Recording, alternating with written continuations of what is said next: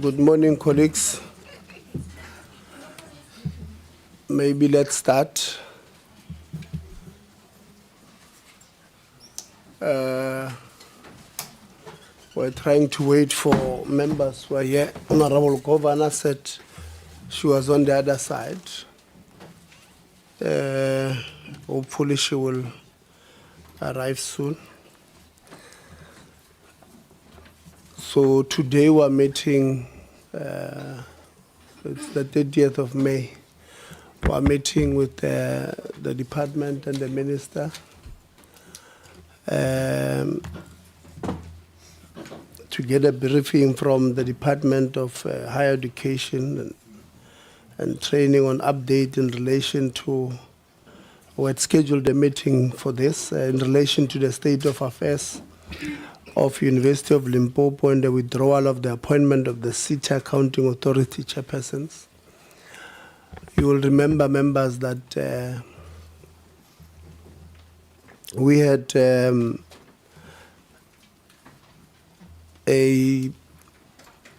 meeting on the 14th of May where we're dealing with the implementations of the recommendation of the Duja forensic report at construction SETA. And you members raised issues about a matter which you termed to be of national importance, the issue of the leaked list of chairpersons of the board. It was discussed at the beginning of that meeting that the minister was not present at the time, and legislation gives the minister the responsibility to appoint, and because she was not present in the meeting, we allowed members to raise those issues and agreed collectively that the matter will be deferred to the next available date for the meeting. And the meeting instructed the chairperson to write to the minister, firstly to ask for the list of those chairpersons so that they can be shared with the members, because we had agreed that because we don't have the report that confirms that leaked list as a confirmed, and we then agreed that we'll ask the minister to give us that list so that we don't reduce Parliament to a gossip column. Where we then can't reduce Parliament to that. We then agreed. So the minister is here today to respond to that call. I did indicate whilst the meeting that day that I had written to the minister. I think around the letter was dispatched around 11:25 that morning, as per the instruction of the meeting earlier on. Then we continued with our meeting, and then I was hoping Honorable Lonzi will be here so that we also address what would have happened after. What then happened after when he arrived, he then wanted to take us aback. And new members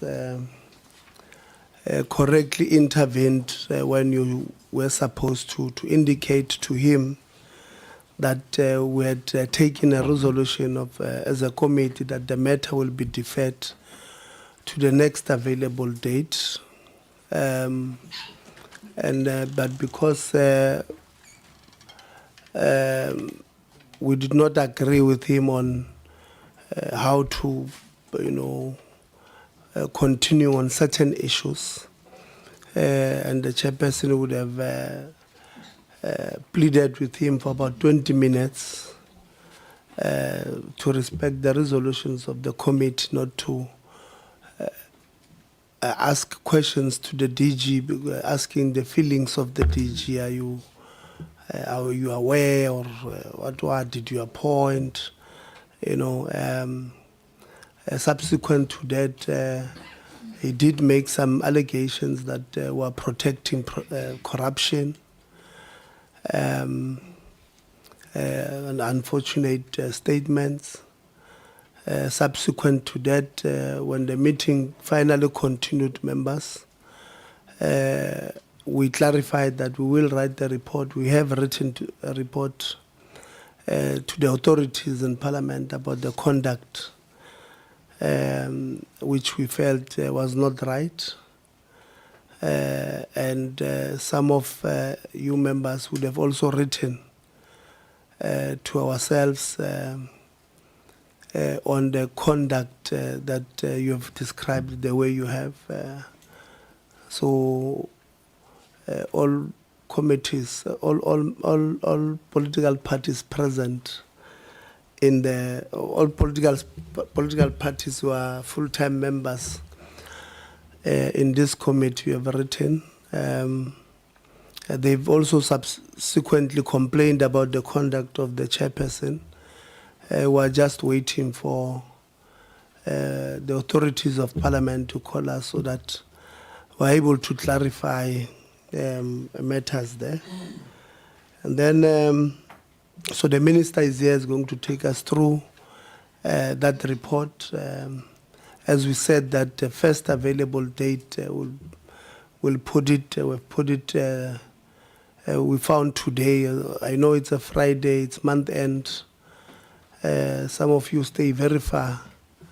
After flying, you must still drive long distances, and you may want to attend funerals, but we really appreciate, Honorable Governor, they are from Bizana, so you must fly to Durban and drive through the lower south coast, go to Bizana. It's very far, but we really appreciate members that you are here.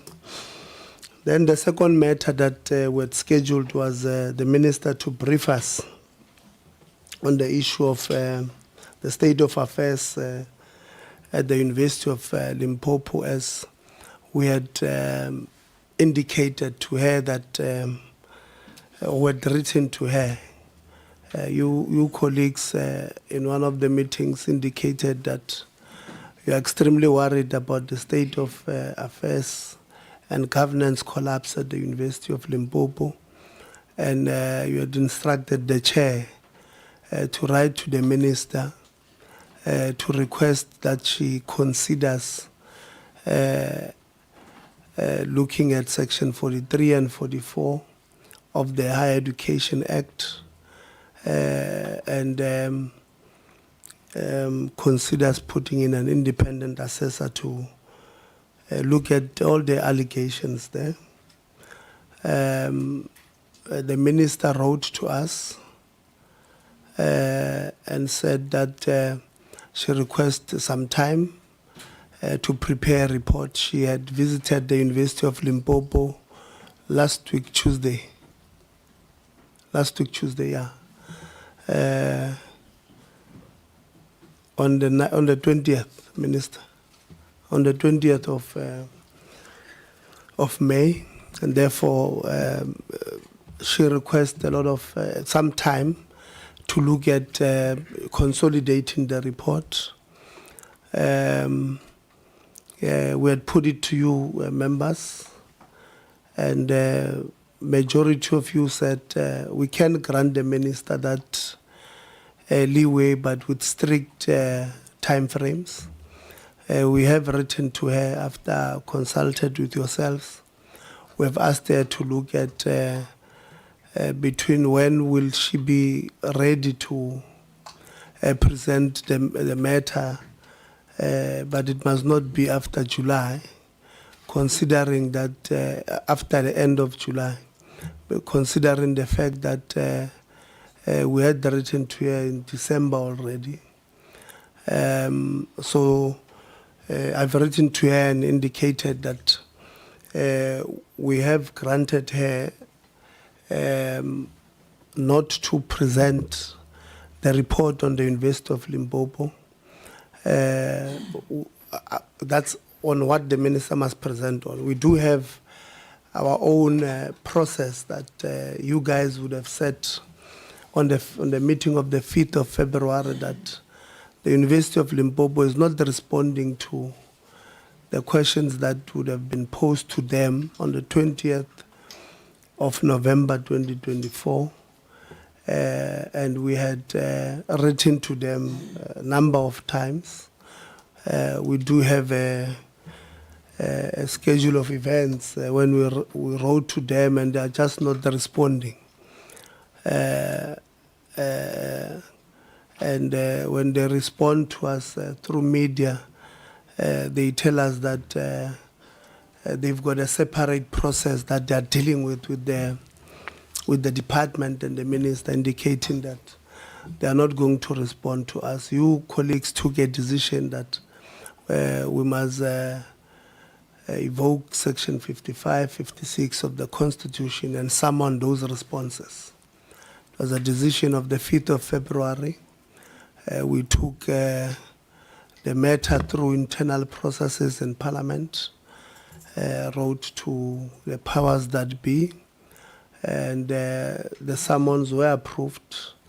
They were sent to the University of Limpopo on the 28th of March 2025 at 10:25 in the morning through the sheriff of the courts.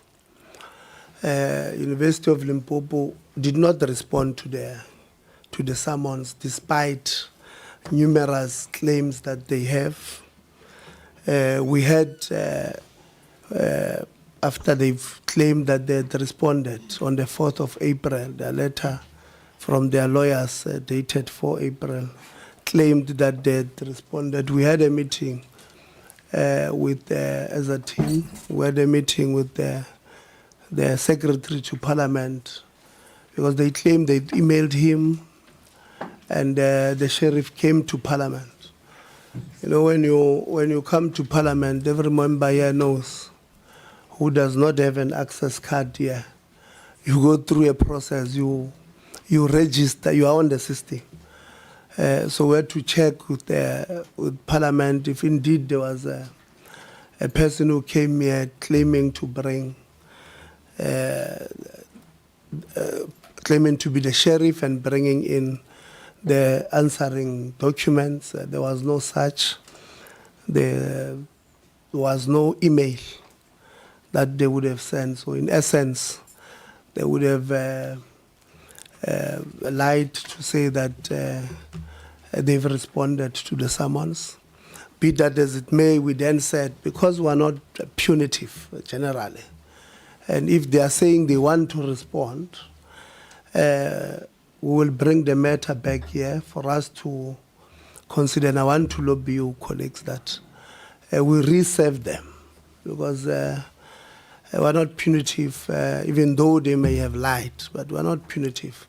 We want them to answer those questions, to provide the details that we had asked for. Amongst other things, Minister, very disturbing, which they had confirmed through their CFO in our meeting, was that in 2023, which was the last audited financial statements, they would have spent 14.7 million on legal fees.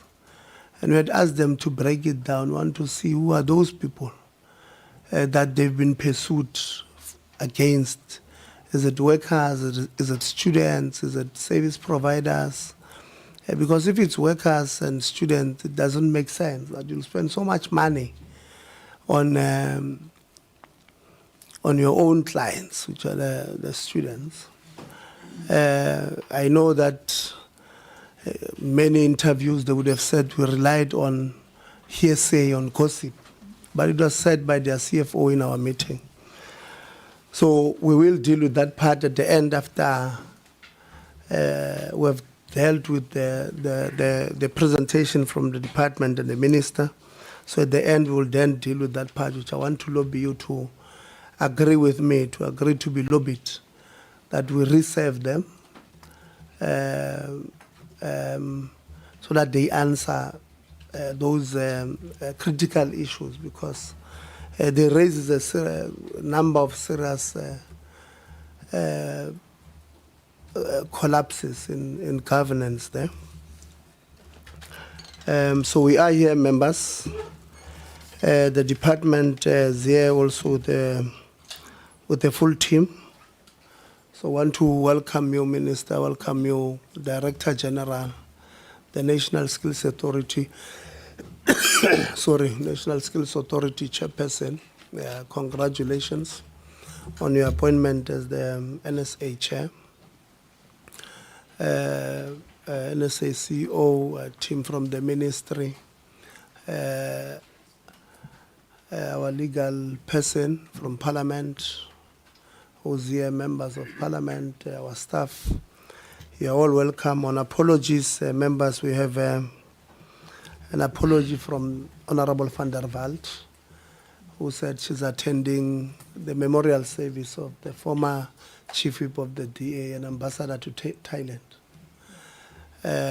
So there's a memorial service. That's the only apology we have. We have an apology from the deputy ministers, both deputy ministers. We have apologies from both deputy ministers who are not here with us.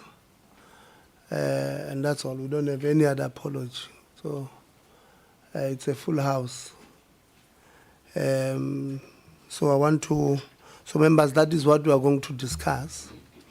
We have agreed that the minister of the department will not present here, but they will give us a date on when they will do so before end of July, so that we put it on our program timelessly. They will take us through the withdrawal of the appointment of the SETAs Accounting Authority Chairpersons, and then we will have a small discussion, hopefully where you'll agree on us reserving the University of Limpopo, because they can't say they are not going to answer us because they are dealing with the department. We have a legislative authority, a legislative prerogative to for them to be accountable to Parliament as well.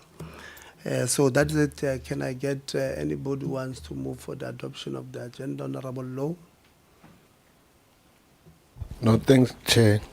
With the brief that you gave us, I wish to adopt the amendment of the agenda with one item that we could have identified and agreed to defer the other item to give the Minister time and space to process the report. I thank you. Thank you, Honorable Msazan. No, ngibonga ithuba, Chair. Perhaps I'm going to disagree on the basis that a report is one thing, Chairperson, but there were certain utterances that were made by the Minister and the DG at the University of Limpopo at a live broadcast of the department. The utterances related to the state of affairs, in particular governance, and the concerns of the committee as it relates to that university. And I'm certain that the Minister and the DG could have not just thumb-sucked their utterances, but they based them on a report which they spoke about in that particular broadcast. So I strongly disagree with the fact that there should be allocated time to finalize a report which they've already spoken about on a national broadcast. So I need maybe more clarity from yourself, Chairperson, if you are saying, because even that particular agreement, of course you raised it to the committee yesterday as it relates to that particular report on the University of Limpopo, but I still stand not to agree with the fact that there should be more time allocated, because I don't believe that the Minister and the DG can speak on a report that is not finalized. Yeah. Honorable Sazana, they may have spoken to the report that they got from Council for Higher Education and the university, but they still need to consolidate their own report and bring it to us, so that, I mean, there might be many other issues that they need to consider and bring. The context might be different. So I want to appeal with you that I know you have raised it before. When you saw the issue, you've raised it, and we did say that we will inform the ministry about the concerns that were raised there, and we have, and they've explained that, Chair, we will bring a comprehensive report to yourself. So I want to lobby you. But before I give you Mama Seko, I saw Honorable Khabo's hand there. No, thank you very much, Chairperson. I thought we were going to apply meeting procedures, because the item that we were discussing was the adoption of the agenda. So in terms of the meeting procedures, Honorable Msizani is out of order. He's crying in a wrong funeral. The cry might be legit, but this is the wrong funeral. So I would like to second a proposal by Honorable Sidukanele Low on the adoption of the agenda based on omissions and augmentations that we have agreed on. Thank you very much. Thank you. Honorable Maseko. Thank you very much, Chair. Chair, I was raising my hand to firstly second the adoption of the amended agenda, but also to add to, since we are going to increase the time frame, Minister, for you to consolidate the report.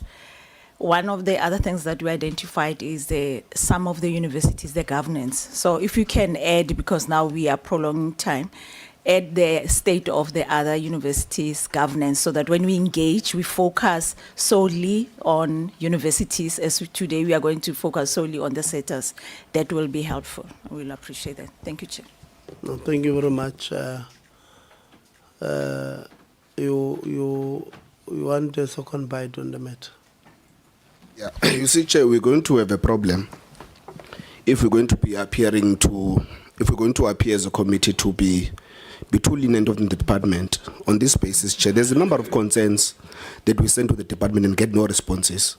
Yet again, I do not know if it's because of majority that we're going to keep on allowing a situation where the department can do as they please.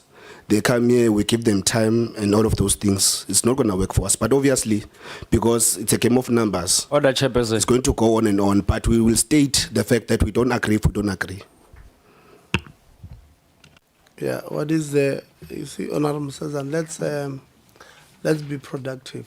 We're not always going to agree. But I've made a plea. You've raised your matter, and I've answered that the department is not a game of numbers. The department, even though they may have received the report elsewhere, they still need to do their own report. It is not an issue of having a game of numbers. It's us being considerate that they must put their own report that they must come and defend before the committee, and not take a report from somewhere and send it to us. So please let's try and concentrate on what we want to achieve today. Are you covered, Honorable Kakao? Chairperson, good morning to yourself and good morning, everyone. So firstly, this committee is characterized by how robust we engage with matters. And that's not going to change unless people are weird. And there's nothing wrong with wanting to engage the department robustly. But equally, our robust engagements must be premised on fairness. So it means nothing for us to want to engage the department on a half-baked good, because then it limits really how much we can engage with the problem, get a full understanding of it and resolve on it. So if the department is still baking the cake that we want to slice with them, it means nothing for us to say "Tlole mahe, le phofu, le tswekere ntse di le jwalo," and then we will see how we end up with the problem. So I'm 100% pro making sure that, we leave no stone unturned. I'm very much pro such things. I like such. But equally, let us be fair and have something tangible to work with when we engage on the matter. Yeah, thank you very much. Members have agreed on that will give the department time to come and address us on the issue of the University of Limpopo. We'll bring a report. So we're now going to introduce ourselves and then we will then give to the department. We'll start with myself. My name is Tebo Khoditsie. I'm a chairperson of the Portfolio Committee. After you, Anela, we'll start there by Tanya and then we'll move like that. Thank you, Chair. Good morning. All protocol observed. My name is Anela Kabingis. I'm the Committee Secretary. Good morning. My name is Tanya Kleinans, and I'm the Executive Secretary to Chairperson. Good morning, Chair, members and delegation. Agnetha Orense, the researcher for the committee. Morning, Chair. Morning, everyone. I am Tando Xolo Potoman.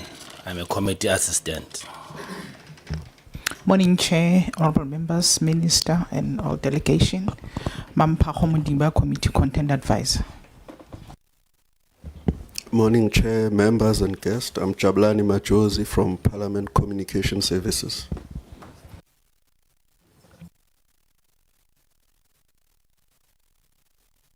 Good morning, I'm Zeline Merrington from SABC. Good morning, I'm Siyabonga Kone, a journalist from Daily Maverick. Good morning, Chairperson. Good morning, Minister, Honorable Minister. My name is Kabelo Makitla. I'm from the Auditor General, Liaison Manager. Good morning. I am Advocate Nyukumbo Weni from Legal Services, Higher Education and Training. Thank you. Good morning. I am Gonasaneo from the Department of Higher Education and Training. Thank you.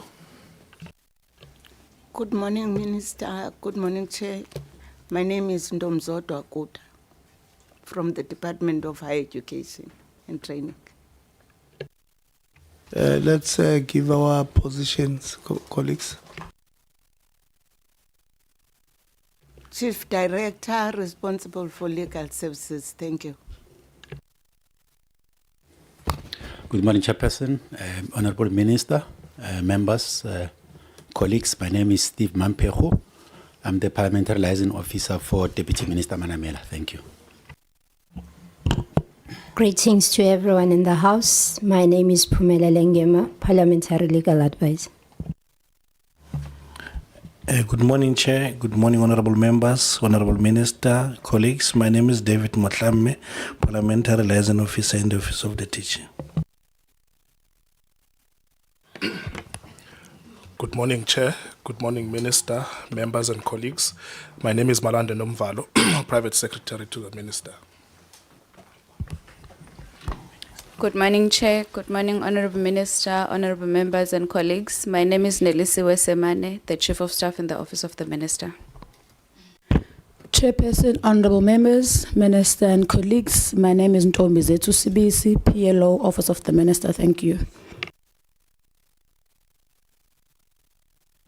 A very good morning, Chairperson and honorable members, Minister, DG and colleagues.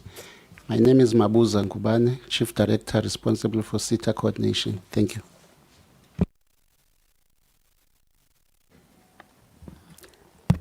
Good morning, Chairperson. Good morning, Minister, honorable members. My name is Wasanda Luaca. I'm the Chairperson of the National Skills Authority. Respectful greetings, Chairperson, honorable members, Minister, DG and the colleagues. My name is Zamugwa Kekuzwayo, Executive Officer of the National Skills Authority. Thank you. Good morning, Honorable Chairperson, Honorable Minister, Honorable members, esteemed colleagues. My name, I'm Zugile Christopher Mosese Bafomvalo, the DDG responsible for skills development in South Africa and Africa. Good morning, honorable members. My name is Clarence Chitereke. I am the advisor to the minister. A very good morning to you, Chair, and honorable members, our minister, and all the colleagues from the department. I am Kosinati Sishe, the Director General. Good morning, Chairperson, honorable members of the Portfolio Committee, the technical team from the Office of the Chairperson in Parliament, as well as the media, together with the NSA, represented by the CEO and the Chairperson, Ms. Ms. Luaka, and the executive of the department. My name is Nobuhle Nkabane. I'm the Minister of Higher Education and Training. Thank you. Lance. No, thank you very much, Chairperson. Greetings to you, the members of Parliament. Special greeting to the Director General of Higher Education, as well as the Minister. My name is Sihlelonzi, a Member of Parliament, deployed by the Economic Freedom Fighters. Just one plea, Chairperson, because there are people who are watching at home and they're updating us. And they don't take kindly with the fact that the Minister is eating. So please, Minister, if you may not eat on the live TV, you can maybe step outside to have a small snack. But when you come in here, please don't engage in those activities, considering that in higher education there are many students who are vulnerable, don't have food, not getting their allowances of NSFAS. So it may appear insensitive. It may not necessarily be what you intend, Minister.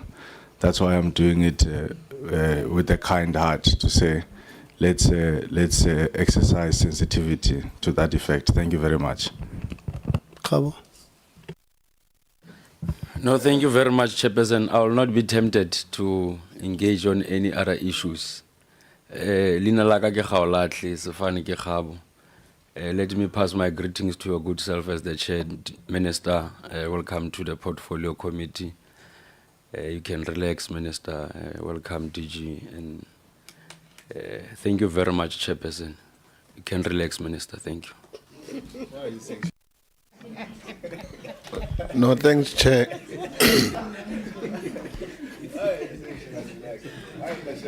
Hey, well, she can't eat most. How she can't even eat or do anything. She can't even eat. The poor minister can't eat. She can't even stand up. Hey, it's a mess. Let's come back, colleagues. No, thanks, Duganelo. Thanks, Chair. My name is Duganelo Tsepolo. I'm part of the committee.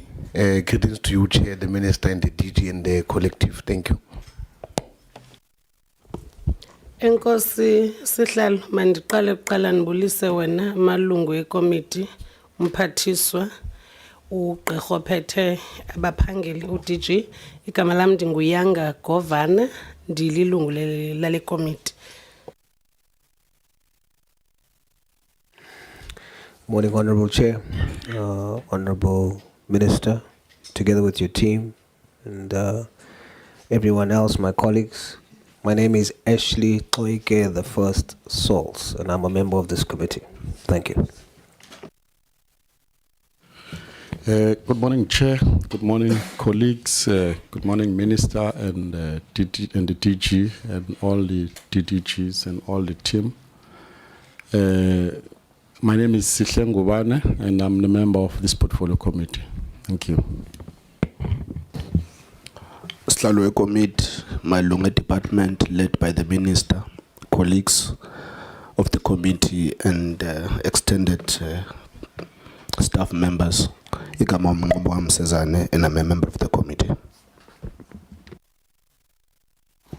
Keleva Mutula Stulo, Kudumedisa, Listulo Sahau, Minister, Deputy DG. DG and your delegation in the department, everybody else who's tuning in and following these proceedings, our colleagues in the media fraternity, good morning. My name is Karabo Khachal and I am an alternate member of this committee. You can drink water, Minister, it's fine. Thank you very much. Good morning, Minister, DG, and the reps from the department, NSA. My name is Matlodi Maseko. And just to put a disclaimer, Chair, I'm a diabetic, so Lonzi, if I eat, I go to collapse, I will be to an ambulance. So bear with me for your constituents. Tell them I'm diabetic. I'm going to eat something, nibble something. If I feel okay, thank you very much. So I'm the thank you very much. Thank you, Chair. No, thank you very much. I think we've all introduced ourselves. Minister, I'm going to hand over to you to deal with the presentation. And then you can direct who's going to add, and then we'll take it from there. Thanks very much, Minister. Thank you so much, Chairperson of the Portfolio Committee, and to honorable members of the Portfolio Committee for giving us an opportunity as the department to come and account before the Portfolio Committee. I believe we're not only accounting to the Portfolio Committee, we are also accounting to the public and the society at large. Maybe to just give a brief background before I hand over to the Chief Director responsible for SETA coordination, is to indicate that in terms of us executing our responsibilities, we are indeed empowered by the Skills Development Act number 97 of 1998, which provides that the minister must appoint the chairpersons of the Accounting Authority of SETAs after consultation with the National Skills Authority. It says the minister must also, by notice in Government Gazette, invite nominations for the positions of the chairperson of the Accounting Authority from interested parties in the relevant sectors, meaning if we nominate a person that we believe can add value in agri-SETA, that particular person cannot be nominated by a sector or by a bank sector. It must be a specific sector relevant for executing that responsibility.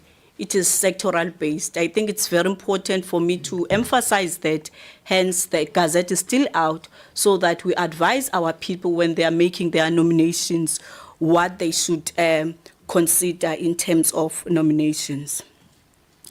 Maybe to expand is to indicate that above legislative provisions, they also empower the minister when appointing SETA chairpersons to consult the National Skills Authority, and this consultation is neither intended to seek NSA approval nor concurrence. Thus, the decision to appoint the chairpersons and board ultimately rests with the executive authority. In this case, is the Minister of Higher Education and Training. In executing the whole process, the minister remains a staunch proponent of the Bill of Rights, as enshrined in the Constitution of the Republic of South Africa, which is the supreme law of the country, where Chapter 2 provides, amongst others, that freedom of trade, freedom of occupation, and freedom of profession, where every citizen has the right to choose their trade, occupation, or professionally freely. Equality, where everyone is equal before the law and has the right to equal protection and benefit to the law. Freedom of association, where everyone has the right to freedom of association, as well as political rights, where every citizen is free to make political choices. Against that background, honorable members, it's very important to indicate that we indeed complied with this legislative imperative in our efforts to make sure that we are indeed compliant with the law when we're processing these appointments. that at the end of the day, we nullified it through the withdrawal. The important criteria that we need to also indicate in terms of the Skills Development Act is that Section 11 of the Act provides that the Minister, in appointing Accounting Authority members, must take into consideration the following: gender representation, demographic representation, representation of disadvantaged persons or communities that have been prejudiced by the past racial and gender discrimination in relation to the access to skills development programs, and also make sure that she considers a blend of knowledge, skills, and experience required for the effective functioning of the SETA in question, and also draw from the ranks of the senior officials in organization so that they can as well assist in shaping some of the policy interventions in trying to address the skills deficit that we are facing in the country.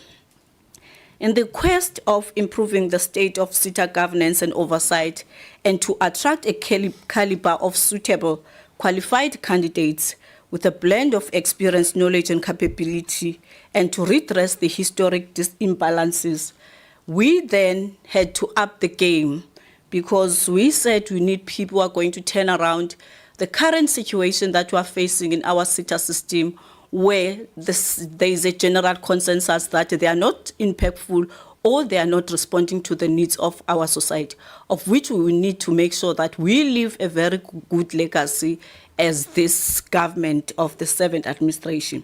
We said the NQF level must be a level 8, and then the preference was to be given also to people with disabilities, young people, as well as women.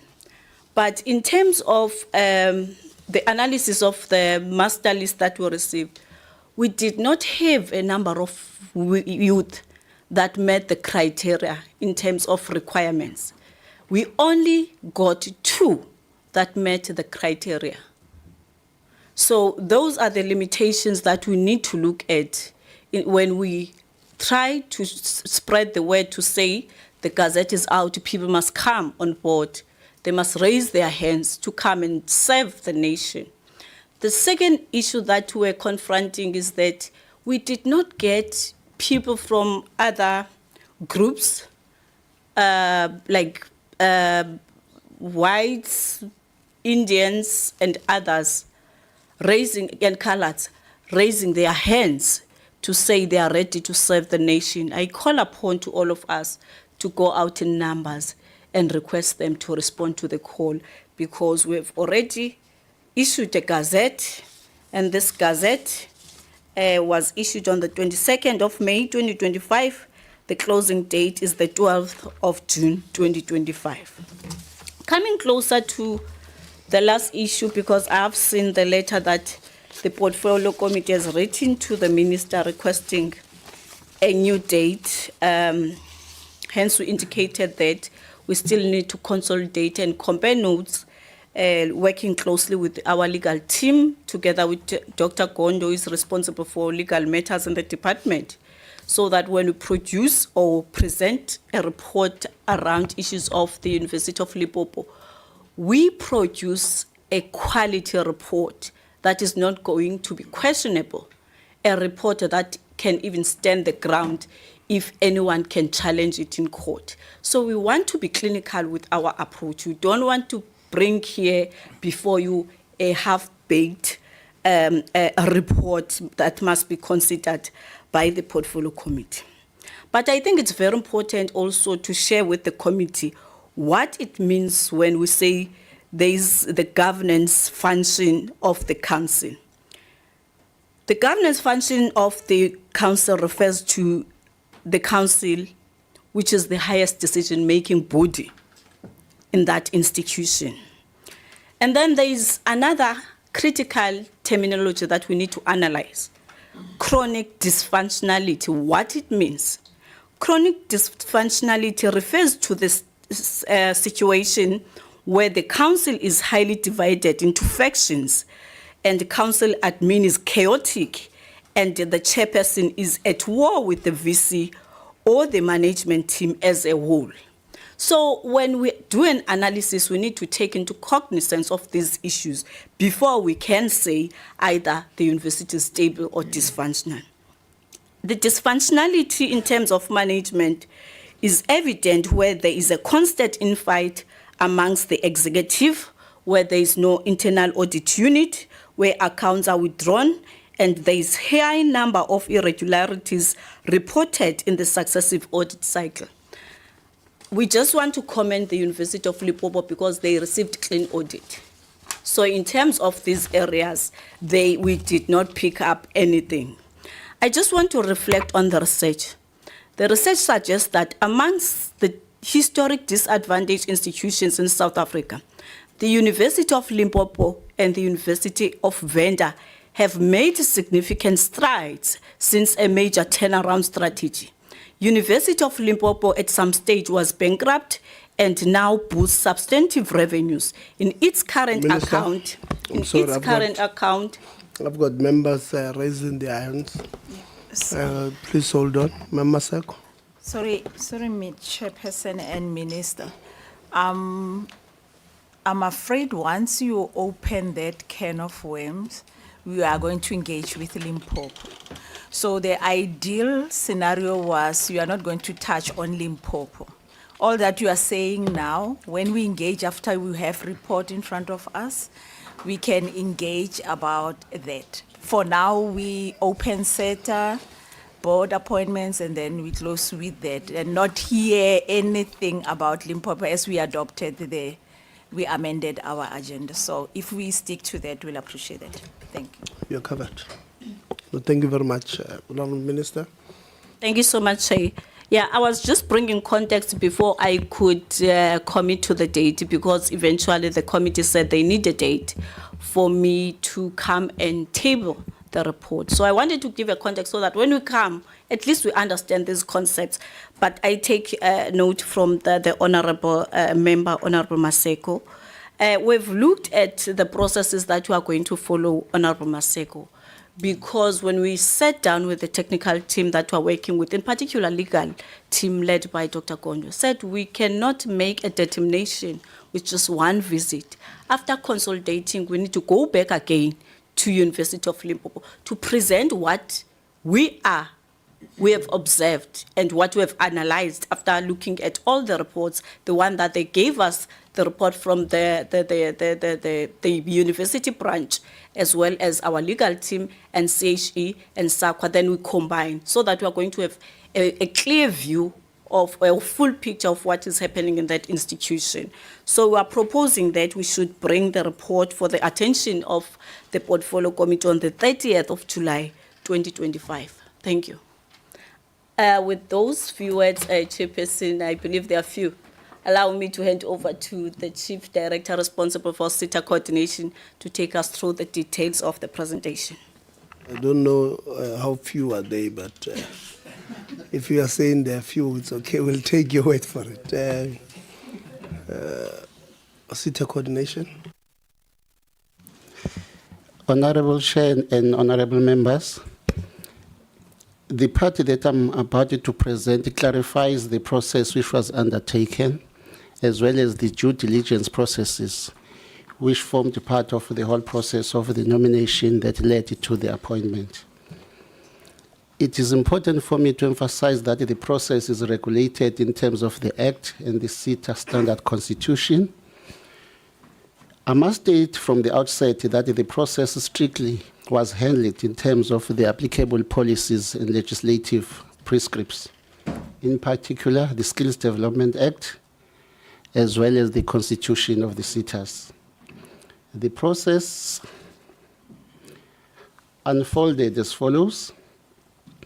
With regards to the call for the nominations of the SETA chairpersons, in accordance to the provisions of the Act, Section 11, subsection 1B, the Minister published the Government Gazette 51625 on the 19th of November 2024, in which she invited all constituencies in various economic sectors to submit nominations of suitable candidates for consideration and appointment as the SETA chairpersons. With regards to the call for nominations for the SETA board members, in terms of the Act Section 11, subsection 5, on the 15th of November 2024, the Minister issued a directive to all SETA chief executive officers, directing them to invite nominations from the relevant stakeholders and constituencies in various sectors to nominate suitable candidates for consideration and appointment as board members of the SETAs. The initial deadline that was provided for this process was 29 November 2025, but following the call and the concerns from the stakeholders about the short deadlines that were given for the submission of nominations, Minister agreed to extend the deadline for submission of nominations for board members to 15 December 2015. In her agreement, the purpose was to afford various constituencies and the stakeholders to conduct internal engagements for the nomination process to be properly concluded, thus affording the stakeholders to engage among themselves so that they can agree as to who they want to serve in the SETA boards. I will jump the slide on the nomination criteria because the Minister had already spoken about.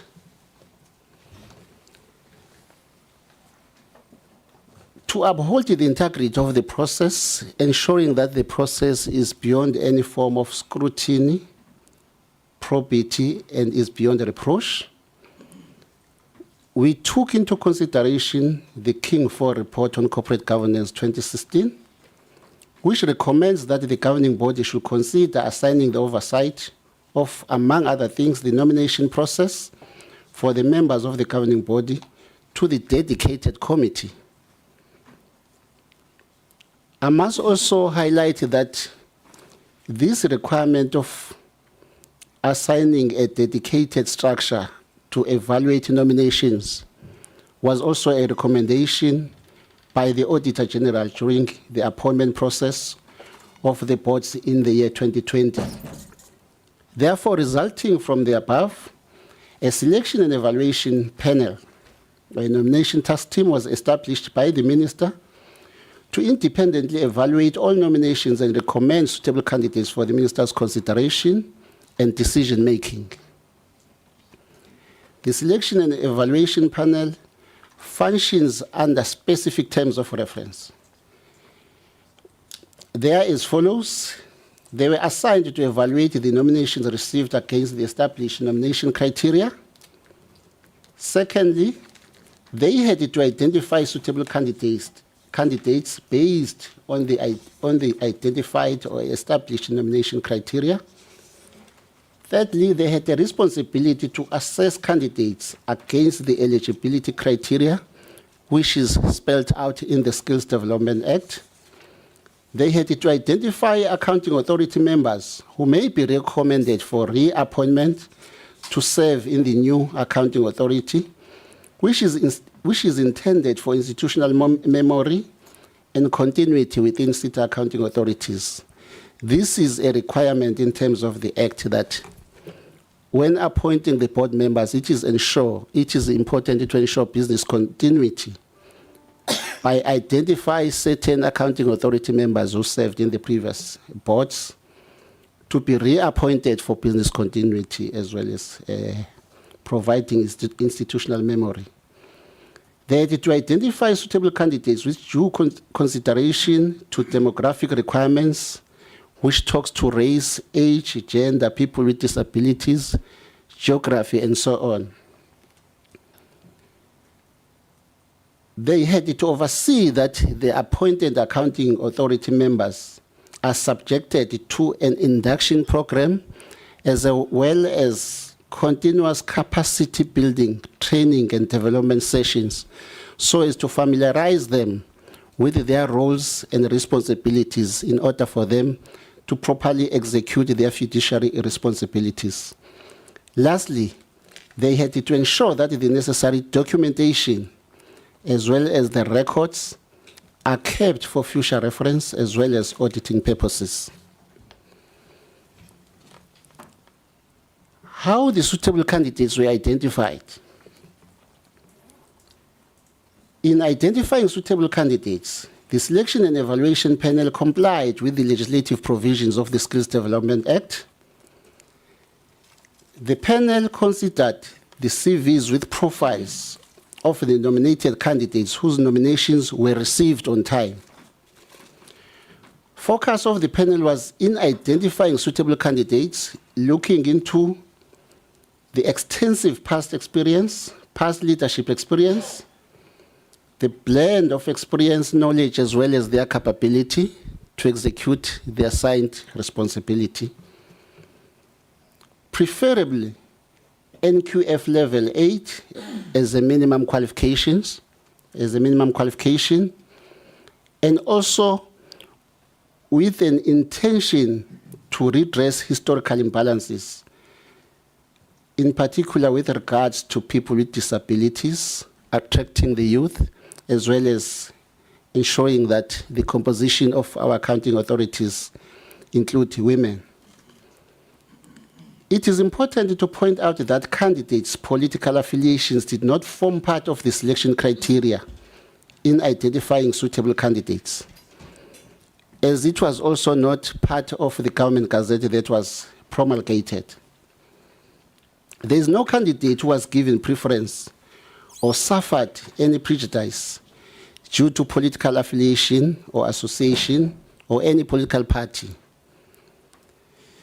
That is provided in terms of the Bill of Rights, which the Minister in her opening remarks spoke about, which is the right to equality, the right to make political choices, the freedom of association, and the freedom of trade, occupation, as well as choosing one's profession. Therefore, there's no candidate who suffered any prejudice or was discriminated against due to his or her association with anyone. Coming to the credentials of the candidates that were appointed, the recommended candidates were suitably qualified with extensive management and leadership experience, which ranges from governance aspects, the auditors, chartered accountants, legal professionals such as advocates, medical doctors, engineers, as well as the scientists. Out of the 20 candidates recommended, 3 have doctoral degrees, which is at NQF level 10, 15 with master's degrees at NQF level 9, and 2 are the medical doctors. The profiles of all recommended candidates bear testimony about the suitability as well as the capability of all the candidates that were recommended. I wish at this moment to just flight the profiles of the candidates so that honorable members can quickly look through them before I conclude my presentation.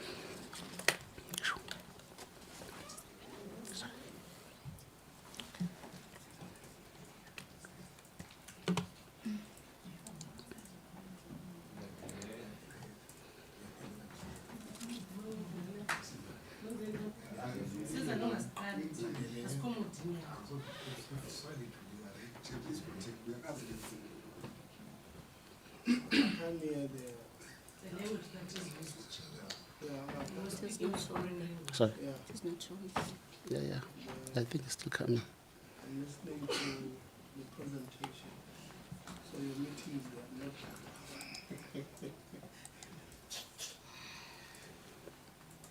I'm still waiting, honorable share members, for it to appear. What happened? I was changing the slide, or maybe I can conclude my presentation and then flight the profiles at the end. Yeah, so it's not, It's not showing them. Is Yeah. the slide not opening? Okay. Let's go back to your And our IT is not beyond reproach, Chair.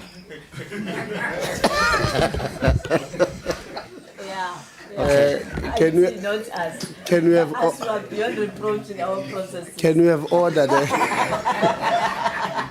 No, Minister, don't fall for their note.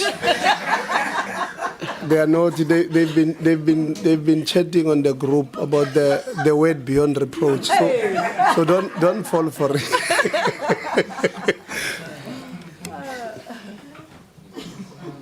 Maybe Mr. Nguban, it opens when you are not opening the one of profiles. Yeah, I'm trying to go back to... Maybe doesn't want you to open the profile. I don't know. No, I'm joking. Is it not opening?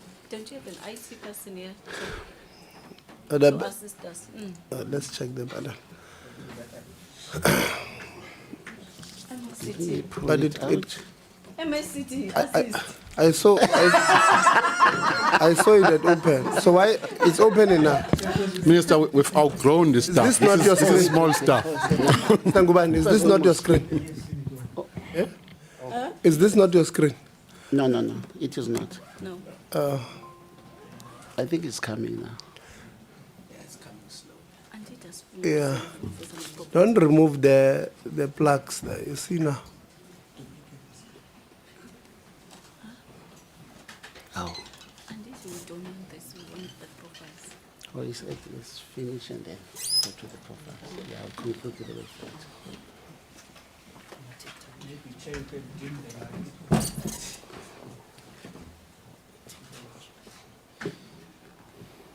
So you're saying what you are seeing there, it's not your screen? No, it is not. It is not. Whose screen is that?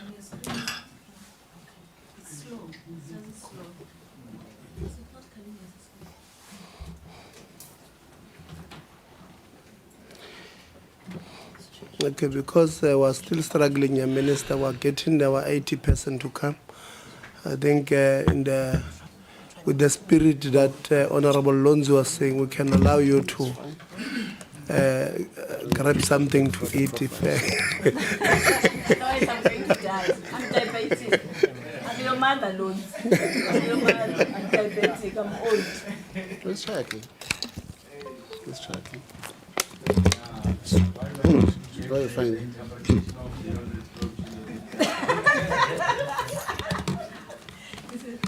Yeah, no,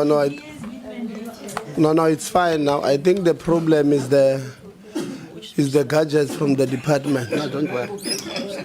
Here, I think display more. Hey, Minister, I think it's working now when we're using our laptop. I think the problem might be the quality of the gadgets from the department.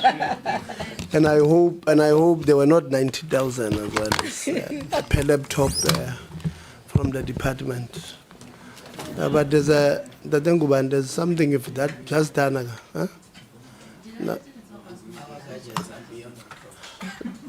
But you see, you've just touched there's a cable you've touched when you're putting that thing down. The problem is when you're putting that thing down. There's no signal. Chairperson? Yes. Sorry, man, with respect, Chair. In the meantime, can you ask the very capable legal office of the department to quickly work on a definition of beyond reproach so that when we come to Q&A, we're all on the same page, Slalo. Thanks. No, they're always ready. Honorable Khakha.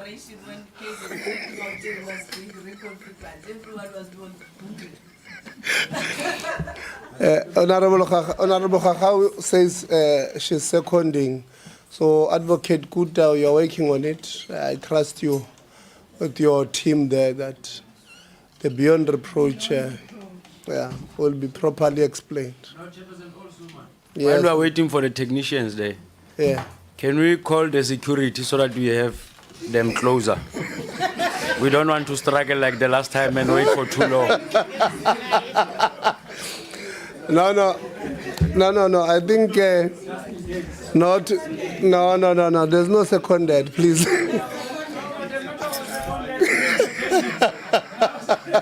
No. You see, if Honorable Lonzo goes there, the back, far back, then I might know that we might need. But if he's here, it's fine. Chairperson, my behavior will be beyond reproach.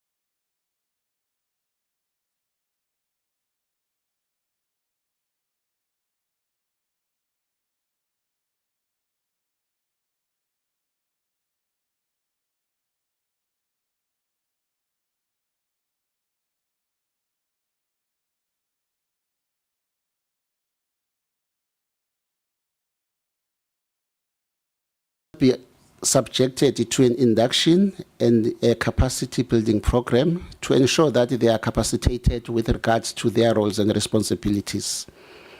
My presentation ends here. I want to go to the profiles to quickly browse. Okay.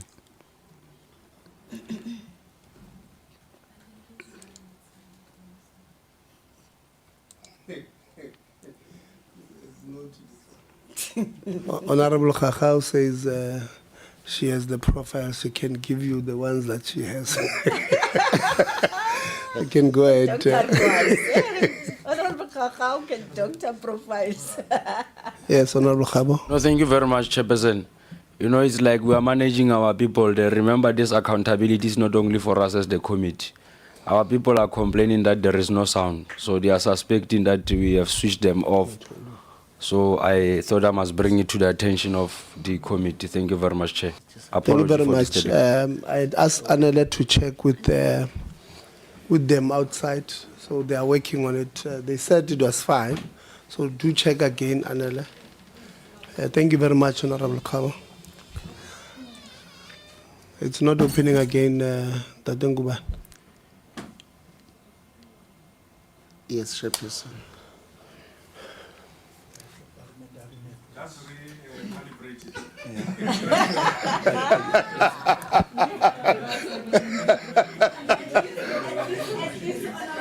With this presentation, we have learned one or two things. Two concepts. Different concepts. It's fine. The sound. It's fine.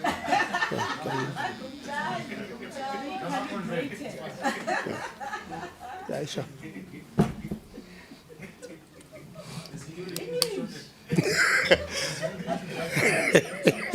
Now we're going to stay here trying to No. define this concept. No. Security is not far.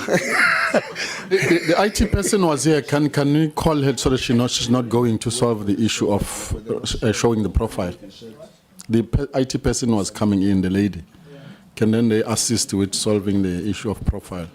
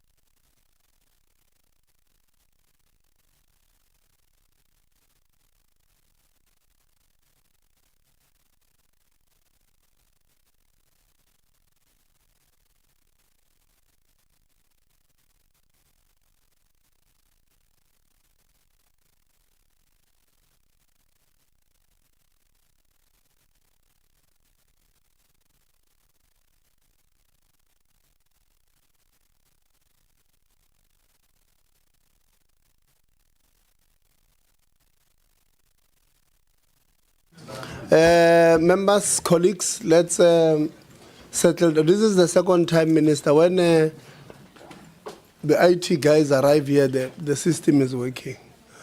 I suspect that Ngubane, you know them, so when they arrive, you just plug what you are not plugging, you know. Yeah, but on a serious note, we're ready now. Please go through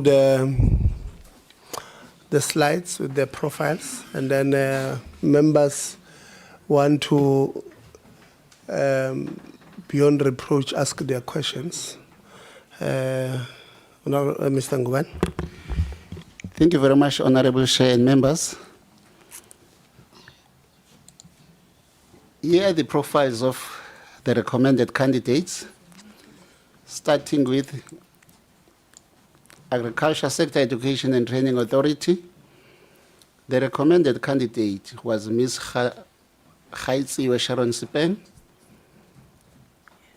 who was the chairperson of AgriSETA, and she was also recommended for reappointment as the chairperson for continuity and institutional memory. She is in possession of the following qualifications: a university diploma in education and a master's degree in business administration. Her experience in corporate governance includes, among other things, serving in various boards and committees, such as the chairperson of AgriSETA board, interim chairperson of the council of the Orbit College. With regards to her leadership, she has experience which includes serving as a director of corporate services at Greater Tzaneen Municipality, the director of Kika Consultants, Close Corporation, director of corporate services at Ratlo Local Municipality, acting head in the office of the municipal manager in Mahikeng Local Municipality, senior project manager at MT Nebo Development Institution, as well as the human resource business partner at the SAICA, South African Institute of Chartered Accountants. Coming to the bank SETA, we have Dr. Nomusa Dube-Ncube, who is now in possession of the PhD in Public Administration, Master of Public Administration, National Diploma in Public Management.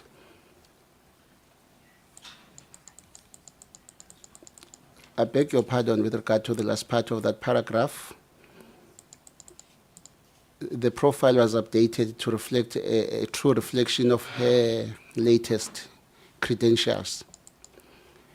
She has vast experience in corporate governance and leadership that include serving as Premier of KZN, member of Executive Council for Finance and KZN, MEC for Economic Development, Tourism, Environmental Affairs, MEC for Cooperative Governance and Traditional Affairs, Mayor of North Central Local Council in eThekwini Municipality, Speaker of the North Central Local Council in eThekwini Municipality, Deputy Secretary and Treasurer in KZN, Ambassador of the Czech Republic, Chief Whip in KwaZulu-Natal Provincial Legislature, Member of the Senate Council of the University of KwaZulu-Natal, Chairperson of the Gender Working Group of African Union of Local Authorities, as well as member of South African Local Government Association, National Executive Committee, and so on.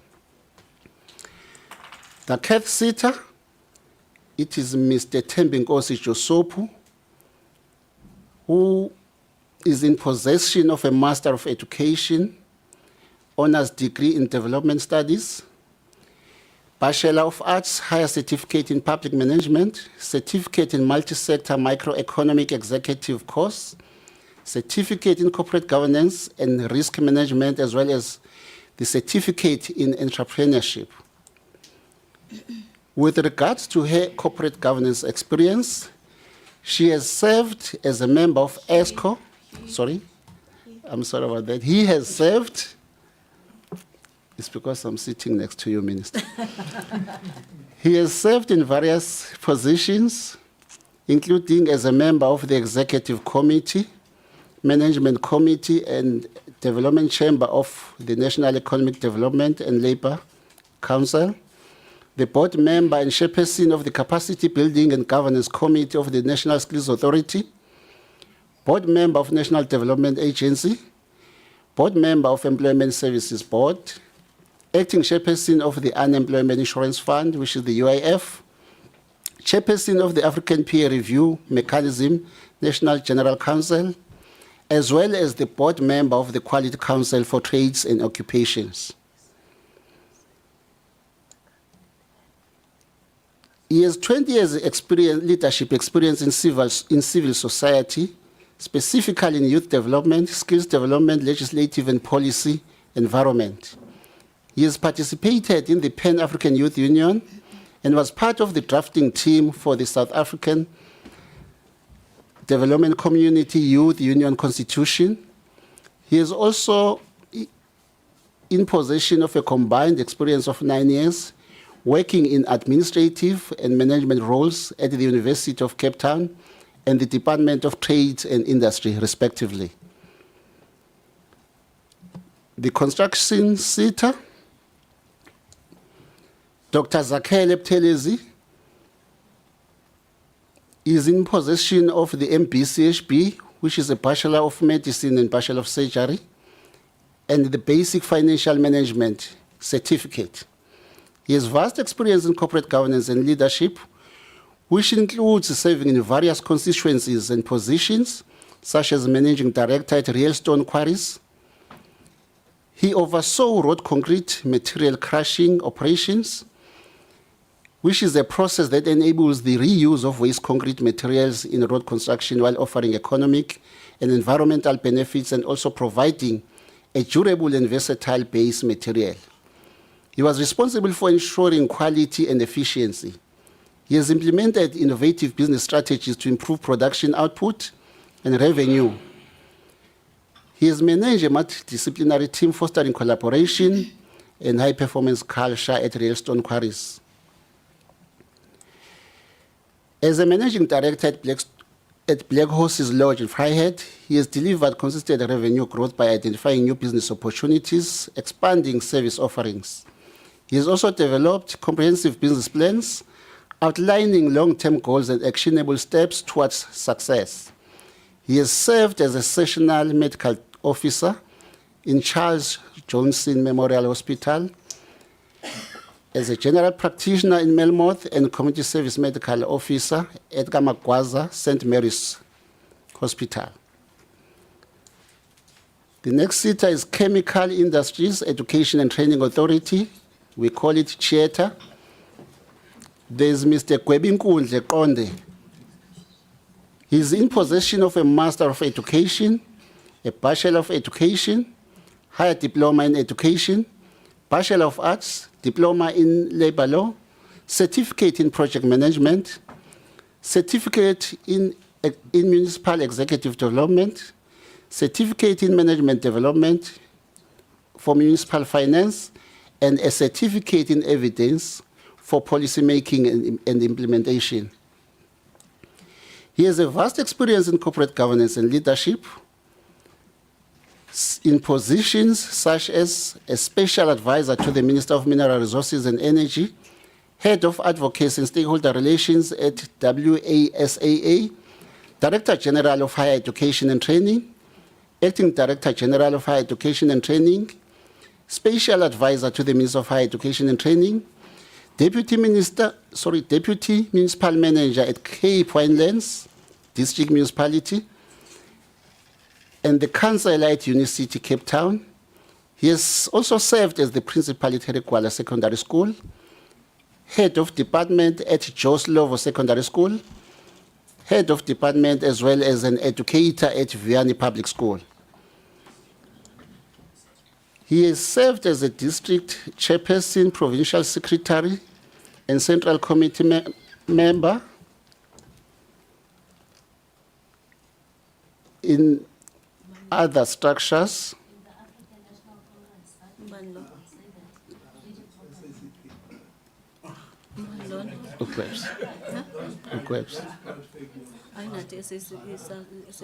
He has served as a SATU chairperson of Jos Lovo Comprehensive.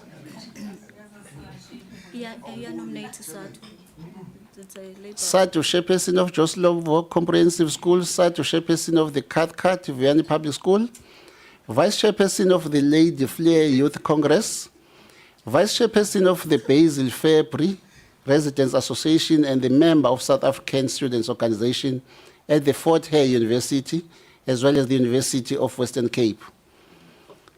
To the ETDP SETA, it was Mr. Lungelo Ngwane. He is in possession of a Master of Business Administration, BSc in Mechanical Engineering, Safety Management Training Certificate, Junior Management and Supervisor Development and Project Management Certificate. His vast experience in corporate governance and leadership, which includes serving in various constituencies and positions, such as leading student movement organizations while he was a student, Executive Director and Senior Mechanical Project Engineer at UWP Engineers, Mechanical Project Engineer, Business Unit Manager at LUP Consulting Engineers, as well as Environmental Engineer at Nzingwe Consultancy.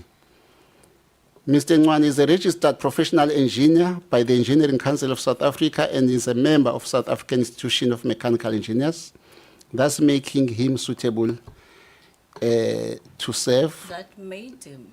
That made him. That made. Pardon me for the English, I'm Zulu. The Energy Sector Education and Training Authority, there is Dr. Nandi Malumbazo, who was nominated by the Nuclear Industry Association of South Africa. She is a PhD in Mechanical Engineering, Master of Science in Synthetic Organic Chemistry. Her corporate governance and leadership experience includes serving as non-executive director of National Nuclear Regulator, chairperson of Nuclear Safety Technical Committee, and member of HRR Committee, non-executive director of Energy and Water SETA, chairperson of the Governance and Strategy Committee and member of EXCO, chairperson of South African Bureau of Standards Technical Committee, member of South African Energy Engineers Congregation, South African Bureau of Standards Technical Committee member of Carbon Dioxide Capture, Transport and Geological Storage, senior lecturer and researcher in clean coal technology at the School of Chemical and Metallurgical Engineering, sessional senior lecturer, teaching energy policy and regulation to the postgraduate diploma and master's student, Master of Management in Energy and Leadership at WETS. She has been the chairperson of the Research Committee for the School of Chemical and Metallurgical Engineering at WETS, chief scientist, collaboratory section head, and shale gas project manager at Council for Geoscience, postdoctoral fellow, researcher in material science and manufacturing, which includes energy and processes. She has published peer-reviewed books, journal papers, Google Scholar citations and reports locally as well as internationally. Her academic work includes supervision of master's and PhD students. Facet, it was Mr. Petole Sitole. He is in possession of a Master of Science in Local Economic Development, BTech in Project Management, National Diploma in Mechanical Engineering, National Certificate in Public Finance Management and Administration, Technology Leadership Program in the Management of Technology, and so on. His leadership experience includes occupying positions such as external expert at Technology Innovation Agency, General Manager and Head of Local Economic Development at Solplaatjes Municipality, Acting Executive Director, Infrastructure and Service Delivery at the same municipality, Local Economic Development Manager at Francis Bard District Municipality, Senior Industrial Advisor and Operations Manager at Small Enterprise Development Agency, SEDA, Engineering Project Management Consultant at Enterprise Assets Management Africa, Technical Engineering Advisor for Operations Support at Eskom Henrina Power Station, Fuel Oil System Engineer. The Food and Beverages SETA, it was Miss Loisi Masugulu Kayeni, in possession of a master's degree in politics, postgraduate diploma in public policy and African studies, Bachelor of Technology in Public Relations Management, National Diploma in Public Relations Management, Certificate in Gender Mainstreaming in the Public Sector, as well as the Certificate in Municipal Leaders, Media and Stakeholder Engagement. Her leadership experience, She has been an MMC for Group Corporate and Shared Services at the City of Johannesburg, leader of Executive Business of City of Johannesburg, member of the City Council Proportional Representative Council of City of Johannesburg, manager for Administration, Protocol, Events and Stakeholder Relations at Agro Lane, Private Office of the Executive Mayor, Deputy Director, Events Management, Stakeholder Relations and Protocol at Gauteng Office of the Premier, Acting Senior Manager, Communications and Events at Gauteng Youth Commission, Events and Marketing Manager at Gauteng Youth Commission, Accounts Manager at Envisage Invest and Corporate Relations Consultancy, and Junior Accounts Manager at Vars Street Marketing Agency. Her experience also includes governance, risk and compliance, serving as a team member, a member of the Employment Equity Committee, Skills Development Committee, as well as International Relations Reference Group. FPNM SETA, it was Advocate Mthokozi School. He is an advocate of the High Court of South Africa and is in possession of a Master of Laws, Bachelor of Laws, and is currently studying for the Master. Is currently studying for the Master of Laws. I think there is a minor mistake there. Sorry about that.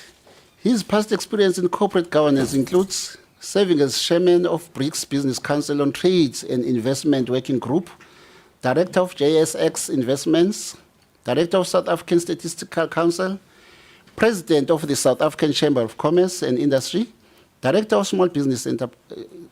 Small Enterprise Development Agency, board member of Business Unity South Africa, director of Community Schemes Ombudsman, Service for Department of Human Settlements, board member of Mombela Concession Company, council member and chairman of the Corporate Governance Workstream for the African Peer Review Mechanism, director of IQ Business, director of Mine Workers Investment Companies, director of Nashua Mpumalanga and Lowveld, provincial executive committee secretary of the Black Management Forum, deputy chairperson of UNISA Law Students Association, president and executive committee member of Middleburg Chamber of Commerce and Industry, and South African Chamber of Commerce and Industry, and lastly, a member of the Institute of Directors of South Africa. The Health and Welfare SETA, it is Dr. Rehazu Nora Mongwe,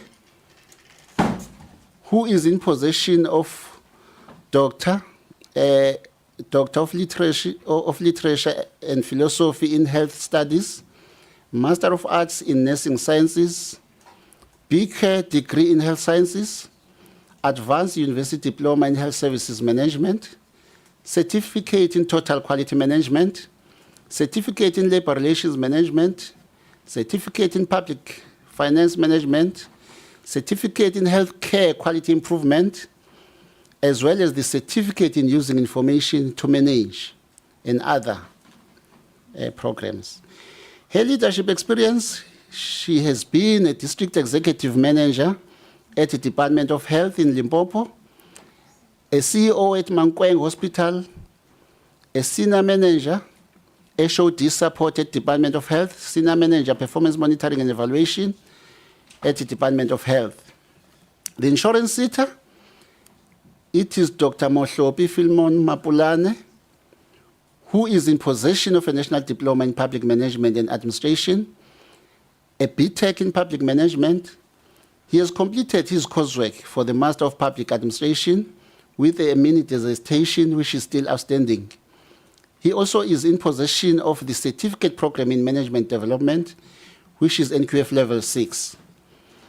He has served as the Deputy Minister of Communications and Digital Technologies for the Parliament of the Republic of South Africa, a chairperson of the Portfolio Committee on Higher Education, Science and Innovation, a chairperson of the Portfolio Committee on Environmental Affairs, the Deputy Speaker of the Northwest Provincial Legislature, the Municipal Manager at Matibeng Local Municipality, the COO at Matibeng Local Municipality, Departmental Manager or HOD for Economic Development and Tourism at Middleburg Local Municipality, The Local Economic Development Coordinator at Masakane, Coordinator at Matibeng Local Municipality.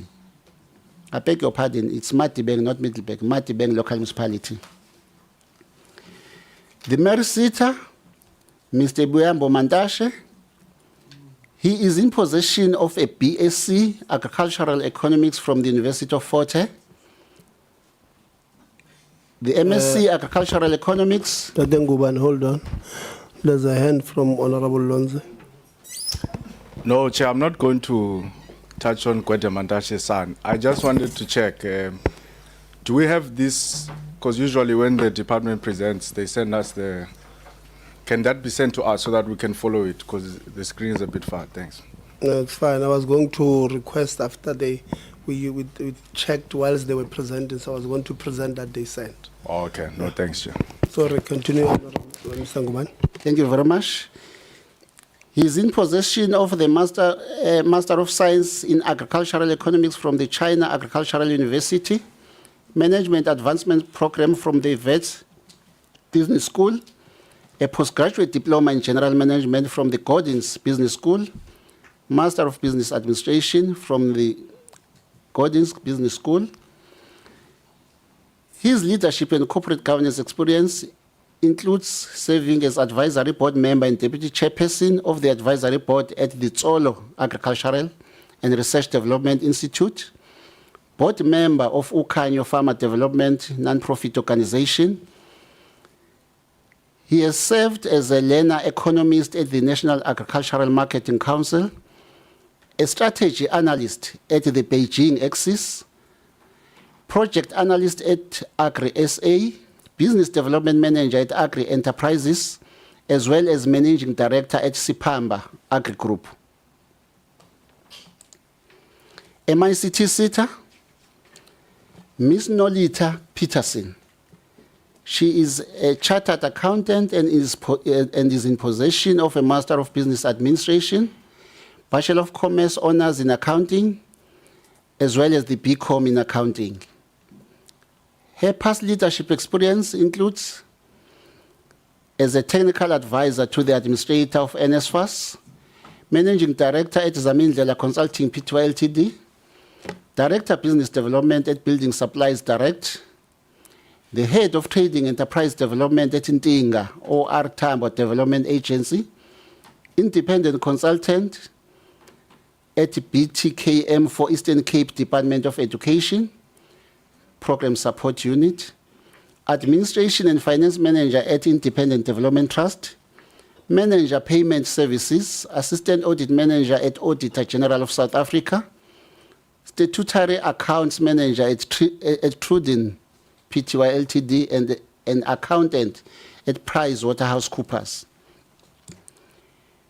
Her experience includes serving as a board member of Railway Safety Regulator, board member of Eastern Cape Rural Development Agency, board member of State Information Technology Agency, board member of Eastern Cape Development Corporation, chairperson of Buffalo City Metropolitan Development Agency, chairperson of the Audit Committee at Emalahleni Local Municipality, board member of South African Post Office, Audit and Risk Committee member of Post Bank, board member of Maibuye Transport Corporation, chairperson of Risk Management Committee at the Eastern Cape Department of Health, advisory committee member at Cape Peninsula University of Technology, chairperson of Advancement of Black Accountants of South Africa in Eastern Cape, as well as board member of Finance Committee of Meals on Wheels Community Services.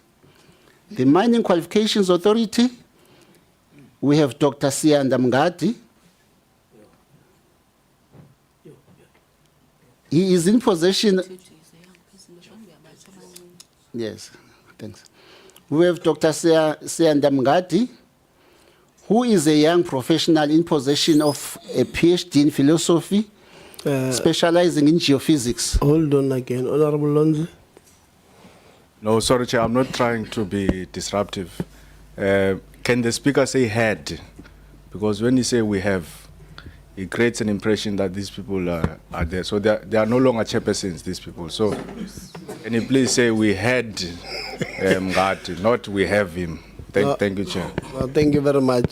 the minister corrected him earlier on. My humble apology. Yeah. I think, I thought when you were raising a point of order, you wanted to say that the noise that was coming now towards the end was not there earlier on. So it might give an impression, DG, that we favored others over others. Because it's your whole report. So if we are happy with you. So that you suggest something, DG. So sorry, Ntate Ngubane. Honorable Chairperson and members, my humble apology for using present tense instead of past tense.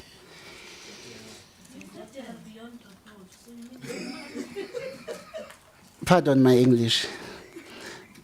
Doctor of Philosophy in Geophysics, Seismology, Rock Engineering and Geology.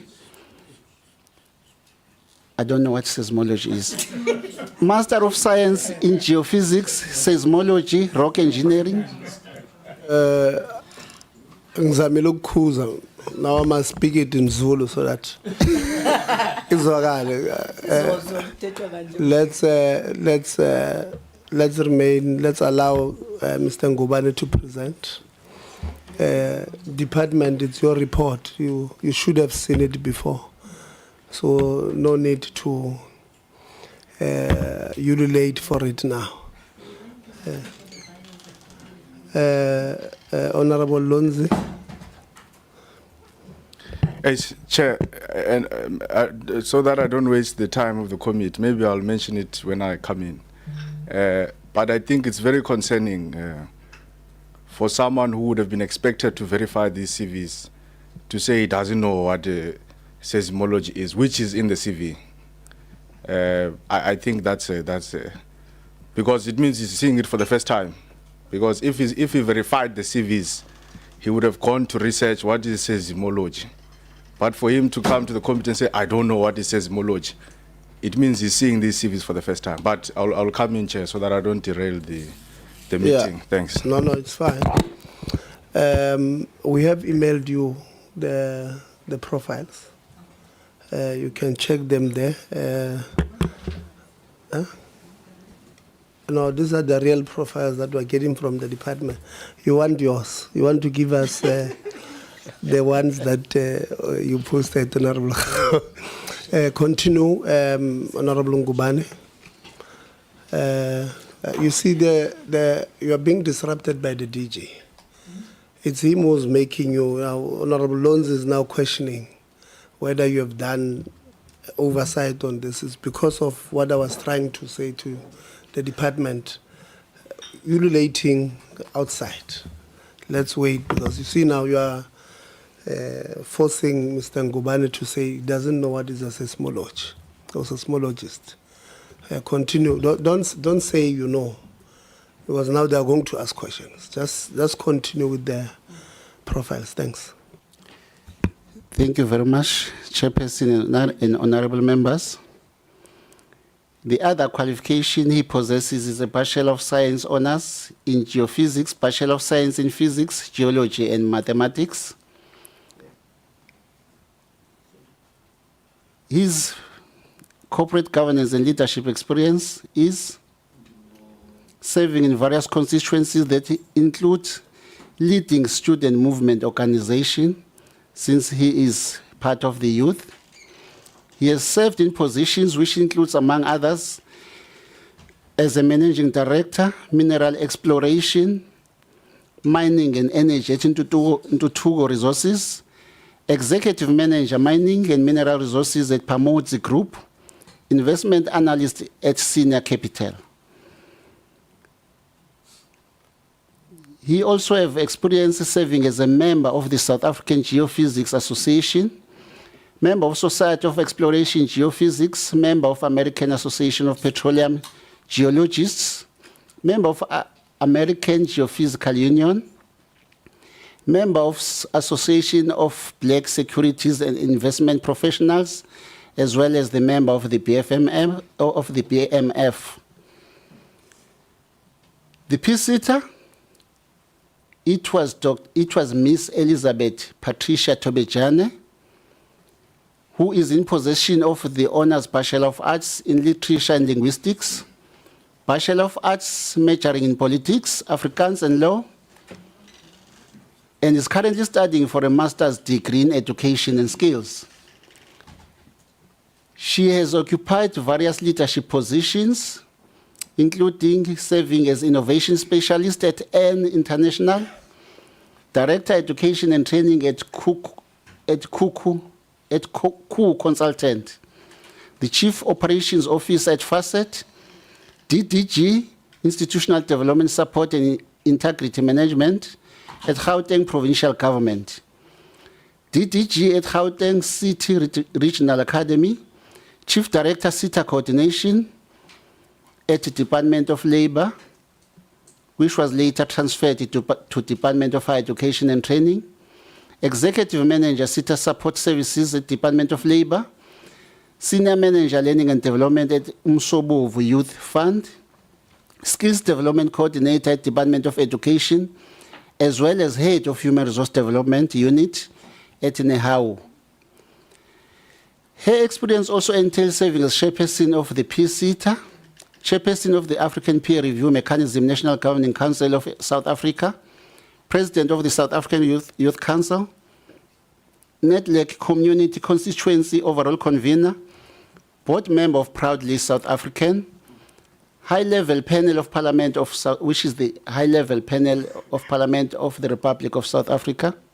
Sorry, it's a Board Member of Proudly South African, a High-Level Panel of Parliament of the Republic of South Africa, Member of the Presidential Youth Working Committee on Jobs, Deputy Chairperson of the National Skills Authority Board, Board Member of the Presidential BEE Advisory Council, Board Member of Solidarity Fund, Member of the Institute of Directors, Board Member and Acting Chairperson of the UIF, Board Member of the ICT BEE Sector Council, Committee of Principals for the National Minimum Wage, etc. The Safety and Security SETA, it was Mr. Eric Chilambavunwa, with a Master's in Business Administration, Honours in Public Administration, Bachelor of Administration, Postgraduate Diploma in Security Studies, Postgraduate Diploma in Legal Principles and Compliance, Executive Development Program, Certificate in Money Laundering, Executive Development Program.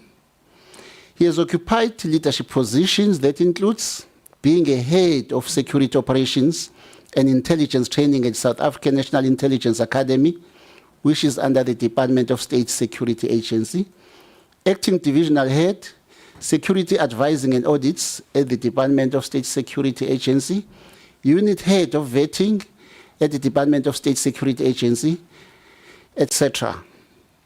He has been a member of Association of Certified Anti-Money Laundering Specialists, a member of the Institute of Directors of South Africa, board member of SASITA, an advisory committee member of the Private Security Industry Regulatory Authority, which is PSIRA. The services SETA, Mr. Michael Mabuya Kulu, who is in possession of a postgraduate diploma in business administration, BTech in management, advanced business program, and certificate in leadership. He has served as an MEC for Economic Development and Tourism in KZN, MEC for Public Works and Human Settlement in KZN, MEC for Finance, MEC for Cooperative Governance and Traditional Affairs, a co-chair of the Presidential eThekwini Working Group, regional leader of the National Union of Metal Workers of South Africa, senior leader of COSATU. As MEC in KZN, he has directed and overseen the following state-owned entities, that is Itala Development Finance Corporation, KZN Trade and Investment, KZN Growth Fund, Tourism KwaZulu-Natal, KZN Film Commission, and others. For the Transport Sector Education and Training Authority, it was Mr. Justice Siboniso Mpele. He is in possession of a Master of Business Administration, BTech in Civil Engineering, and a National Diploma in Civil Engineering. Part of his leadership experience includes serving as head of department in KZN Department of Transport, Chief Director, Road Infrastructure and Regional Services, KZN Department of Transport, Director, Road Infrastructure Development and Management, Deputy Director, Technical Support, Acting Regional Manager, Empangeni Region for Department of Transport, Cost Center Manager, Eshowe in KZN Department of Transport, Control Industrial Technician and Acting Regional Engineer for Department of Transport, Project Manager at AA2 Engineers, Managing Director at Mbele Civils, Site Agent at Conco Coastal Contractors, Resident Engineer at Africon Engineering International, Civil Engineering Technician, Site Engineer, and Site Agent at Group 5 Civils.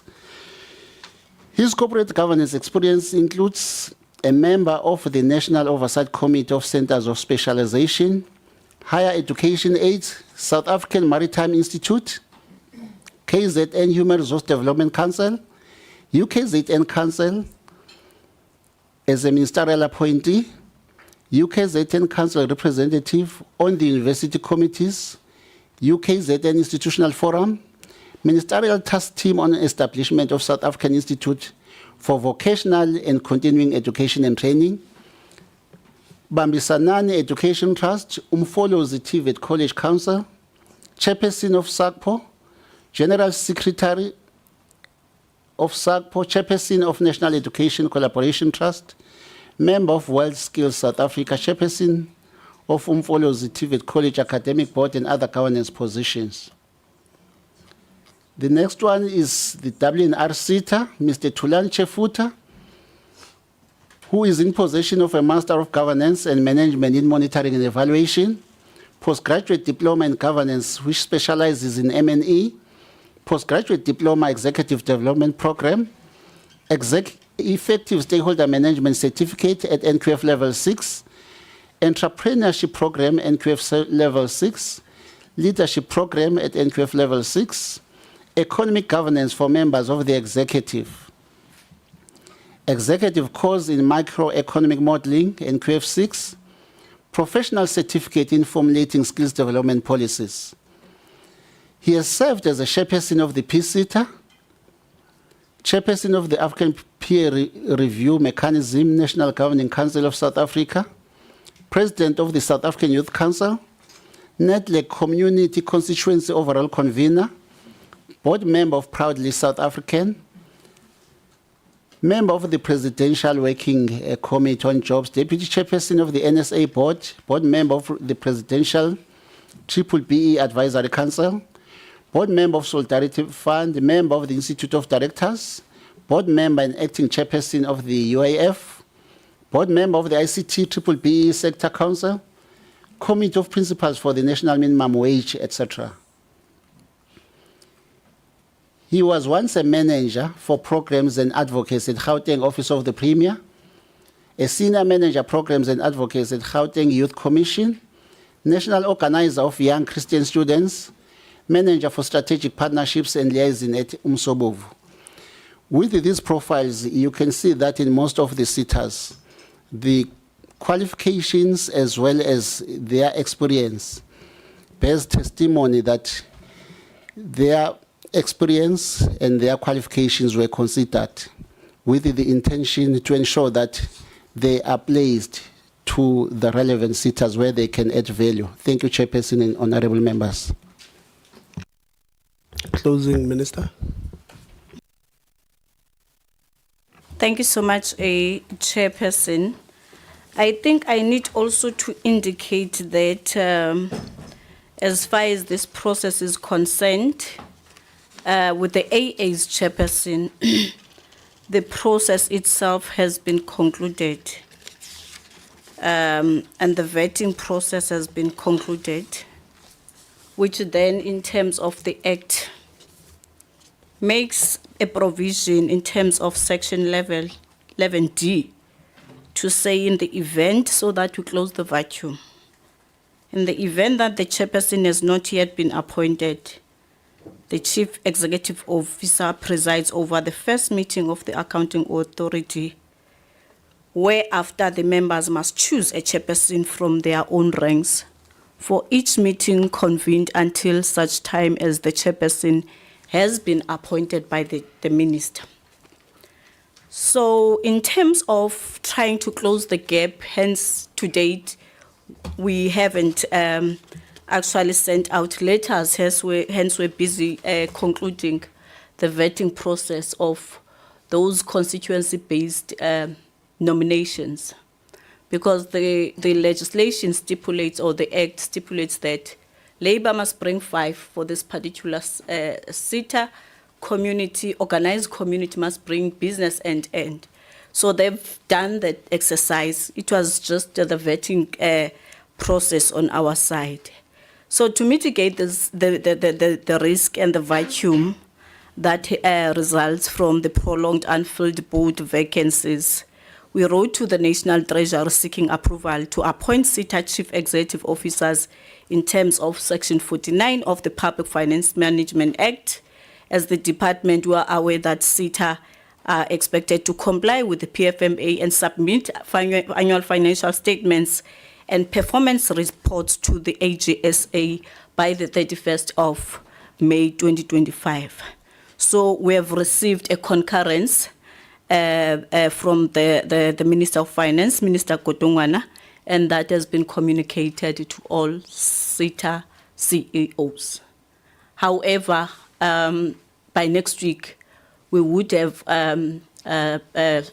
emailed the appointment letters to all AAs so that they can start working with the CEOs as a fiducial duty to make sure that there is nothing wrong that is happening on the side of governance. So I think there is going to be that intervention for now, whilst we are busy concluding the process of appointing chairpersons. Thank you. Thank you very much, Minister. I think it's quite encouraging that we are also done with the boards.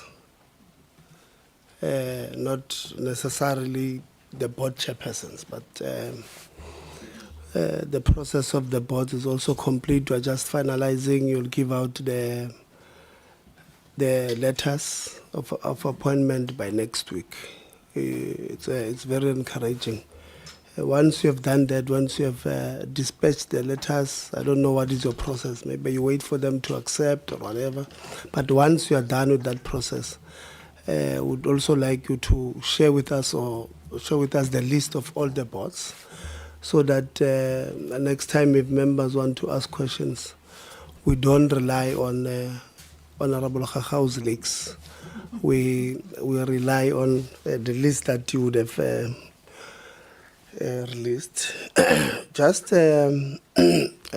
Nguban, earlier on you said I was intimidating you when I was looking at you. The last slide of your presentation, I looked at you because it was not in line with the opening of the minister. The minister in opening said, you have opened the nominations until I think 12-13 June. It will be for 21 days because we've done it last week. And then in your slide, the second says 14 days. That's what I looked at you because it then suggests that we're not, in sync, and it's written there, so we could have fixed it and said it's 21 days because I went to check legislation. Actually, it supports what the minister was saying, that you must advertise for 21 days. So when we do presentations, colleagues, let's double check that part. The other point, Minister, which also raises eyebrows, is that I see when it comes to nominations, a related constituency body nominates the right body. I don't know what are these bodies we've been nominating. I wanted to make an example. So let's say I'm nominated to serve in the services seat. and I'm nominated by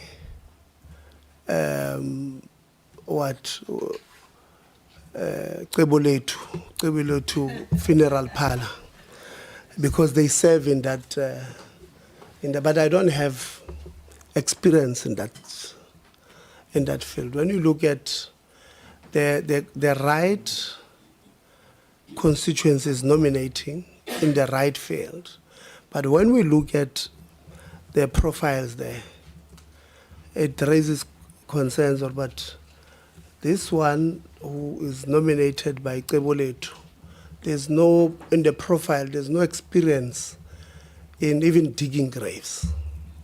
So that's a concern that I want you guys to look at. I think because you mentioned it quite eloquently at the beginning, that the right constituents must nominate, which is something that we really appreciate. You eloquently put it, but on this one, the experience is there.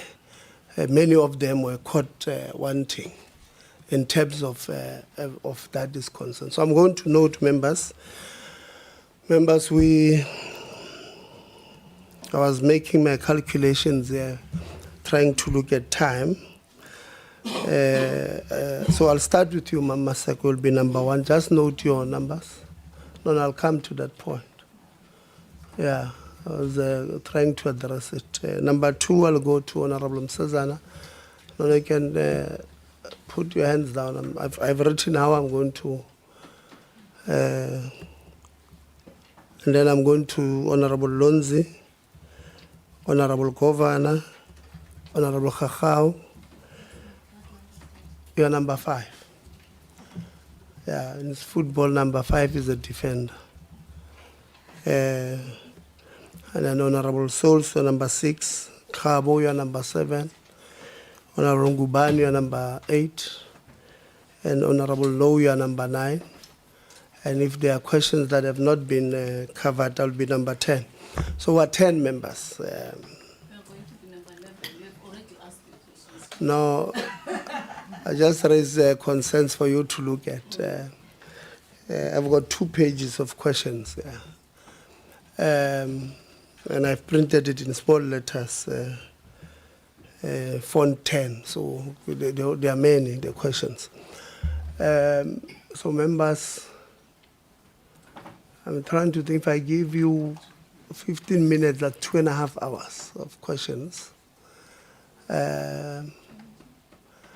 No, I'm saying if I give you 15, it's 2.5 hours of questions. That will take us to 2 o'clock already. It's 11:30. Wait. Honorable Lonzi there at the corner, you know, he behaves like a naughty child. Yeah, he's in a naughty corner there. That's why he's able to speak so much. And then we still have another matter of ours. So, yeah, we will if there's time, we'll add, but we'll take 15 minutes each. Pointed questions, you ask, they answer. And then we'll then, if there's other issues that have not, so if they don't, let's try to finish our questions. So if they answer, let's not labor too much on it, because when the clock cries and I ask you to stop, or I don't ask you to stop, but I've asked another member to stop, it looks like I'm favoring others. So let's respect the clock. When it rings, let's respect it. And if we have time, we'll then go back to the follow-up. We'll try by all means to cover as much as possible. So we'll start with you, Honorable Maseko. Thank you very much, Chair. And Chair, just to raise a concern, I thought we will just be kind to 30 minutes, because one, the concern is most of this report, Minister, is about the legislation, not giving us the report of what happened to the end where you withdrawn the the letters of appointment. So it's a little bit difficult because now we are not going to focus on these legislations. We want to understand, because this legislation is a framework of you appointing those board chairperson, and the question, like you said, that you withdrawn them because of the public, what happened, what you have identified. So that is the issue that we are trying to find out. So this totally is not addressing what we were trying to find out in you withdrawing, but we will continue from there. This is why Chairperson was saying be lenient with us to say 30 minutes for we don't mind to be here. We came to work, and it's a. I know the members. They are today. They are here to really work and represent the public that Minister talked about when he withdrew the chairpersons. On a lighter note, I'm going to start your time now. On a lighter note, there are members who, like I said earlier on, must go back. We've got funerals, and then our colleagues from MK, they've got a problem that they are also called there to be told about who's been removed and all of that. So let's be, let's think for other members as well that they must go somewhere. It's on a lighter note. The Honorable says that I don't respond. Thank you, Chairperson. I am not getting involved in that one. I know we are GNU, but that is beyond my scope of the agreement of the GNU. I just want to find out, Minister, you mentioned every legislation that was guiding you in the whole process. Now, what company or the criteria of the panel that helped you to identify these candidates? Because it was, applications were about 500 and something. And there was a minimum requirement, which that 500 and something, they were qualifying as per the minimum requirements on the Gazette. Now, I tend to believe you used a panel to shortlist. What was the criteria from 500 to 20? We are going to interact. Yeah. You can press the mic. No, thank you so much, Chairperson and Honorable Maseko, for the question. When you give a panel a responsibility, the approach that I applied was to say it must be merit-based. We need to first identify the gaps in our SETA system. We need to also identify the strengths of which they were guided by the performance evaluation report that was produced by NSA. Then I said they must also consider demographics and the criteria as stipulated by the Skills Development Act, and also consider the Constitution, the provisions in our Constitution in Chapter 2 of the Bill of Rights. But in principle, I wanted meritocracy approach to be applied, and also to make sure that we look at the issues of demographics, representation of young women, representation of young people, representation of everyone, and various races in the country. However, Chair, it's very important also to indicate that the South African Constitution prohibits unfair discrimination on the grounds of race. It recognizes that race is a relevant factor in some contexts, in particular when we are trying to address the imbalances of the past. However, I felt that they should also consider that, so that there is a reflection of the general population of the country.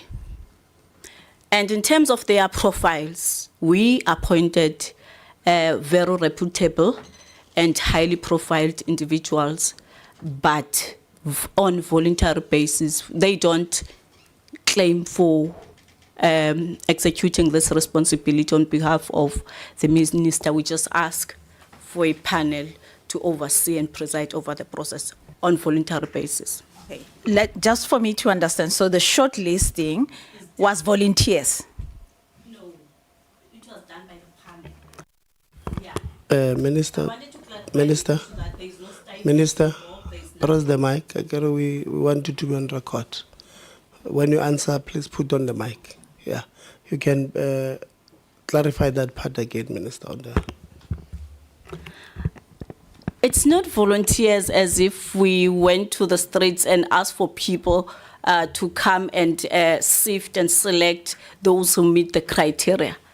The entire exercise was done by the independent panel that was appointed by the minister. However, it's very important for me to also register that they do that in voluntary basis. They do not claim for exercising this responsibility on behalf of the minister, and those people are highly profiled. I looked at the strengths of those and see their experience as well in the sector, because our sector needs a turnaround strategy. So I'm confident that the people that I appoint, be it looking or presiding over NSF or NSFAS, as well as the councils and this one, they are credible and reputable in the society. Thank you.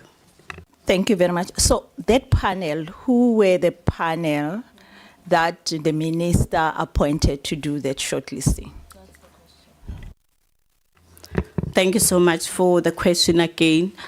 I believe all of us, we understand Section 11 of the Skills Development Act that says the minister must appoint the chairpersons of the accounting authority. So there is no need for me to come and declare my volunteers, people assisting me voluntarily to execute my responsibilities. I am not in a position. It is the minister. If there is something wrong that you believe it happened with the entire process, better you should, the person who is empowered by the legislation to execute that responsibility. That's unfortunate part of it. Thank you very much, because we haven't gotten to that an extent that we can be given the chance to do that. You did on our behalf. You withdrawn the appointment. So surely with the withdrawal of the appointment of the board, it started from the phase where there was the vetting that you appointed. Now, those are the people that you depended on to make sure that when they do vetting, they give you the people that you believe are going to be qualified or are the right people ethically, morally, and professionally. Now, that was not the case because you did withdraw. Now, I'm asking those people that you, the powers invested in you, you appointed people to do the vetting. Who are those people that you appointed as a panel to do the vetting to end up with that 20? That's what I'm trying to find out, because initially the foundation phase of what went right or wrong, it started on that foundation. So I'm trying to find out who are those people. If you can help us to share with us, who are those people that you appointed? I think I must clarify, maybe you did not get my response correctly. The panel did not do any vetting. It was not amongst the scope of work that they must look at. There is an independent service provider that does vetting, be it you are employing a senior manager in the public service. So it's IME, what is it? MIE that does vetting. The panel doesn't do any vetting or screening of candidates. They only look at the criteria, they look at the qualifications, and then they recommend to the minister. Then I then speak to the DG to say, from the panel of those who do the vetting, they follow the due SCM processes, then those people take over. It's MIE that does the vetting, not the minister, because I don't have competencies to actually do the vetting. Now, I think we are moving forward a little bit. It's MIE. Now, what I was asking from initially is take us on the process. So you got 500. MIE got involved and they did the vetting and shortlisted to 20. Am I on the right track? No, no, you are not on the right track. Okay, so The talk to- independent panel does the selection, the sifting, and then they also select those that meet the criteria. And then from there, they start looking at meritocracy and look at other considerations in terms of the report that they received from NSA as far as the performance of these entities. Then they look at the strengths, because amongst the critical issues that we look at is governance or leadership from those who are recommended to serve in these boards. So the 20 that is being vetted are those that are recommended by the panel. But within those, there is also another pool that normally becomes on standby to say if this one doesn't make it, that is reserved by the panel that is overseeing the process, to say we have an option to take another person for a vetting process should this one comes negative. But the vetting is not done by an independent panel. It is done by a body responsible for the screening and vetting of professionals in public service. Thank you very much. Who were on the panel? How many panel members did you have? Normally, I don't like big panels. I remember I think with NS first, there were about 5 or 6. With this one, there were about 5 again, 5 or 6. Can you share the names? No, with them, I or can't. you I the can't names? share the names. I Okay, indicated before I started that whatever comes, it the will be- responsibility lies with the minister, not with them. Okay. I'm not going to drag them in this. Okay. Yes. No, it's okay. Let me continue. So what qualified the withdrawal from you? Basically, because I'm speaking to the society, I understand. I'm not only responding to the committee. It's very important for me to indicate that as a public representative, consciously, I have a responsibility to listen to what the citizens are saying. We saw what was trending on social media because I did not receive an official report or any correspondence that is complaining about the process itself. I must register that. After seeing those trends on social media, I took it upon me as a responsible citizen to say, let me listen, what is the outcry about? Then I could pick up that amongst the issues, in particular from Honorable Khao is that the recommended candidates to serve as chairs, they are viewed or perceived to be more political bloated or associated with some of the politicians within the movement. Then I said, I must be responsible. I must take the considerations and concerns of the public and respond to them, because there was nothing too personal about the people that were recommended. However, I must also put it on record that the panel recommended highly qualified candidates. And I was happy to see and to share with the portfolio committee today their profiles. However, there is nothing illegal about it. There are no flaws. There is no breach of any legislative imperative. Everything was followed. And the process was beyond reproach. Okay.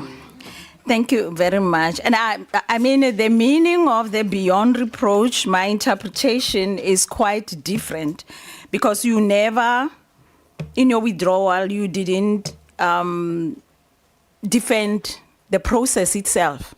And what you are saying to us, the process was followed. You never defended the list. And what you are saying is beyond reproach, which means that everything was perfect about that. Why are you making that comment now if you did a withdrawal and you say the list itself was beyond reproach? If you read the statement, there was no way I said that the process were flawed.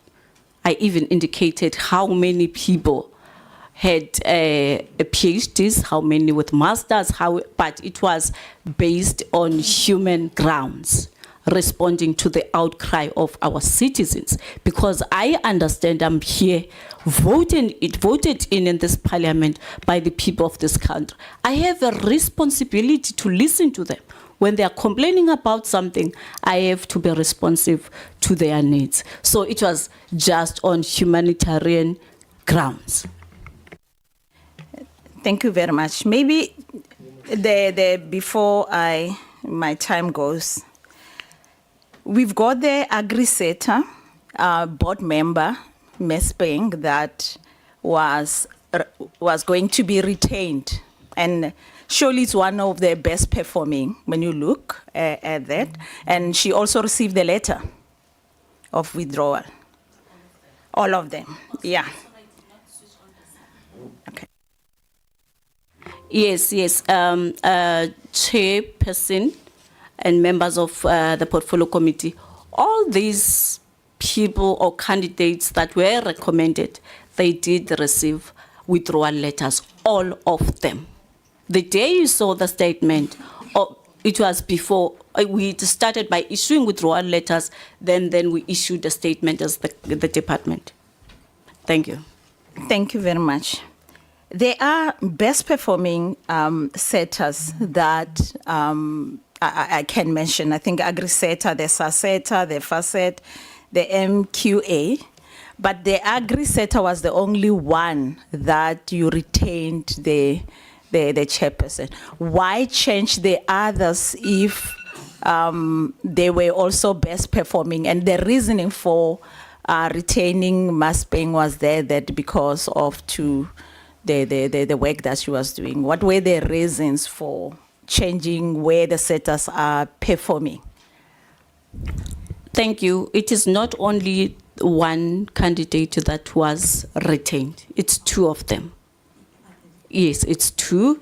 The other issue that we were confronted with to indicate before, because it's very important for me to share with the study group, for instance, health and welfare, and she was the only woman, and one would love her to come back.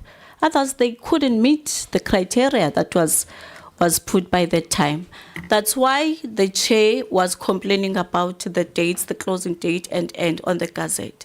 Because I received calls from various constituencies, Chair, to say with the first Gazette that we published, we're still coming with masters, which is going to deprive some of the people from various sectors that they believe they are going to add value.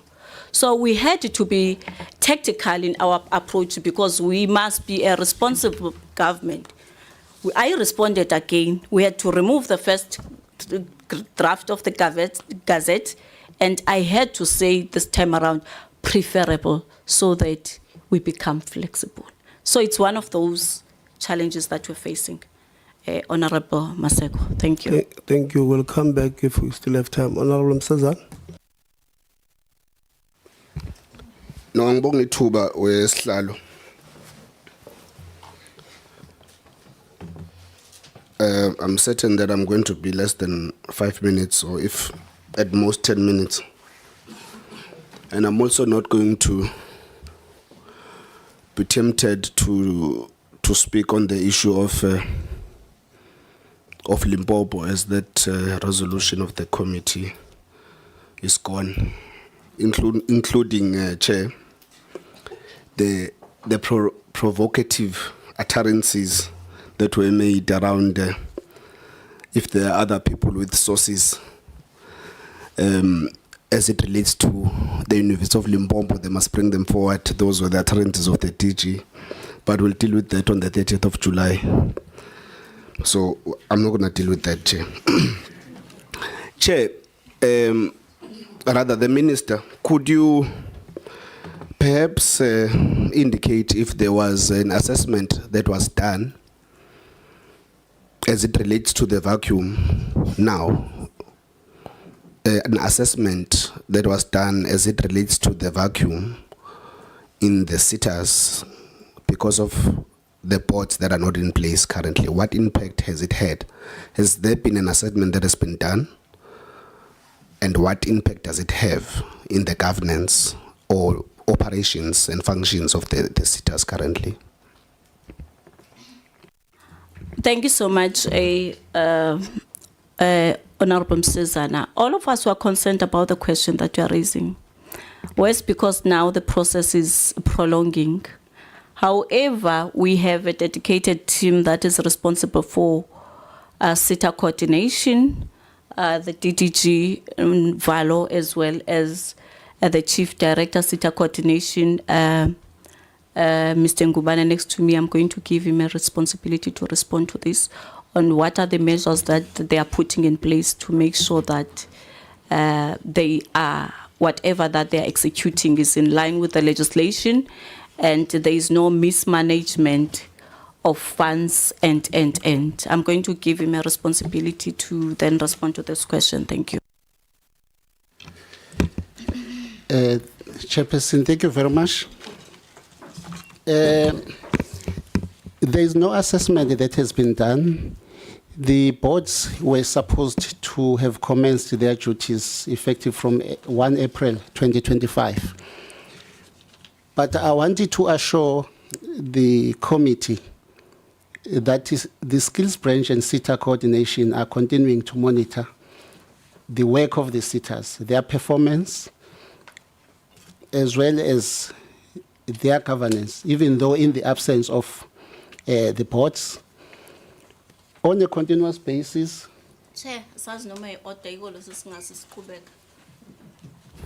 Oh, okay. Sorry. Let me first pause. Honorable Lonzi. No, ngaxolisa Honorable Msizane, Chair. Sorry. Can we put the aircon here? It's very hot, Chair. All right.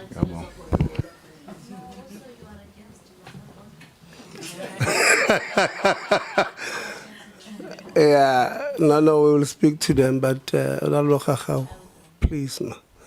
Let's not abuse our invitees. Yeah, Honorable Khakhaw says no, you are a guest.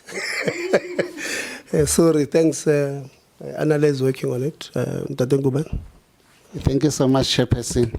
I wanted to assure the committee that SETA coordination still continues to manage the SETA performance and governance to ensure that we make the SETAs to report. The focus of SETA coordination's responsibilities is to look into the SETAs complying with the regulatory frameworks that are in place with regards to SETA governance. Part of that is that following the minister's request from National Treasury to get approval to appoint the CEOs to oversee the governance of the entities, these entities will be able to submit annual financial statements. That is part of the governance matters.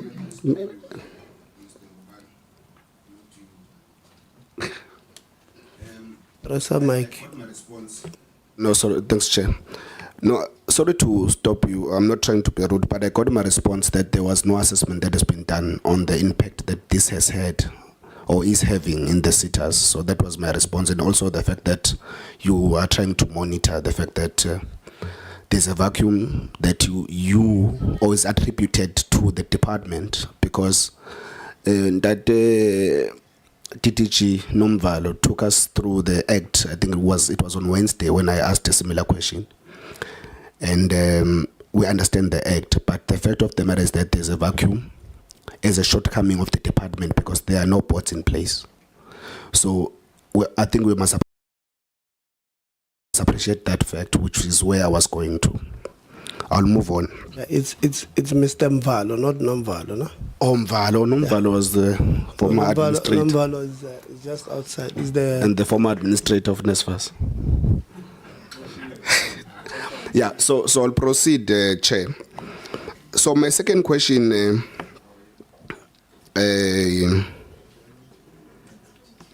is going to be very specific. I think it speaks to a question that was asked by Honorable Mamasego as it relates to the independent panel. Minister, there's no way in which we're not going to question the composition and the criteria of that independent panel, because ultimately it played a pivotal role in the predicament we find ourselves in.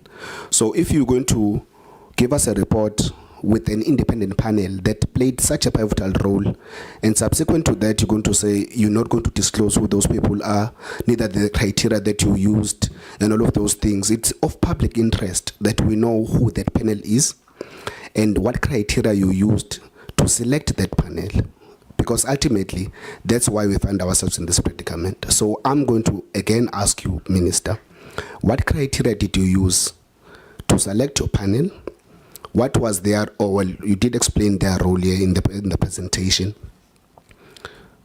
So I would want to know what criteria you used and who those people are. Honorable Msezana, I think I need also to bring to attention that King 4 report on corporate governance 2014, as well as the recommendations by Auditor General, indicated to the minister when we had an engagement after my appointment some of the shortcomings and weaknesses that they pick up in our post-school education and training system, to say we don't have a clear process in terms of our appointments. That's why in the previous audit cycle, there was a finding around the appointments of the boards. And then they advise that we should have a clear process in place. They understand that minister is empowered by the legislation to actually appoint the boards. However, you cannot just read one legislation, not linking it with another legislation, because this is a corporate environment. I had to also apply King 4 report on corporate governance, where it empowers the minister to also appoint an independent panel. But who accounts in Parliament is the Minister of Higher Education. Those processes were done on my behalf. For instance, if I can come with a report done by CHE, I will be saying when I present here, this is my report. Those were South African citizens, very professional, highly qualified, seasoned representatives of the country who have been in the space for quite some time. Thank you. Minister, no one is contesting what you are empowered to do and what you're not empowered to do. Here we're dealing with people's lives, young people in particular. You selected the people that you selected in your criteria, which you do not want to disclose. But our people deserve to know what criteria you used and who those people were, because you are saying that these people are I indicated that amongst the issues that I checked on the criteria was their experience, leadership experience, their qualifications, their understanding of the sector, as well as reputation, credibility. I wanted people with who believe in good governance principles. Those are the kinds of people that oversee the process. We, together with the NSFAS process, which produced the product that every citizen is happy about in South Africa. So it's the same team that is helping me. It is still going to help me because I believe they possess the skills and competences that I need for me to execute my responsibilities. No, Minister, seemingly this is going to turn to a dialogue where you don't respond, but you just play around words. So these people did this amazing job for you that you ultimately account for, and they remain ghost people that we must not know who they are. Neither that criteria, because that criteria is something else. But I still maintain we want to know who those people are. I'm saying I was executing my responsibilities as empowered by the Skills Development Act. The oversight role of the committee is to look at the performance of the entities, not to scrutinize the provisions in the act that empowers the minister to execute her responsibility. This is a prerogative of the minister. It lies with the Minister of Higher Education. No, thanks, Minister. I'll proceed. At least we have you on record on all of that. Thanks. Maybe my parting shot, because I think it's also going to be a problem, but do you think, Minister, in all that you're empowered to do, you can finish us with a vetting report that you got from the MIE that does vetting of these people? I don't have any problem, Chairperson, to share the vetting report with the portfolio committee. I'm going to share it with your office, Chairperson. And before now it's Friday, before the end of next week, you are going to get it, Chair. No, thanks. And since you also said on record that there was at least only 2 young people, youth to be precise, that were qualifying out of all these 573 candidates, I would really take time for myself to, without any independent panel that is not known, to just go through these applications. If you could so kindly also share the applications of these candidates to us. Thank you. We wouldn't mind, Chair, to share the master list with the portfolio committee. When I bring to your attention the vetting report, I'll also attach the master's list, because there is nothing that we want to hide. Thank you very much, Minister, and your department. Thank you very much, Slalo. No, thank you very much. When they do, and I shared with you, colleagues, let's just be careful with it. It's that thing will have people's ID numbers. Yeah, so we must not be reckless in sharing it. They are going to share, Yeah, Chair. Yeah, let's. Chair. Yes. I can see that. Chair, but before I share, I'm also going to look at the POPIA Act before I take this decision. But if then it allows me to do so, I'm going to share. If it doesn't allow, it requires particular processes to be followed, I will be awaiting for the portfolio committee to furnish me with those processes that they must follow for them to acquire this information. Thank you. Thanks, Chair. Maybe on that, I mean, the minister and the department has already shared this information with the public. This was broadcasted nationally and internationally, so I do not understand which, or is it the other section, you know, but be that as it may. Please protect me, Minister. Yeah, please protect me. colleagues, I understand the relations with the minister, but please protect me. Let's allow Honorable Sazana, is still within his right to speak. Thank you. Thank you very much, Chair. There was one question I think I skipped here, Chairperson.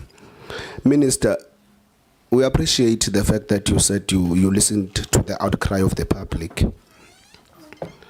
It's really commendable of you and your department. I'm sure it's within your powers, as you indicate. But I want to give you a scenario where these candidates reapply again. And they're still qualifying, of course, as you have said, and obviously coordinating officer Ubaba Ngubane has indicated that they are highly qualified. They reapply. There's no new applications if they are, but they still are the ones that are outstanding. What do you do? Do you again appoint them, or do you set them aside because the public is not happy with these current candidates? What do you do in that scenario? I think it's misinformation to say the public is not happy about those profiles. The public is not happy to hear that some of them, they are associated with political organizations. Not all those professionals. We are not going to allow a situation where we're going to tarnish the image of reputable people because of our own problems of political association. Because it is not legislated, I will be asking the panel to say, amongst the issues that they must consider this time around, is to make sure that the outcome is balanced. It is not dominated by political associated individuals. It doesn't mean these people are going to be set aside, they're not allowed to apply. They are allowed to apply. They are allowed by the Constitution to participate in each and every activity that is taking place in the country as citizens of this country. We cannot breach the Constitution because there are people that we do not like or we do not love. Those are highly educated people in South Africa, daughters and sons of the soil. Because of our own differences as political parties, we cannot just tarnish their images. They worked for those degrees. They worked to build their profiles. We cannot just take that thing for granted. They've invested in their growth and development. If they feel they are still interested to raise their hands, they have a right in terms of the Bill of Rights to be nominated by their organizations. No one is setting those people aside. The only thing that I've done is to withdraw their appointments. We are reopening and recalibrating the process. Thank you very much, Minister, for your extended response. Ngiyabonga, Chairman.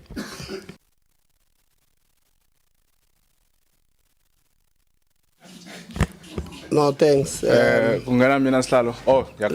I wanted to address this point first. I'm going to give you Sorry, Chair, so that maybe I also finish it. When you look at the Gazette, it is clear. It says candidates were nominated in response to the previous Gazette may be renominated if they are still willing to be considered for appointment as SETA chairpersons. It is on the Gazette, Chair. No, thank you very much. I was saying, I wanted to correct something earlier on, that if we agree with the minister to share the advert, the applications will have people's personal details on them, like your ID, your home address, and this profile did not have those. So that is why this one, it was easier to do. But these ones have got, so I want to, I think maybe what you must do, Minister, maybe because you might have more resources than us. So you can take out the advert, but close out the ID numbers. I don't know, close out ID numbers, address, contact details of those people. And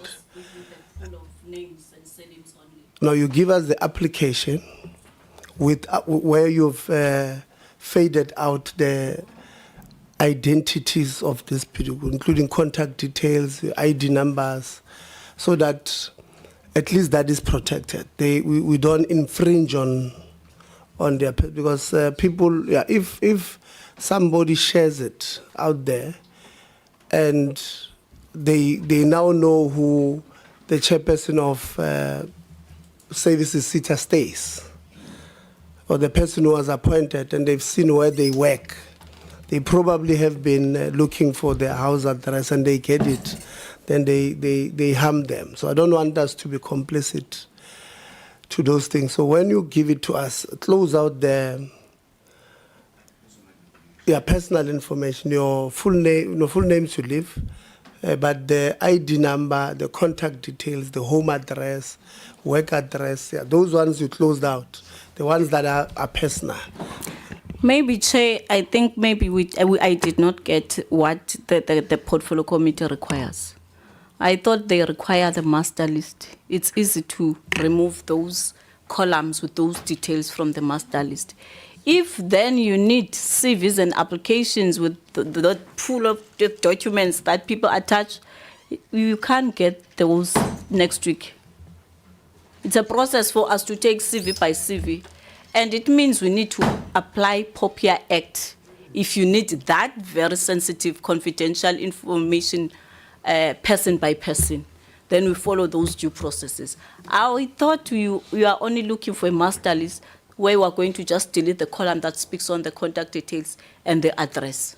But if you need the boxes, it's going to take some time for us to work CVs by CV, document by document, even removing from certificates and. Needs a lot of work. I thought you are looking for a master list. If then you are looking something beyond that, honestly, we have to apply POPIA Act. Because even myself, I wouldn't love to see my CV, my certificates, my marriage certificates, my IDs being shared on social media, because as the portfolio committee, we have been doing that, sharing every information on the social media. So we have to apply POPIA Act if you want, if really that's what you want. I thought you were looking for a master list, Chair. I don't think we're hearing each other. Desiree? Chair, morning, Minister and colleagues. Apology for It's being... actually afternoon now, Desiree. Yeah.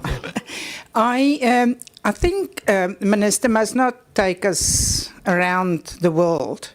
There's a list. That list has got which SETA, title name, credentials. What we need is the qualifications. There's a column for that when you apply, I'm sure. We don't need the ID number. If you just look at the voters roll, you get your date of birth and at the end 08 asterisks. In between, nobody can be traced. That's how government actually operates, and private sector as well. We don't provide addresses, contact numbers, and IDs. I think we are interested in that list, which has been around the world, and we want to see the qualifications. That's it. It's very simple. Thank you, Honorable Lonzi. I was rising on a point, Chair, to say, can we not, can we cut the minister, because you'll end up cutting us because of time, unless she doesn't mind staying here until 6 p.m. But her responses are very long. I don't know now, because she's leaving and my questions are directed to her, and it's my turn.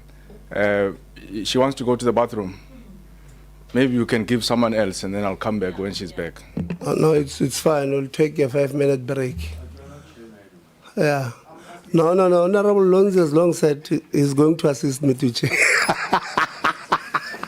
No, we'll take a 5 minutes break.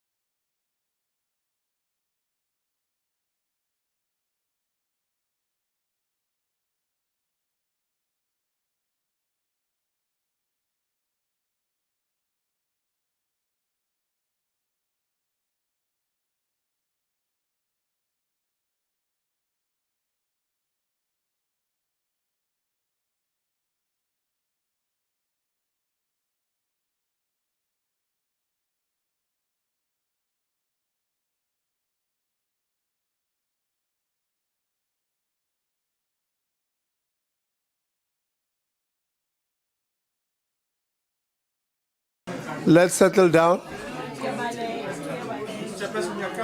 Yeah. Yeah, but solve your problem first. Solve.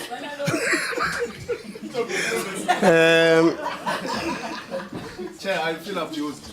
No, I'm sorry. By the DG. Let's start, colleagues. I managed to speak to our technical team during the break to find out what would have happened during that period of no sound. So I'm happy to indicate that they are saying that during the break, remember there was a break where the laptop of the department was not working on our sophisticated systems. And then they mistakenly touched the sound button into an off channel. But thanks to you members and those at home who notified us on time, were able to restore sound. There was no censor there, because I know some people might think we wanted to censor people not to hear what we're dealing with. So I thought it's very important that we clarify that it was a technical mistake from our technical people. So, Honorable Lonzi, I am going to give to you now. Thank you. No, thank you very much, Chairperson. You know, Minister, it's leadership to say that people of South Africa, we did this process and we realized that there were some mistakes or errors on the way. And as the department were now taking a decision to restart the process.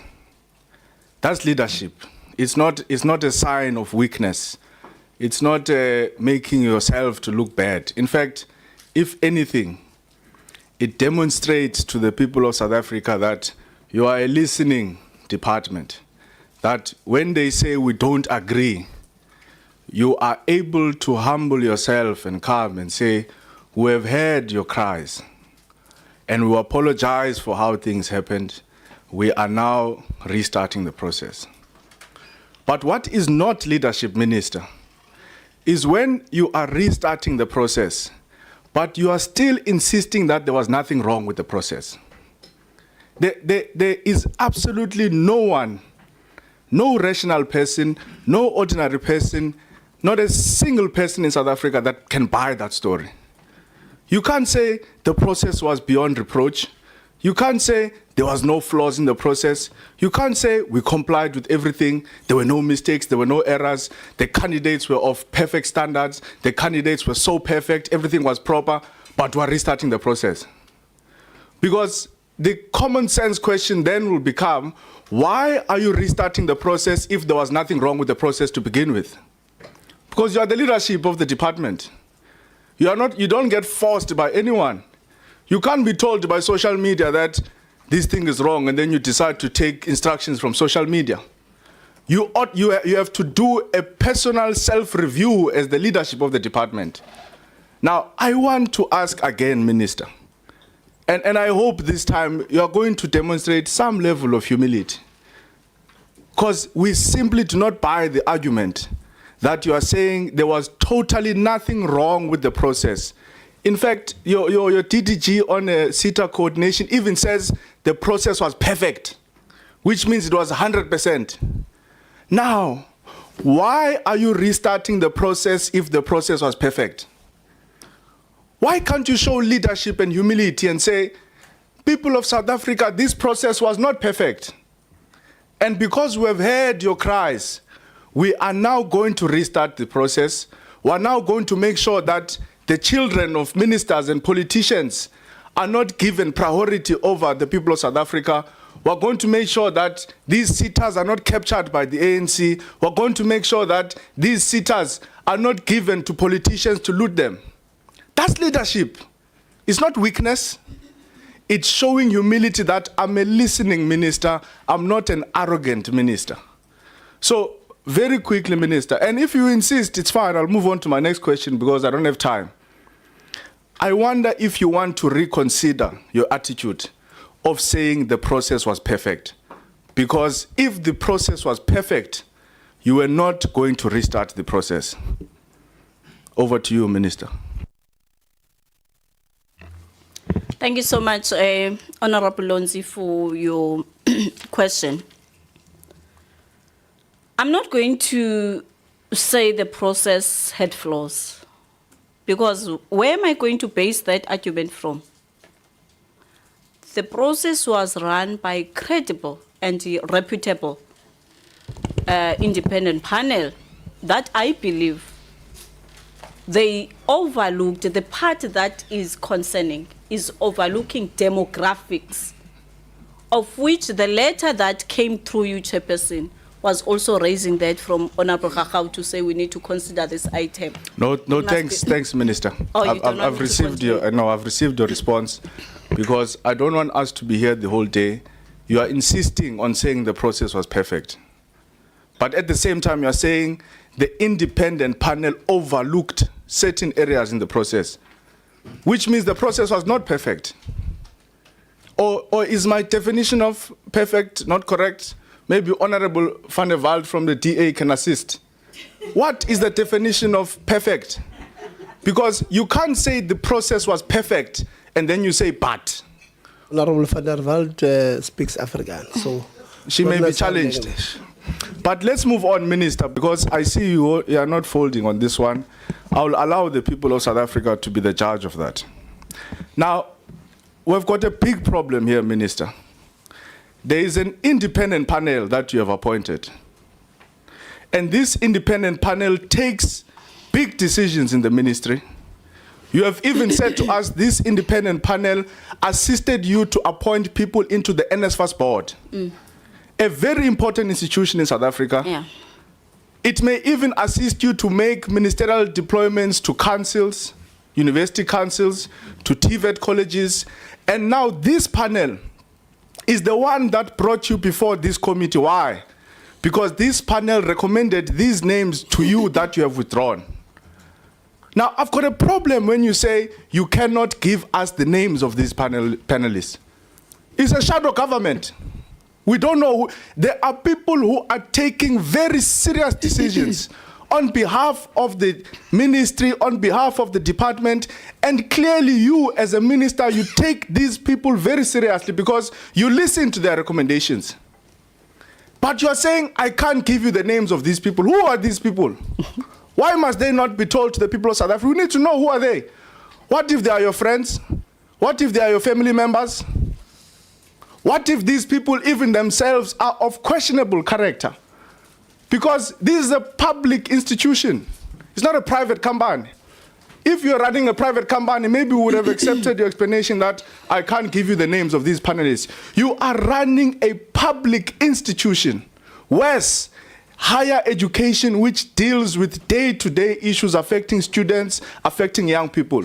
You are saying to us, you have a secret panel. We're not asking you to give us their locations. We're not asking you to give us their address. We're not asking you to give us their phone numbers. We want the profile of who are these panelists that are recommending names to our minister. And the minister clearly takes these people seriously because we've got an NSFAS board because of this independent panel, secret panel. We have SETA appointments because of this secret panel. Council deployments to institutions and TVET colleges are going to be made because of this secret panel. So I ask again, Minister, what are the names of these panelists who are advising you to make very critical appointments in institutions of higher learning, in government, in the SETAs, in NSFAS? We want to know who they are because they could be your friends. Thank you so much, Honorable Lunzi, for your questions. I think we need to understand governance. Governance 101, how institutions work.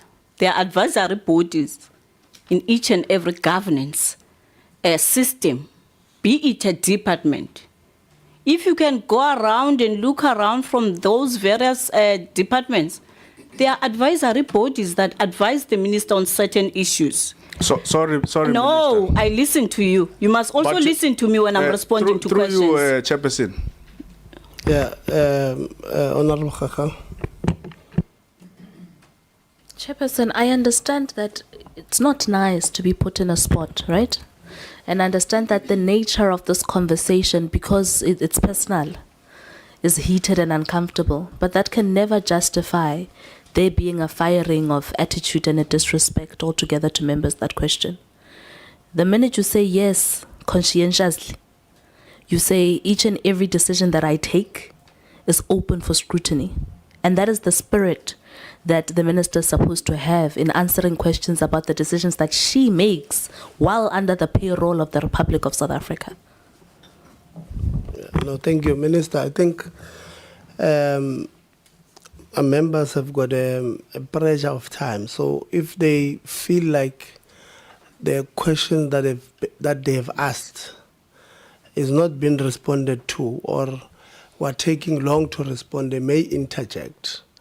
And we must try by all means not to have, what do you call it, dialogue amongst ourselves. So maybe let's try and be patient with one another, listen to one another, but let's take cognizance to the fact that members may be under pressure because of the time constraint that we have. So if they ask, or look, it's okay, maybe you are not going to my answer, let's not take it as a disrespect and then fight with them. I think let's, as much as I've got a responsibility to protect you as our invitees to the meeting, I also have a responsibility to protect these members from being attacked. I think, so let's try and work it that way.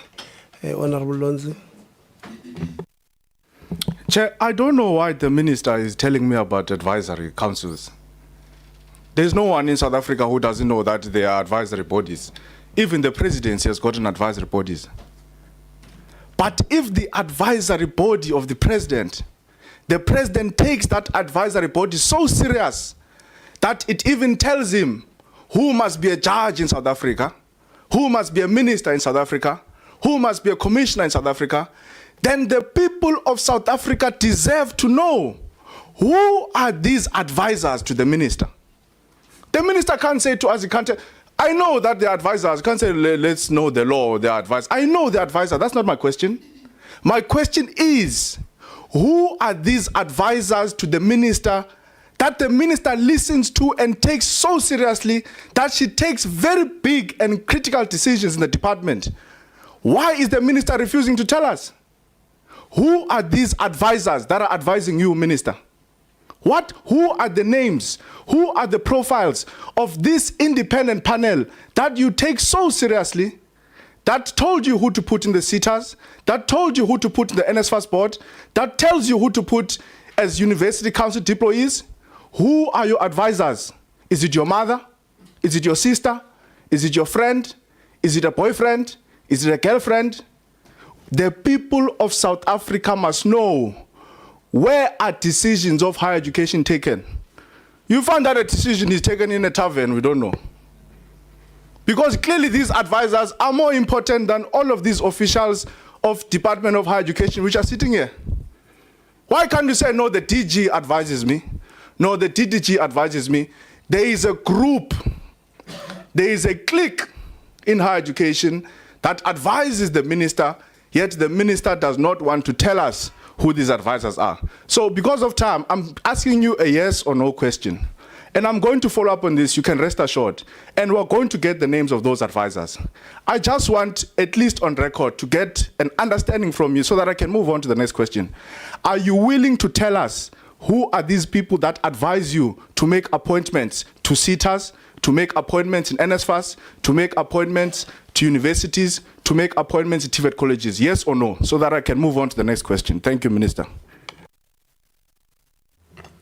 I think we need to understand that even with the system of the judges in South Africa, they do have assessors, private assessors who Chairperson. Listen, I'm still responding to the question. I'm not going to respond to yes or no. I'm not in court. No, this is not a court. I'm not in court. I'm not going to respond in But yes the or no. Chairperson, you advised the minister on the issue of time. Yeah. I simply want to understand if the minister is willing to tell us the panel. If she's not willing to, she must say, I don't want to tell you who advises me. And then I've got a mechanism to find out who advises her. And I'm going to find out who's advising her. But I don't want her to waste my time by giving me a preamble of South African law that I know, by the way. I'm a lawmaker. I'm here. I write laws. Can't tell me about laws. I'm asking the minister a simple question. I don't have time, Chair. Is the minister willing to tell the people of South Africa? Is the minister willing to tell this committee? Is the minister willing to be open, transparent, and accountable and tell us who advises her to make deployments to NSFAS, to make deployments to SETAs, to make deployment in institutions of higher learning? If she's not willing, she can just say, I'm not willing. So that I can move on to the next question, Chairperson. I'm asking you now, Chair, not the minister. Please, can you assist in this process? Yeah, I opened my mic to assist and you went on. And you know when I stop you, man, I've got police outside, so. No, it's okay. It was on a lighter note. Colleagues, I did say that let's try and find ways of asking and answering questions so that we are able to get to the bottom of what is the problem. But if we are combative in answering and defensive in answering, we're not going to get anywhere. I think Minister, when the member says maybe yes or no, it's not necessarily out of disrespect.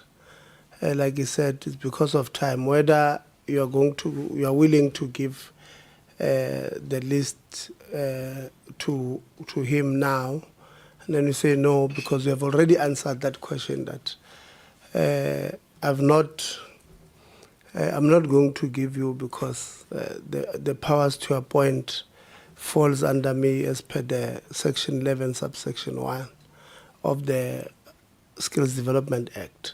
So it would not have been wrong to say, no, I'm not willing to give, so that he moves on to the next question, because that part, I think it was asked by Honorable Maseko, you clarified, it was asked by Honorable Msanzana, you clarified. So he says, don't clarify, just give me a yes or no.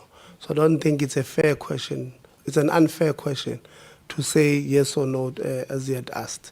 So let's try and be direct on this one, Minister. Thanks. Whose phone is that? So it is not compulsory for me to disclose the independent assessor, the independent panel that is assisting the minister. I'll first find out from them, get consent, if they are happy that I disclose their names. I cannot just come here and disclose information. I need to comply with the relevant legislation. I'm not going to respond to yes or no, unfortunately. Yeah, I'm going to give you another answer. I think I'm happy with the answer what you say, because earlier on you had indicated that these people, you are not paying them. And therefore, you may need to get their consent on whether to make their names public. That answer, I think, it's fair to say, because I don't have, if we were paying them through the state, then I would say, then you don't need that consent, but you are not. They are voluntary. So I take the answer that says I won't be. I'm not at liberty to disclose now. I'll get a consent and come back.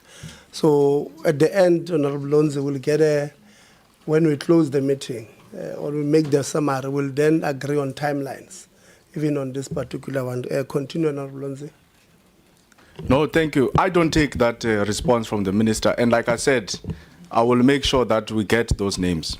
Because even if we're not paying these people are exercising public power because they've got influence on the minister. They advise the minister who to appoint in NSFAS, who to appoint in SETAs. They advise the minister how public money is spent. And clearly the minister takes them very seriously, because she says to us, I listen to this independent panel. So we're going to follow up on that, but in the interest of time, we'll quickly move on. TDG on just my second last question on coordinating of SETAs, so that I can give the minister time to drink water.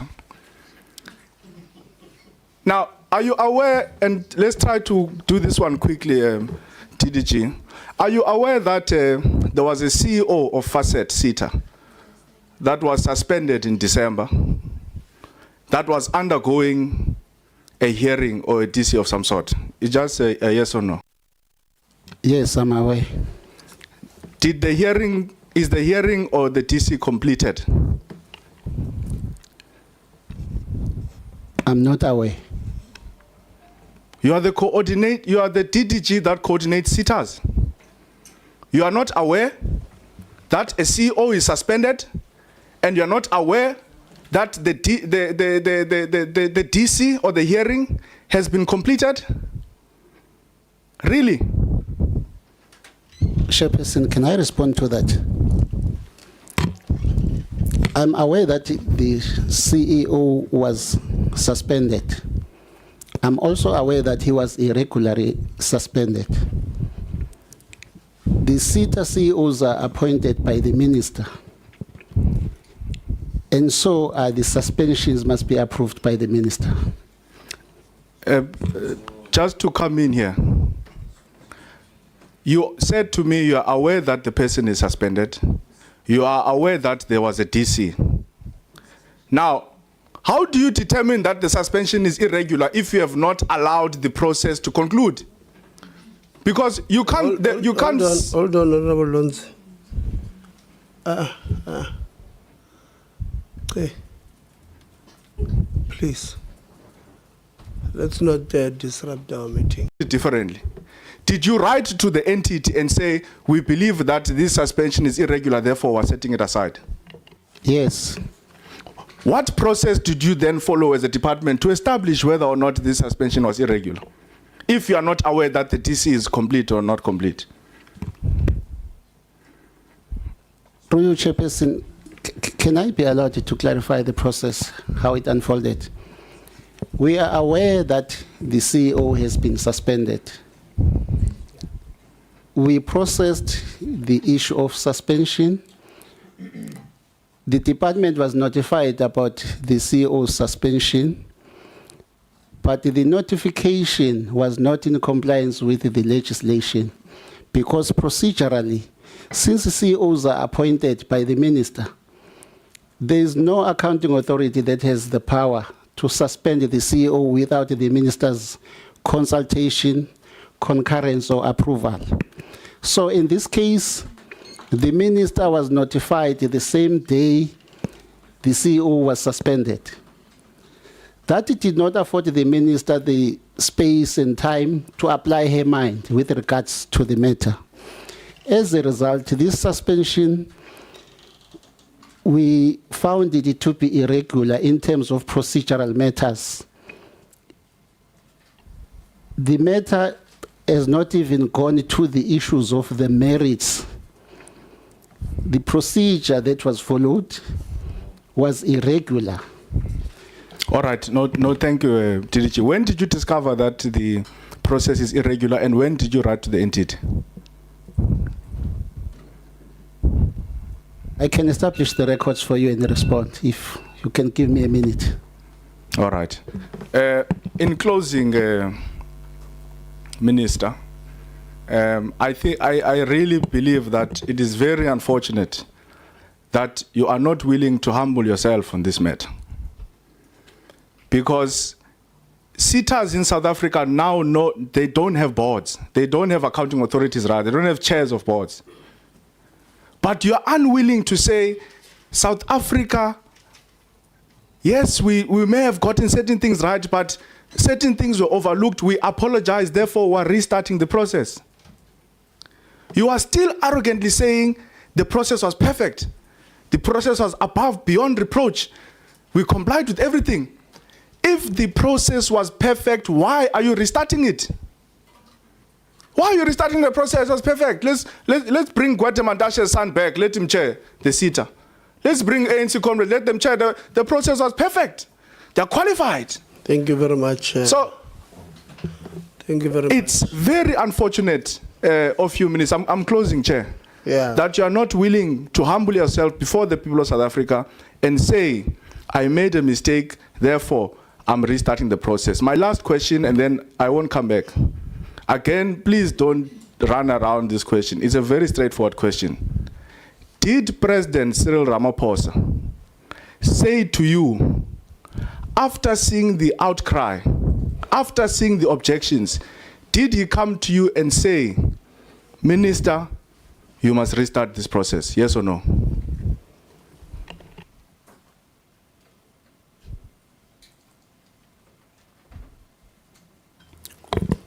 It's not that he said, Minister, restart the process. We had to analyze the outcomes after presenting before the NSA, the report. And then I brought to the attention of the president that there is a letter that has been written to his child. No, your time has long finished. I just want to know. I can't just, I'm speaking Okay, to don't, the people of she South doesn't Africa. have to Must say give yes them or no. context. I can't say yes or no. I just need Honestly, to know. I'm not going to respond to yes or no. just need to know. As if I'm Honorable responding Lonzo. to true or false, as if I'm a child who let's, did not, I've who is a asked you- dropout at the university. I'm not. Don't lose I cannot speak don't about lose your true cool, or false Minister. here. Don't lose your cool. I'm used It's to fine. people like Honorable that. Lonzo, it's fine. This is my last question, and I'm giving over the thing. No, Honorable Lonzo, it's fine. The alarm long rang. But Chair, she And has I not gave you- answered my question. I gave you even that was grace. No, even that was grace, and now you guys are abusing my grace, Honorable Governor. You can't run away from me, Minister. I was very happy to take your question, Kelonzi. You deprived yourself by not giving me. Maybe one must start here, Chairperson. Siqale kuqala from a perspective yendlela umphathiswa aphendula ngayo. Sibulele le ndawo nje yokokuba uyaqinisekisa lendlu ba akukho zenzo zibe bubuqhophololo uqinisekisa uba ku-appointwa o-chairperson be-boards. You know, I will not have many questions, but I will comment on the report and the outcomes of this act after the cry yabantu baseMzantsi Afrika. But so usually xa kuthethwa nge-appointments we'll all look for a criteria that was used. And ubabantu, did they meet the criteria that was used? Okanye ukuselecta to shortlisted candidates. The fear of South Africans should be abantu that were selected did not qualify or did not meet the criteria. But in this instance, ayikho i-crime participitena abantu abavelayo pha abayenzi i-criteria okanye they did not meet to the criteria. I-cry yaseMzantsi Afrika bisithi inkangeleko yosihlalo bakho idominatwe ngabantu abazi-associata ne-political parties okanye abantu abazana nabo. Yabona ke kumele si-throwe i-line kule nto ye-nepotism nazo zonke ezi-acts zibonakala ngathi zingadeprive i-professionals okanye i-academics zaseMzantsi Afrika. To think about it, ndicinga xa kuthiwa umntana wakho Msezane is deprived of the system simply because wena uyapolitika kodwa abe qualify. Are we not sending the wrong signal to South Africans that you must not associate yourself with politicians? Because the system will deprive an academic that qualifies for a position simply because who associated no hab. We sit here, talk about higher education. We want to make it fashionable for young people in South Africa and all citizens to go and study. Kodwa mphathiswa kuphinde kube sithi sele sekunjalo because asinayo into eyafumanisa into ethi they were not qualifying for the positions that were attained to them. Maybe we need to rethink okanye sizicinge ezinye decisions that we take as lawmakers. Uba masingayithumela imini message wrong to the society uba kukhona abantu abazodeprive i-system simply because abazali babo bakwi-positions ezithile. Maybe one will think nthethelela unyana katata uGwede, which is not the case, and mas no mas ubuyambo.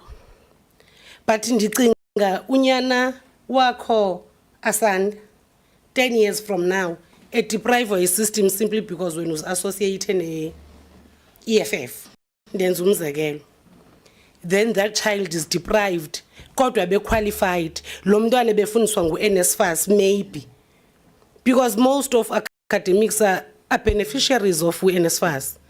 Today, as their skills best but trainers zona city they can't execute and they can't offer them into the public sector.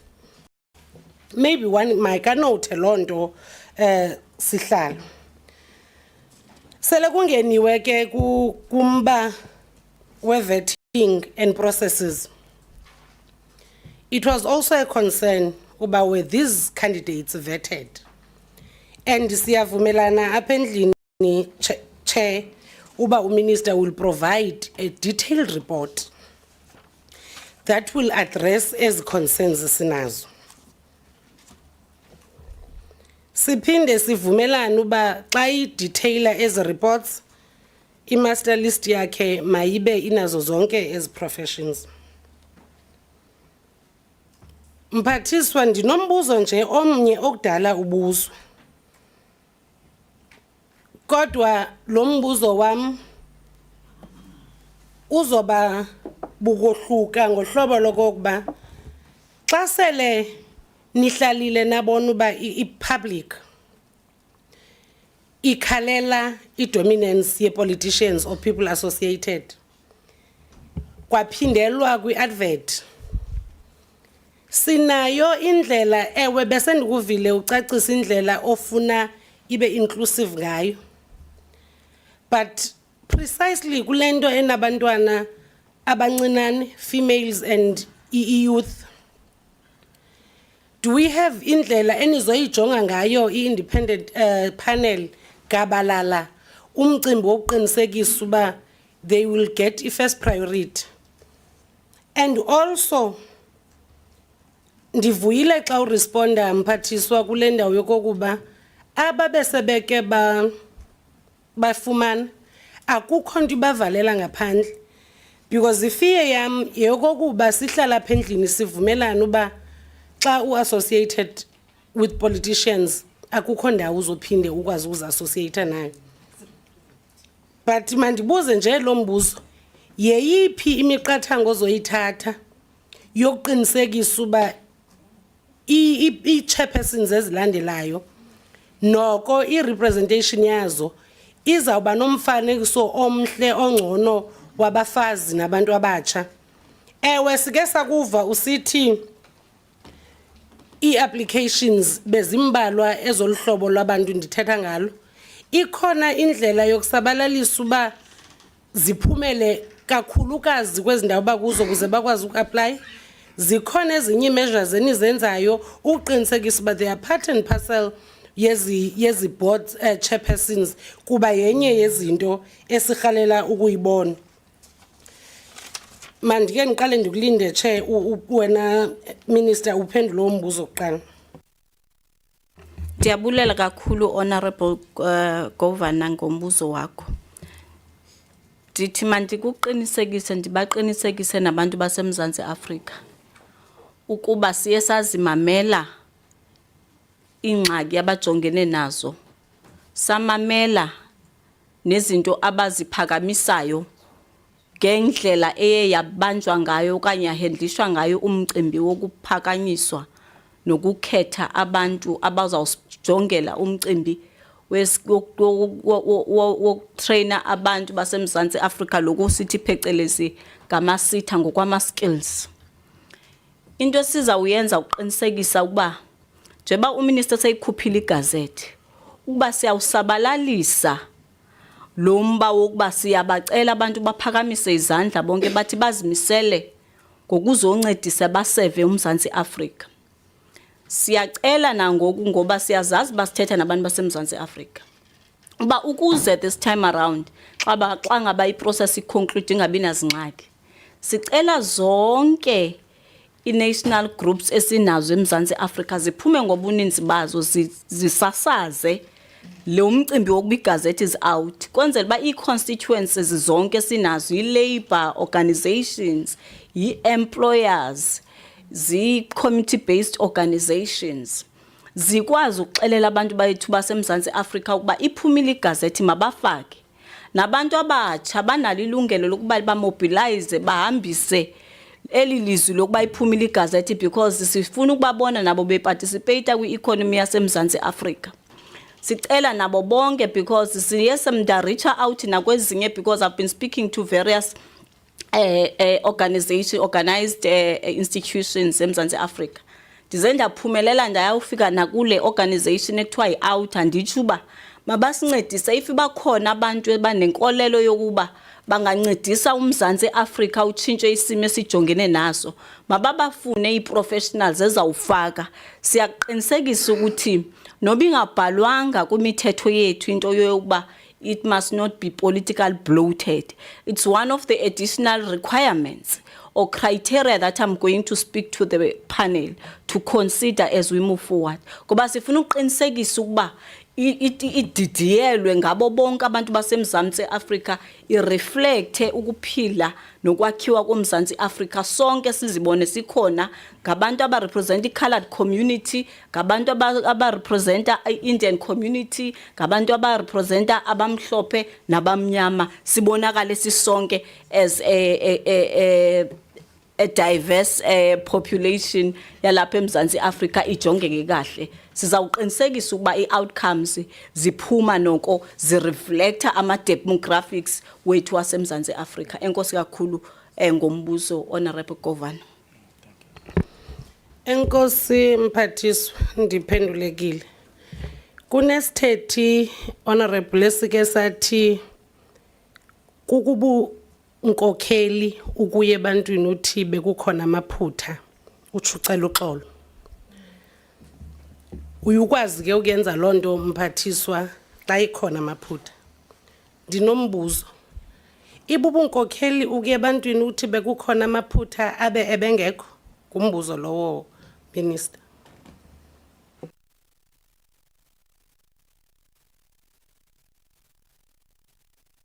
The questions are directed at the Minister. Yes, Minister.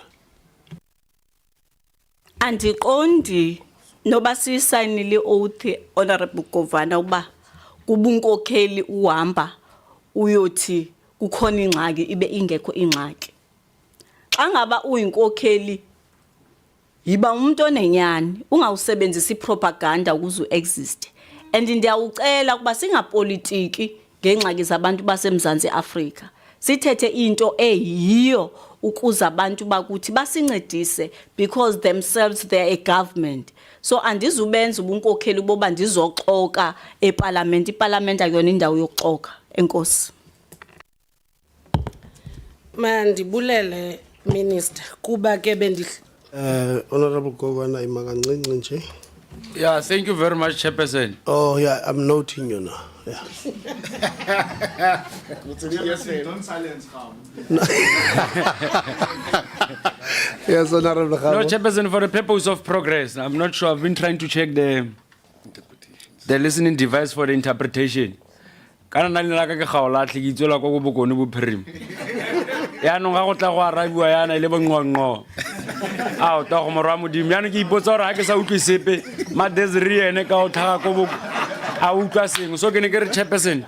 For the purpose of avoiding stifling debates and interpreting the minister out of context, I would plead, because we'll not want to be seen as puppets or stupids here raising issues that the minister has already dealt with in her response. But due to language barriers, I'm not saying you must not continue with the Xhosa or Zulu, but I'm just saying for our purpose of those who must listen and comprehend with your response. That is my plea, Chairperson. No, thank you very much. In fact,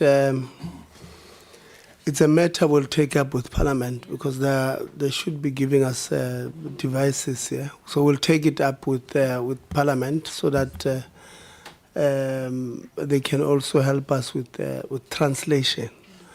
But thank you very much for raising it. We will note it as part of the minutes, and then we'll raise it as part of the report to Parliament. Thank you very much, and apologies, Honorable Khabo, but you and I are on the same boat. Honorable Yanga is troubling us, but she's protected. Xhosa is one of the 12 official languages, so she's protected. Yeah, Honorable Yanga, Governor. Mandixolise ke ebantwini abathe bachaphazeleka kolwimi endilithethayo. Kodwa ngenxa yoba asithetheli thina sodwa ndiqondile uba mandisebenzise olu luviwana ngubani napha ndisuka khona. Ngenye imini ndizalithethe olu lokuhamba. No, mandibulele ke mphathiswa xa usithi ingakuxoka oko. Masibulele kuba ungayi kwi-public uyoxoka. Kodwa ke ndikunike nje umphako nepanel xa nihleli apho. Siyacela xa nibuya ne-list ye-chairpersons ezilandelayo. Lo mfanekiso ngqondweni benithetha ngawo apha endlini onayo yonke inhlobo yomuntu okhona eMzantsi Afrika size sibone nayo. Ningalenzi iphutha loba abantwana be-politicians ne-politicians bangabikho kula list because yawube sithumela umyalezo ngewuwo eMzantsi Afrika. Niqinisekise uba abantu abaphila ne-disability abaqualifyayo bakhona kulo list. Kakhulukazi niqinisekise uba nabantu be-LGBTI+ nabo abafumaneke bequalifya, they are within the list. Manbulele, Chairperson. No, thank you very much, Honorable Governor. In March we celebrated African Languages Day, and I think you would have debated very well there. Next year, please remind me. I'm going to ask that you represent us in the African Languages Day. Honorable Khakao. Ke a leboha modula stulo. Like your night day. Firstly, let's do this. Minister, the whole reason why you have a selection and evaluation panel, the nomination task team, is because the King Ivy report on cooperative governance at 2016 advises that it must be there. And at the heart of why that should be the case is so that there can be transparency in the work of government. You don't need to pay me for me to be known or held accountable for decisions that have to do with the governing or the governance of the Republic of South Africa. So it is all fair and great for you to say because you're not paying these people, you're not going to tell us who they are. But the bottom line is you are being paid. And the decisions that you make on a salary, on the lives of the people of South Africa, and a salary, here we patalanki the people of the Republic of South Africa, those decisions must be transparently held accountable. So it is, for me, an act of shame that you hold the arrogance to tell us that it is none of our business who those people who advise you are. It is our business as the people of this committee, and it is the business of the people of South Africa to know who gets to vet, who gets to govern 19 billion rands of the country's coffers. And if you are still going to maintain, I'll wait for you to talk and then listen to me. Thank you, Minister. And if you're still going to maintain, Minister, that you are not going to tell the people of South Africa who your people are, your people who you clearly, for me, here's my hunch, and I don't have my bones out. I'm not in my ndomba, but here's my hunch, right? The reason why you don't want to tell us on record who the team was, who the selection committee was, is because you know if you tell us the names, it will be very easy for us to close on the dots on who those people are and why they were sent there. Because had there not been those people, then there is no way that out of 573 applicants, the best bets would have been Nomusa Ngubi. There's no way you would have gotten Utembi Ngosi Josopo. There's no way you would have gotten Zakeleb Teles. There's no way you would have gotten Ukonde, Kababu, Katatumantash. There's no way you would have gotten Upeteles Tole there. There's no way you would have had Uloyiso Masuku there. There's no way you would have had Ubuyambo Mantashe, Kumersita, agriculturist, Tumtataku engineering, and manufacturing. There is no way you would have had Usianda Mkati there. There's absolutely no way Elizabeth Tobajani would have been immersed in the system. And there's no way you would have had Ntatema Buyakulu there. Certainly no way Boni Sombele would have emerged. No way Tulani Tifuta would have been there. And Mama Amanda Mapena would have also not been there. These are just a few of the rest of the people there. The reason why you configured the list of the panel the way you configured it is so that there is a tailored outcome of these ANC cadres who are already beneficiaries of the system of government. Some are district municipality CFOs there. And it's a shame altogether. So when I say ngxaki iteng, and leadership that is graceful would say, Diaxolisa guys, denziputa. I didn't think I would be caught in this mess. But I have been caught and I realized bana dirongo, so I won't do it again. Instead of maintaining to say there's nothing wrong with these people, because your argument, mind you, is the same as saying, Brian Molefe, as qualified as he is, on the basis of his qualifications, we forget about corruption and thuggery because he's qualified. Your argument says it's good for you to have qualifications. You can be a thug as long as you have qualifications. You can be corrupt and be used to manipulate and politicize the system to the detriment of the people of South Africa as long as you have an NQF level 8. That argument doesn't work. Meluat, hi. Congratulations on your appointment. So you were inducted on the 6th of May. And then on the 8th, your body received an advisory notice on these appointments. Am I correct? Is this the tally that I have? Is the dates correct?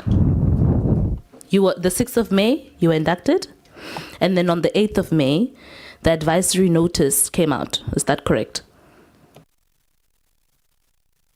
Hold on. Let me pause the time. No, thank you very much, Chairperson. I did not want to interrupt Honorable Khahawe.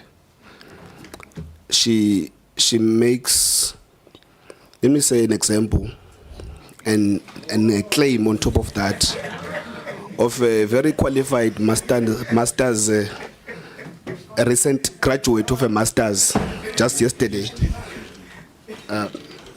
Yesterday, yeah, and she says that he's a thug. And he's a member of parliament, maybe not a member of this committee. So I would appreciate the situation where she focuses on her argument as it pertains to the topic and withdraws that particular statement. Thank you very much. Yeah, the Honorable Khakhao, I think let's try and avoid, in a full plenary, they say that you are casting aspersions on a member on something that has not been proven. And therefore, please avoid and withdraw that one. Look, I've allowed you with others because they're not members of parliament. And I'm sure in their own right, they will also disagree. It's a point of debate. I saw Honorable Low was raising the hand. I'm sure he also wants to raise the issue. So I don't want us to debate the matters, yes. Thank you. I withdraw that Ndate Brian Molefe is not proven to be corrupt, is not proven to be a thug, is not proven to have siphoned state coffers. I withdraw that. Meluwaqa? But You see, now it's going to be a problem because we're going to start debating Stenezen. Yeah, you are right. Then it's going to be a problem because we are also very educated as well. We're not going to go that route. Yeah, so please, she withdraw unconditionally?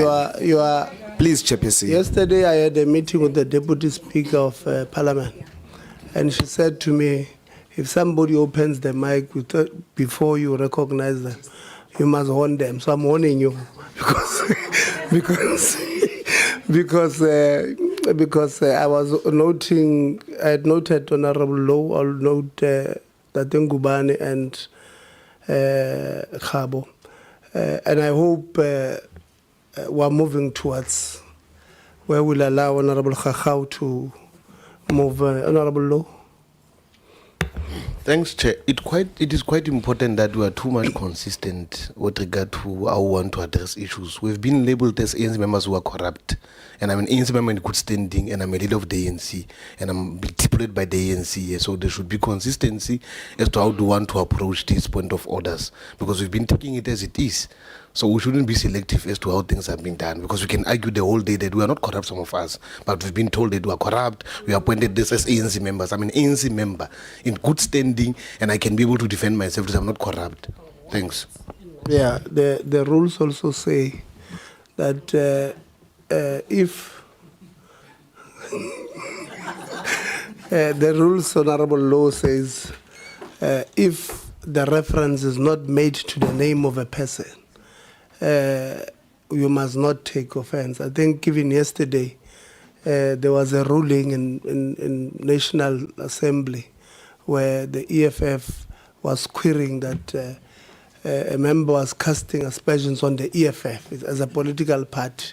The Deputy Speaker clarified that we don't have, but the rules does say if it's a shade thrown at the party, it's not to an individual, and we can't sustain an order on such, or you can't call an order when a shade is thrown at the political party, not an individual. Honorable Ngubane.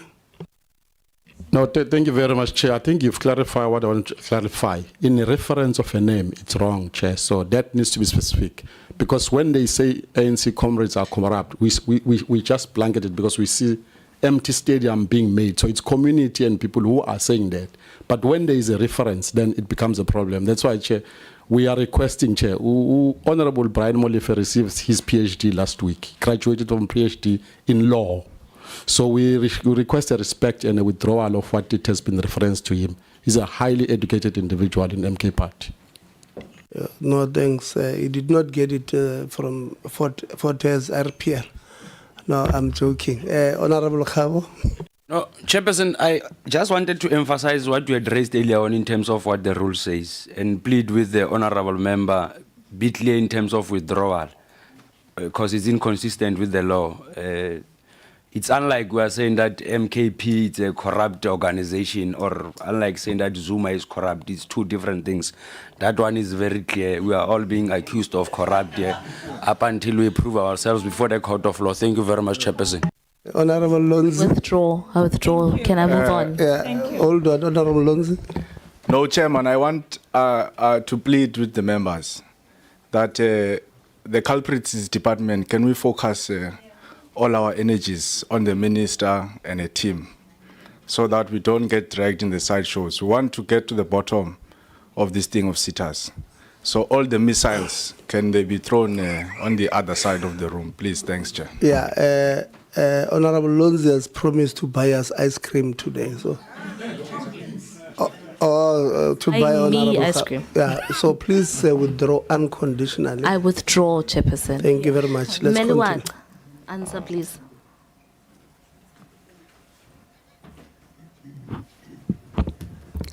Thank you very much, Honourable Member, and through you, Chairperson.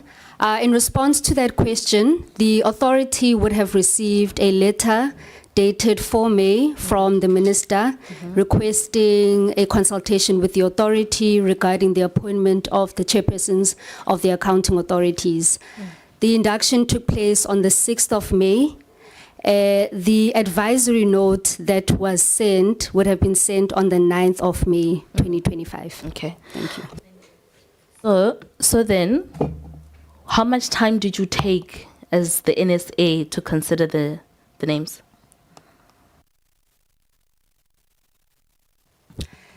Thank you, Honourable Member. So the authority would have convened a special authority meeting wherein the minister... I'm going to pause you. Nakoyak Milwak. How much time did you take? Don't take me what happened at breakfast and then at lunch. Okay.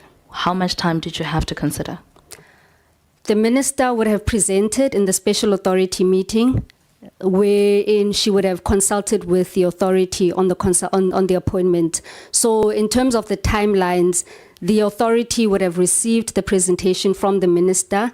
Thereafter, a decision was taken or a resolution was taken from the special authority meeting. Sana mhlambe ndikubuza ngesiXhosa kile mosotho ndizazama ndingasazi ngoba andiphenduli.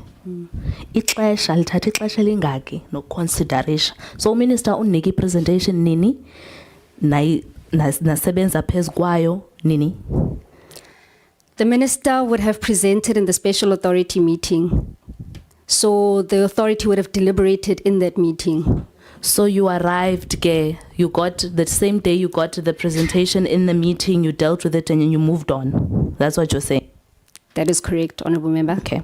In that meeting, was there anybody, including yourself, that had a problem with the composition of the appointments?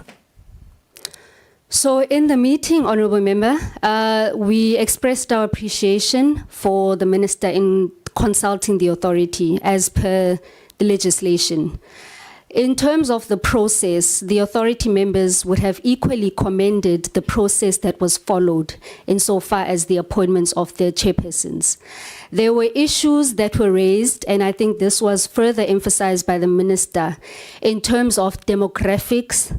The authority felt that the recommendations were quite short on issues of demographics, young people, geographic representation, and by and large, at face value, that disjuncture or seemingly disjuncture between the experience vis-a-vis the sector in which those appointments would have been made. So those were ventilated, and the advice from the authority would have been that in future, that the ministry would need to look at these particular aspects that were raised and ensure that going forward, that those matters are resolved. So you gave all of this to the minister and you listed that, right? But you said in future. So you said you're listing that, one, there's a problem with suitability, as some of the case in some of the appointments. There's a problem on where the people come from and who the people are, as far as demographic composition is concerned. But even though those are serious problems, we're giving you a thumbs up, continue and appoint these people. Thank you, remember. So the issue around the suitability was at face value, but the matter was clear. Order. Yes or no, please, because I gave you, like, it's a very simple answer. So you still gave a unanimous support of the list, even though you raised issues, we heard what your issues are. But after those things, your opinion to the minister was still that the list is great, let's have it. Was that the absolute majority consensus of the authority? The authority would have found that the process that was followed was a correct process, and the authority would have approved or given the thumbs up to the minister. The report that the minister then gave to the authority on the composition of her desired list of candidates to fill positions, did it include who the panel was and what the panel recommendations are? Can I get clarity, Honourable Member? Are you... So obviously, so the minister's submission to you is based on the panel that shortlists and says this is the recommendation of who we think you should go. Were you privy to this composition of that panel? You're not. So you are saying now to the people of the Republic of South Africa, as the head of the NSA, you do not know who the panel that worked on the preliminary work of deciding who the candidates for appointment of SETAs, which you are responsible for scrutinizing, are. You don't know those people. You just took what the minister told you and you knew nothing else. The responsibility of the authority would be to ensure that due processes were followed, and that at the level of governance, that insofar as the process was commensurate with the legislation, we were satisfied that that particular process did indeed take place. Thank you for not responding to my question. Ntate Dlamini, Kapuki Ntate Ngubane, what is your job?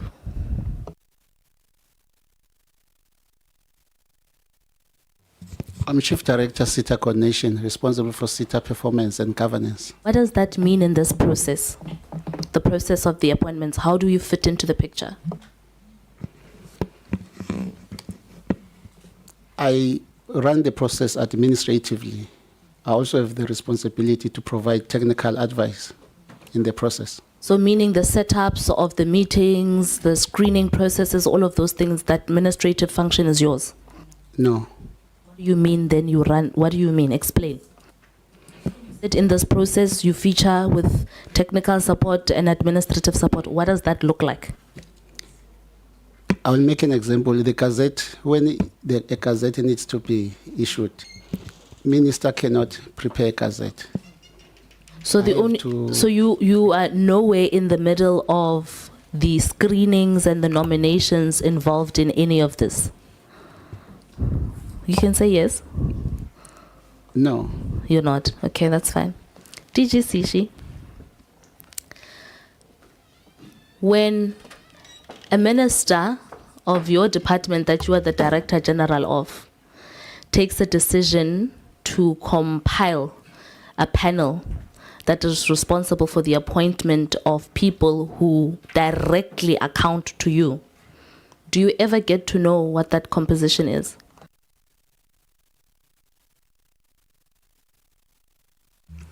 Thank you very much, Chair.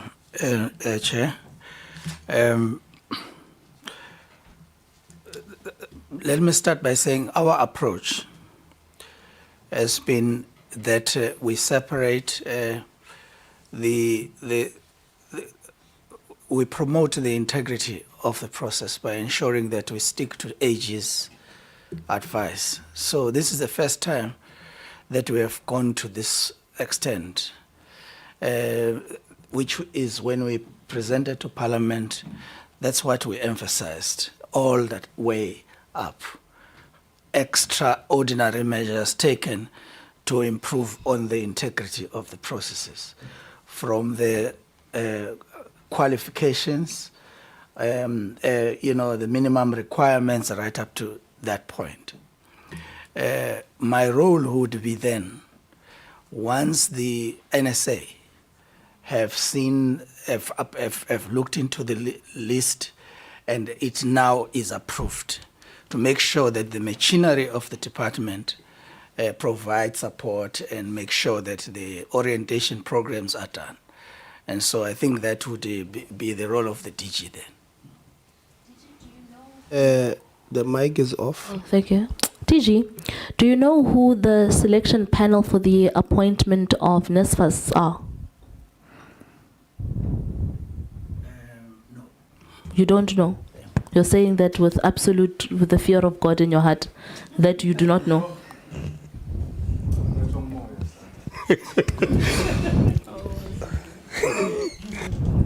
Yeah, yes, quite correctly, no. That's what I said. Okay. So the whole lot of the department, including the NSA that's sitting here, is saying with their chests, none of you know who the minister's panel is. You don't know the faces, you don't know the names, and you were not involved, that Minister Nobuhle Nkabane concocted this whole fiasco alone. Chap, I trust you will not find me to be out of order if I say, in the past, whenever we were appointing panels, there's been problems that have been identified in the department. One of them is administrative inefficiencies in the department that would have concerned the minister. as she was determined to make sure that the integrity of this process is upheld. And so you would also see that even the processes of ensuring that there is an arm's length kind of panel that is going to make sure that these processes are looked into had to be such that we protect its integrity and there is no prior contact with anyone who's appointed. So if we say no, that's because indeed that's what we intended to produce, a process that is free of any contamination and influence by any other official of the department. DG, you have a lot to say, but you're not really saying anything. The answer is simple. So you are saying yourself as the DG and all your officials here, you are saying you're throwing the minister under the bus for herself to take responsibility alone. You are saying as the DG and none of you people know who she worked with to consult on this matter. It's okay to say so you don't know anything as the department. Yeah. Okay. Advisor to the minister. Yeah. I heard you, it's fine. That the advisor to the minister, that next door, Hana Intatik. Kintate Chiterek, Honorable. Tate Chiterek, am I correct that you hold the position of the advisor to the minister? That's correct. Okay. When who's the panel? There's no way you can be advisor to the minister and not know who the panel is.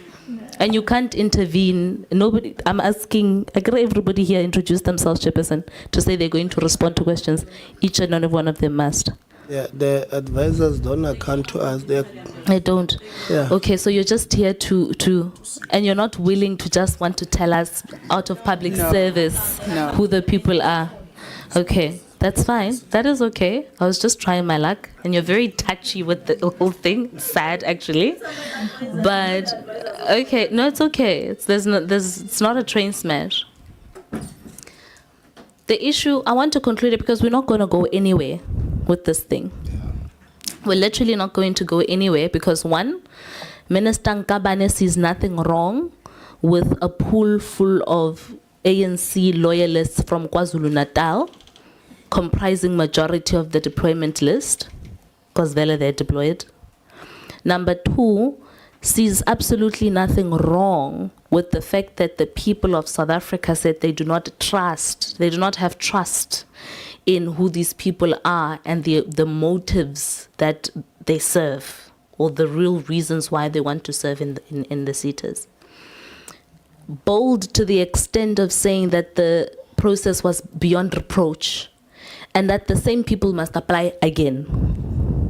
After 573 applications were received and her secret panel weapon, which we will very much uncover very soon, her secret panel clearly favored these other people. So we're not going to go anywhere. The only closing shot I want to say is this. Minister, at the heart of public service is selflessness. It is an absolute blessing to be given a position of a minister that oversees not only SETAs that are responsible for empowering young people, but overseeing institutions that make or break the lives of young people. And given that in the last 31 years of this country, we've had an issue where there is an erosion of trust between the people of this country and its government, and how government has been politicized, you would assume that people who come and take office do so with one interest only, the people, and forget about their political loyalties. You can be loyal to your political manifesto, but you can't be loyal to the stomachs of cadres. Because what that then does, Minister, is it not only questions your reputation here and makes us question your credibility and the interests that you have and you serve, but it makes us question the department itself and its configuration on where it is going. whether the people of this country can continue to pay tax with confidence, knowing that their tax is going to serve a good mandate. I just hope one day you're going to reconfigure your thoughts and be honest and transparent about who your panel is, particularly if you're going to expect us and the Republic to respect the recommendations of that panel. Thank you. Honorable Souls.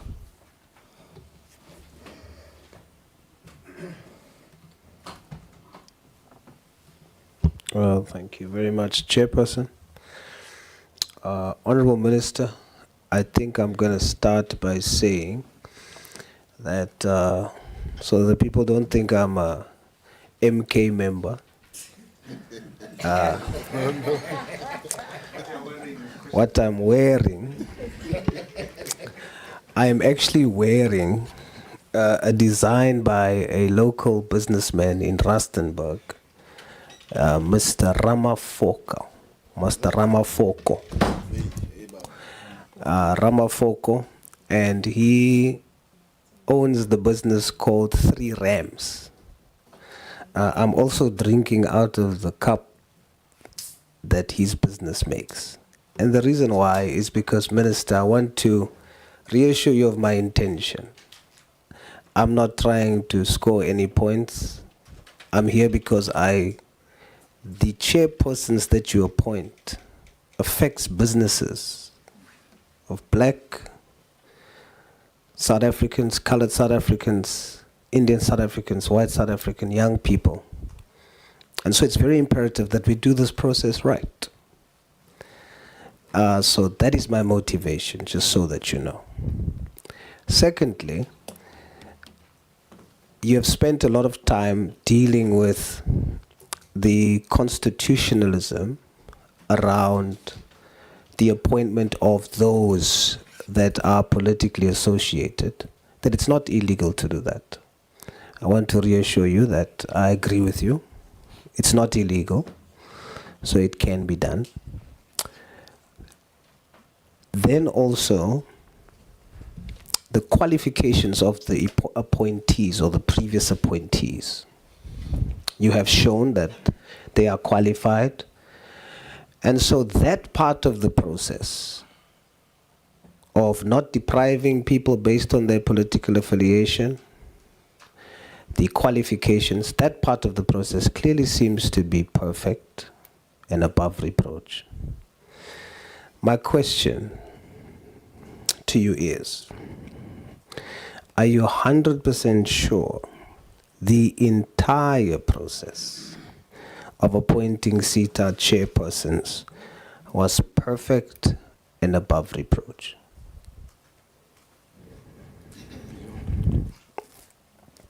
Beyond, above, same thing. Thank you so much, Honorable Soul. That's what I can say. One did not anticipate the outcry from the society, to be honest, because what I sticked on is the criteria and the application of the act. That's what the mandate that I gave to the independent panel that was overseeing the process. So after seeing that or observing that there is an outcry, as a responsible citizen, as a public representative, I had to act and respond to their outcries. That's why now, when we reopen the process, we are going to take all those issues that they've raised into consideration. Thank you so much. Thank you, Honourable Minister. Are you aware that Government Gazette number 34249 of the 26th of April 2011, regulations for matters relating to the Accounting Authority of SETA, uses the word independent chairperson in interpreting Section 11 of the Act? Are you aware? To be honest, I haven't looked at the Government Gazette of 2016. I have. I have to be honest here. I have, and I put it to you for the sake of progress. 2016, not this one. I would love to get the copy so that Okay, yes. I put it to you that the said regulation speaks of independent chairpersons. What is your understanding of independent chairpersons? Just off the cuff.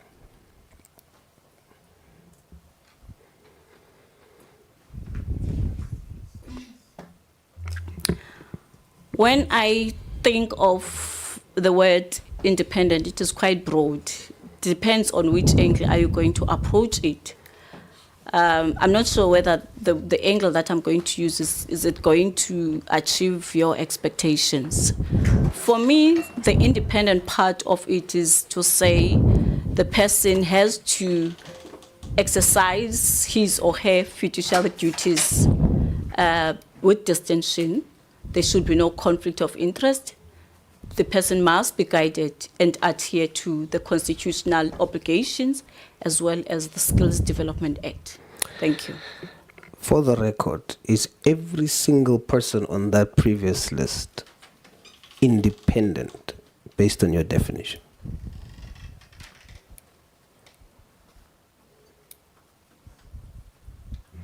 Because in terms of be it a person is implicated or is allegation or was arrested or has a criminal record, my determination was based on the vetting report that I received.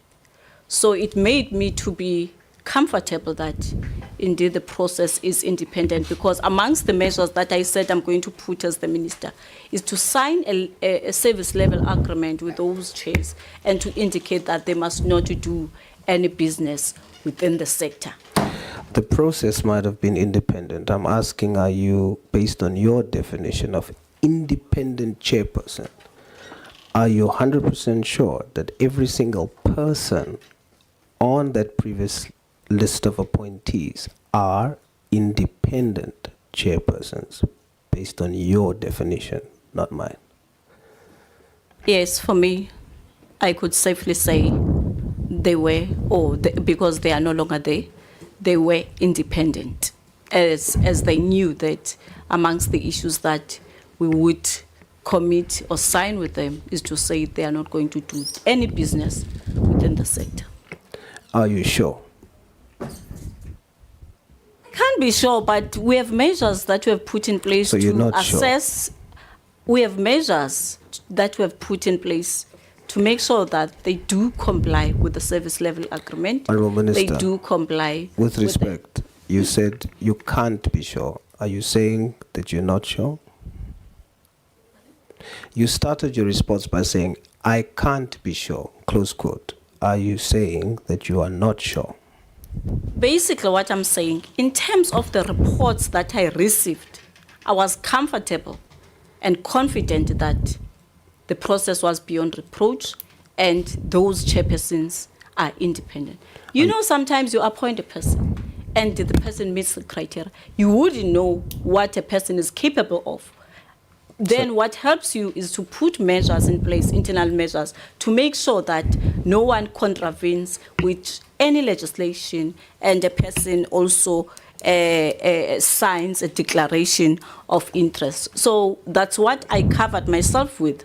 I don't know what is it that they could do beyond that, because I can't put my head on the rock and say I'm 100% sure that they wouldn't. In your definition, you mentioned one of the items that you mentioned was conflict of interest.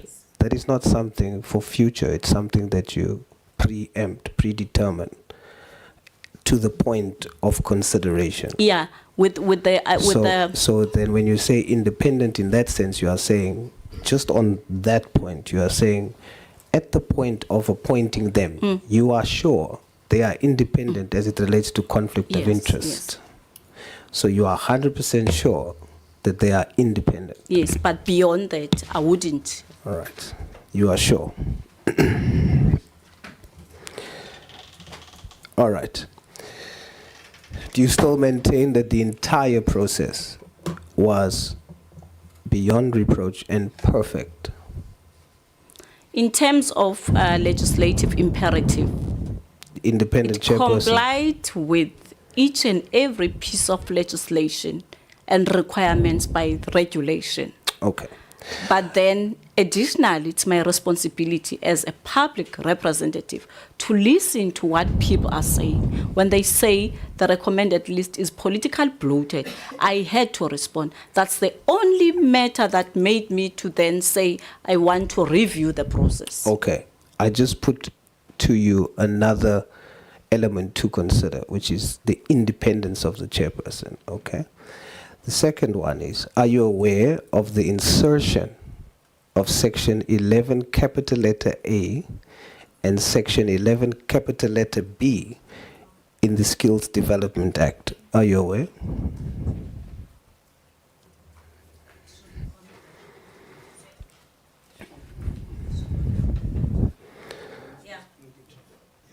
Are you aware? Yeah, this is section 11(1)(a). Capital A. The insertion, the Principal Act only has section 11, subsection A, B, etc. Then the amendment added the insertion of 11 capital A, 11 capital B. Are you aware? Yes, I'm aware, but I don't have a copy, unfortunately, now, because with my presentation, I only focused on section 11, That's 1A, okay. yes. The section, the section that we are referring to is called the eligibility section. The eligibility section demands of the candidates to have specific character qualities. You can trust me, Honorable Minister. I know, I must sit. That's okay, but you can. It's just I'm worried about my time, but you can trust me. The eligibility clause deals specifically with character qualities now, not just education, not just political affiliation, but character qualities. It calls for people found to be involved in theft, fraud, even acts of dishonesty. The word dishonesty is even there. To be disqualified from appointment. Is there anyone on the previous list of appointees who has been charged with or officially said to have been involved in acts of dishonesty like bribery or any form of corruption?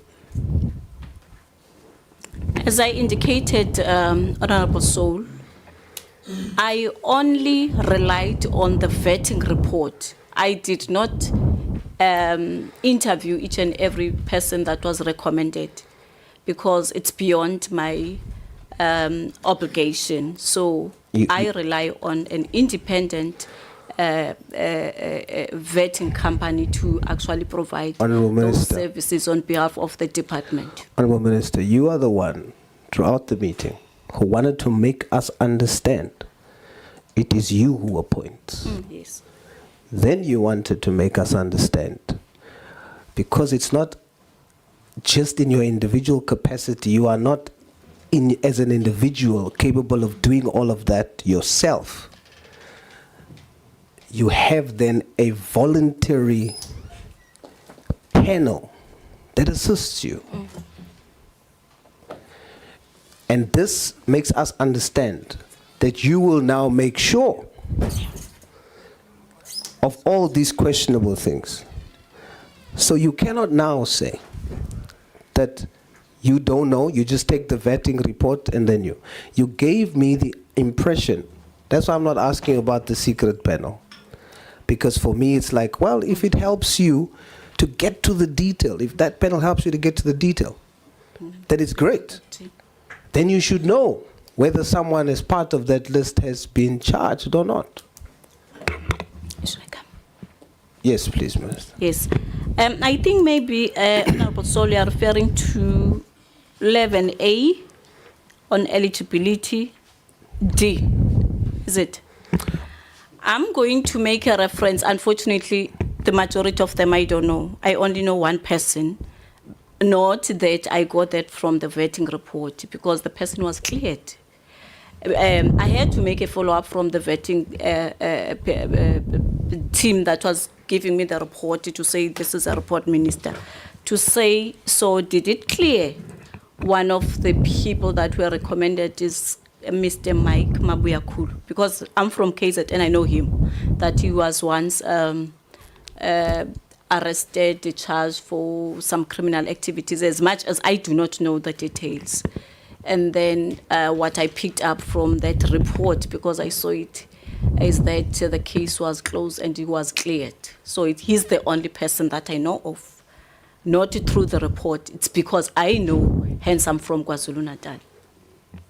And you don't feel that that's reason to question eligibility? I think this one is more technical in terms of legal terms, because my understanding is that if somebody has been cleared, he has been cleared by the court of law. So who am I to then argue or challenge the court of law to say this person has been cleared? You know. I'm not saying specifically the individual, I'm testing your disposition. I want to speak about this, something that I know. I don't want to generalize, because I know that one. But I'm trying. Others, unfortunately, if they do have Honourable some Minister, issues, I don't know. I'm trying to decipher your posture in assessment, not necessarily the individual that has been cleared. Yeah. I'm trying to your posture when you look at a situation. Do you say, oh, cleared, tick? You don't look deeper into what 11A and B requires. To say, look deeper into the character qualities of these chairpersons you can appoint. The law wants you to do that, not just cleared. No. Is it true? Yes, ma'am. Yeah. No, I must take your note. It is assisting us, hence we have reopened the process, maybe to also dig deeper and also cover the aspects that you are raising. It's helping, in fact, it is empowering us as the ministry. You have just indirectly conceded that you're now spotting some flaws. Yes, because of the issue that you are raising to reflect on 11A. All right, so I'll leave it there. Capital letter A to F, yes. All right, I'll leave it there. Yes. And continue. For clarity, you said that the reason there was unequal race appointments was because 0 colored South Africans, 0 Indian South Africans, and 0 white South Africans was nominated or applied. Is that correct? It's correct only with the chairs, but with the AAs, we are good. When we bring to the attention of the portfolio committee, the AAs. So with the chairs, nobody? Yes. None I'm of hoping those. this time around all of us are going to go out and encourage them to be nominated, or we are going to go out and ask relevant sectors to nominate them. All right. The only person that applied was the chairperson, the previous chairperson of Health and Welfare. Unfortunately, she couldn't meet the criteria, or was nominated, not applied. All right. On your media statement dated the 16th of May 2025, you commit to the nation that when it comes to preference and equity, you are going to specifically look at race, gender, youth, people with disabilities. You include race, I quote. In the government gazette that you've released calling for the reopening for nominations, you expressly exclude race. You only have gender, youth, and persons with disabilities. What is the reason for not having race in the official government gazette? Maybe if I can respond to this one is because when I looked at the Constitution, because that one was a gazette, at least that one, the first one was a statement. The Constitution of the Republic of South Africa prohibits unfair discrimination on the grounds of race. So it was not easy for me to just put race on a government gazette. Hence, the Constitution prohibits. No, for equity, you are saying the Constitution allows you to have preference for equity, to look at racial balance. That's the reason why you have it on the statement that you're talking to South Africans. Yeah. It is untrue to say that you are not allowed by law to say race in a government gazette. That's incorrect, Honorable Minister. When I looked at the Constitution, it says it is only a relevant factor in some context, in particular in addressing the imbalances of the past. So You when you said look that. at it and try to But interpret that's what it, you said. when you I'm making an example, white people, you cannot say you are addressing the imbalances of the past. Okay, colored people. However, I'm reaching out to various organizations, the colored community, as I've mentioned earlier on, the organized white people organizations, and through the business chamber to say, good people, please try to encourage them to be nominated. I also spoke to Outer as Honourable well Minister, to say, I agree also with spoke you. to various executives, Hear my cabinet question. ministers who are here. Please to hear my say, question. I agree with you. That call that you are making for all races to come requires you to put the word race in the government gazette. Do you agree? I have to get a legal opinion. I don't want to say I agree or disagree, Did you get a unfortunately. legal opinion to put the word race in your media statement? No, I did not. Yet you put it in your media statement. Why? I felt I must put it. You don't feel you must put it in the government gazette? No, not that we were trying to deprive other races to be part of this process. That's why I'm even saying to you, Minister. I'm even reaching out, speaking to various organized races that we have in the country. I'm reaching out to everyone to say, Minister. good people, let's try to make sure that this process I wanna becomes implore- inclusive at the end of the day. My intention is not to embarrass you. My intention is not to, I said it at the beginning, but I am asking for honesty. I am asking, let's agree and let's take accountability if we've done wrong. You now have a second opportunity to correct this. You have not excluded race because you want to. You are now positioning yourself to the nation as 1 minute I want to add race, the next I don't want to. I need a legal opinion. So what I'm imploring you to do, Honourable Minister, what I'm imploring you to do, take accountability. Say there's race in your media statement and you meant it because you want to include all races. Yeah. And you accept accountability that the word race is excluded in the official government gazette, and you will fix it. I will do, Honorable Soul. Thank you, Honourable Minister. Based on that concession, would you now agree that the entire process was not perfect and above reproach, based on your concessions now? No, these concessions does not invalidate the process, because what guides the minister in terms of appointing AAs is the Skills Development Act. Okay, so I conclude. So I followed all the requirements as made in the Skills Development Okay, Act. so I conclude. However, I am going to consider the issues that you have raised here. I Okay. am going to speak to my team to also remove the gazette that we have advertised yesterday and put this one, because we want to make sure that Yes. this process becomes inclusive as much as we could. Thank you, Honourable Minister. Thank I you, sir. put it to you, even though that you have admitted to the flaws, and by virtue of the fact that there are flaws that you conceded to, that makes the process not perfect. That makes the process not above reproach.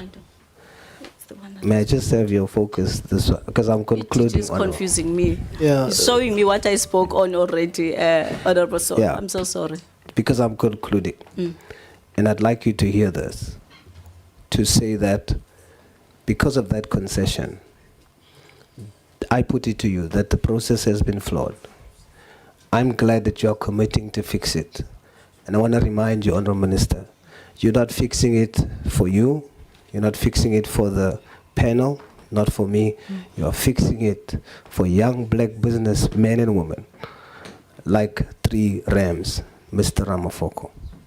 I thank you, Chair. Thank you, Honourable Minister. Thank you. Thank you, Honourable Lonzi. I suppressed you when you wanted to call order because I wanted Honourable Souls to finish. You can come in. No, Chair, I think you also addressed this when you started the meeting. I just wanted you to emphasize it. There's a lot of chit-chat that takes place between the minister and the DG and the team whilst we're asking questions. And then when she doesn't answer our questions, she becomes frustrated, but it's because she can't hear them. She's chatting. So I know you addressed the Chair, but please re-emphasize this is a very important process. Can the minister listen and pay attention? Thank you, Chair. No, thanks. They keep going to her ear. I was going to suggest, Minister, that maybe we bring the advisor next to you and not the DG. The DG, even when he's next to you, he speaks loud. Even when I'm here, I'm trying to listen to the question.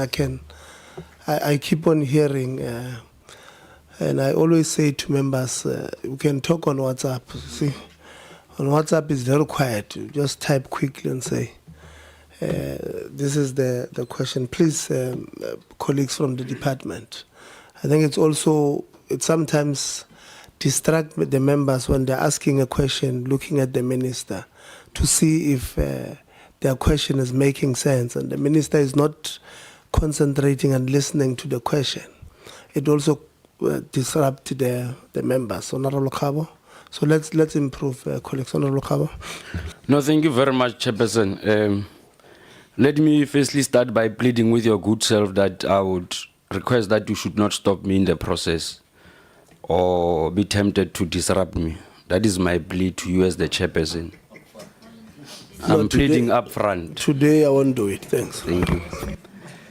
Chairperson, let me start. Like I said, Nalina laka ke khaolathle minister Rasifane se tsele khaba se se fetoge. Le nna ke batla go pega thaba ka ona kwa tlhotsa a o tlhotsa ka feletsa onkwetsi. Ke ne ke re tla ke tsumule pele go appreciate the minister's consideration. If you are a government elected by the people. You represent the people, and in the process of representing them, you must listen to the people. I appreciate your consideration of the public views. Whether to others, they might exploit it for political purpose or not. The fact that you have demonstrated leadership in listening to the people that you are leading, that is appreciated. In fact, the appreciation is not only about listening, but also demonstrating in action that you are willing to learn from the people as much as they must learn from you. We appreciate that withdrawal, Honorable Minister. Let me get to the point I want to raise, and I would want you to understand this thing and clarify this thing of power so that we are not found in a power struggle unnecessarily. We are all members of we are all members of parliament according to the constitution of this country. We have delegated the powers of presiding over the affairs of this country to the president of the country. Our powers as members of parliament. He ultimately delegated those powers to the ministers. In practical terms, both the president and the minister, they are having borrowed powers of parliament. So both the ministers, including deputy ministers and the president, they account to parliament. So when we apply accountability in this context, this is the relevant platform for the minister to account. And when we are holding the minister accountable, it will be in line with the principles of accountability that takes place within the public sector, and also considering issues that you had raised in relation to the King 5 governance report. Now, in this instance, Chair, I wanted to reflect the issue of accountability so that in the process the minister understands that she's here to account on the basis of the powers that were delegated to her. And many scholars previously have tried to interpret this thing of accountability as to what does it mean. But in a nutshell, from where I'm sitting, it's basically taking full responsibility of your actions. Now, in the context of public sector, it means that now that we have given you the responsibility as a minister through the president to oversee the smooth running of the Department of Higher Education, including the correct spending of the budget allocated to the department, it is for that reason that you must account, because that is the funds of the public. And your actions, as and when they are taken, it must be taken in line with the powers that are vested in you as the minister. So I thought I must indicate this thing, that public sector is governed by certain principles. And one of those principles is the fact that we've got Batopele principles, and one of it deals with transparency, and would obviously hold the minister accountable in line with those principles of Batopele, including those principles that guides the public sector of South Africa. Let me go to the issue of boards, Chair. This chairperson's boards. Minister, let me start with this panel that is seen to be treated as a private entity within the public sector. I know the powers that you have as a minister, like I indicated, the borrowed powers. You appointed the panel.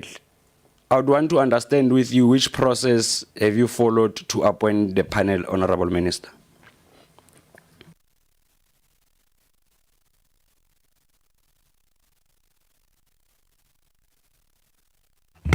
Thank you so much, Honorable Khabo, and thank you for your preamble in trying to maybe empower us to understand the accountability as the public representatives.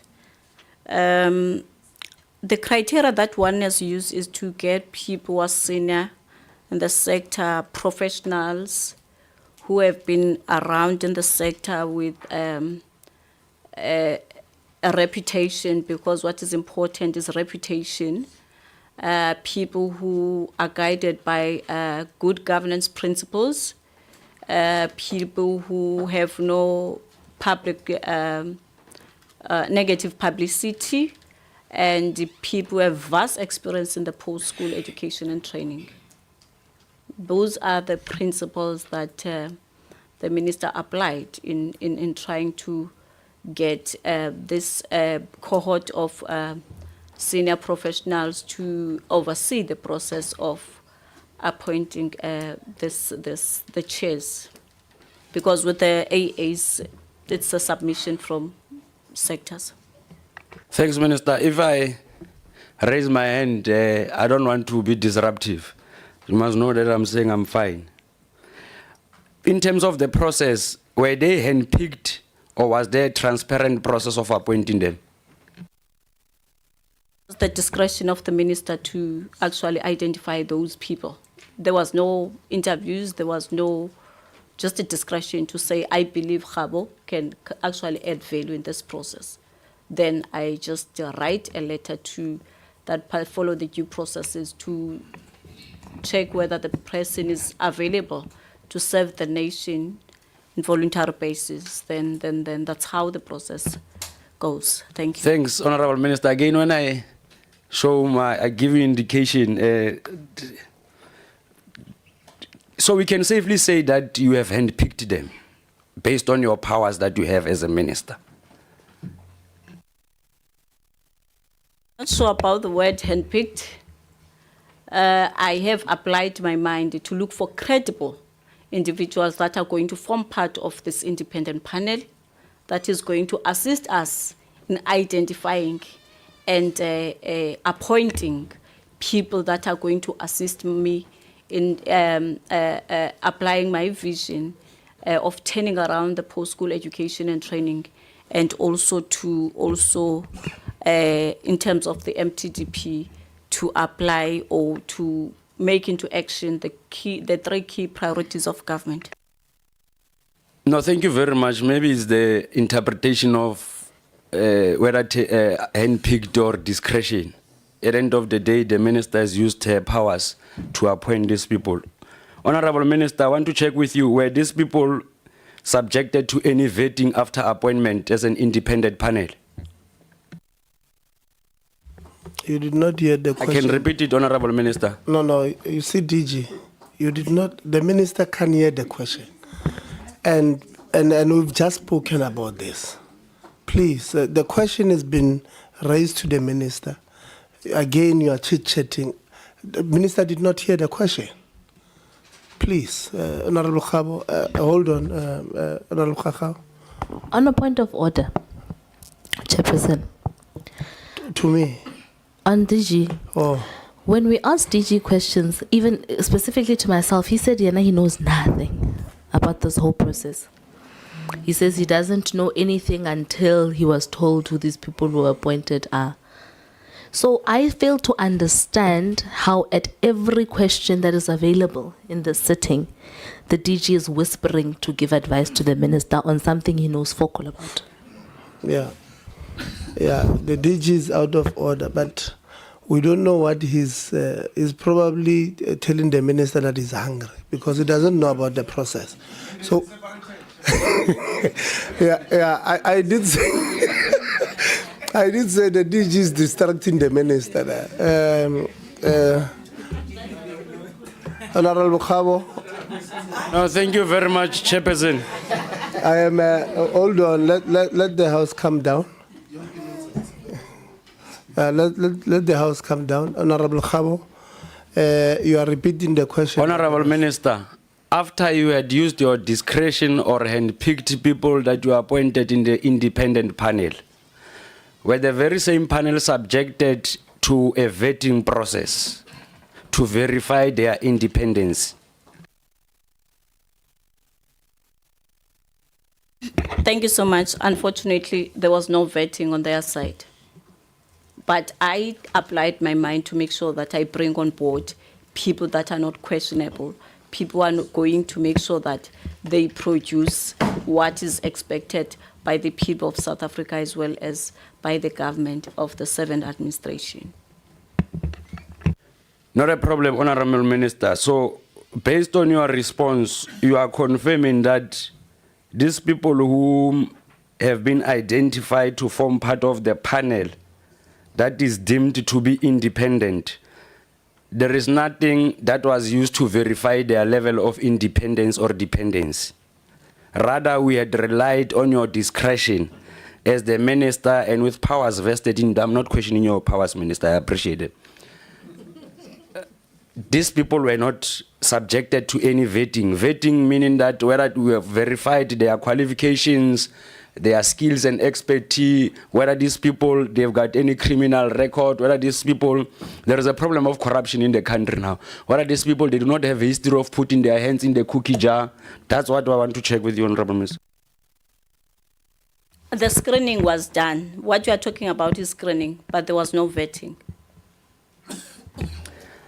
All right, I take note of the fact that there was no vetting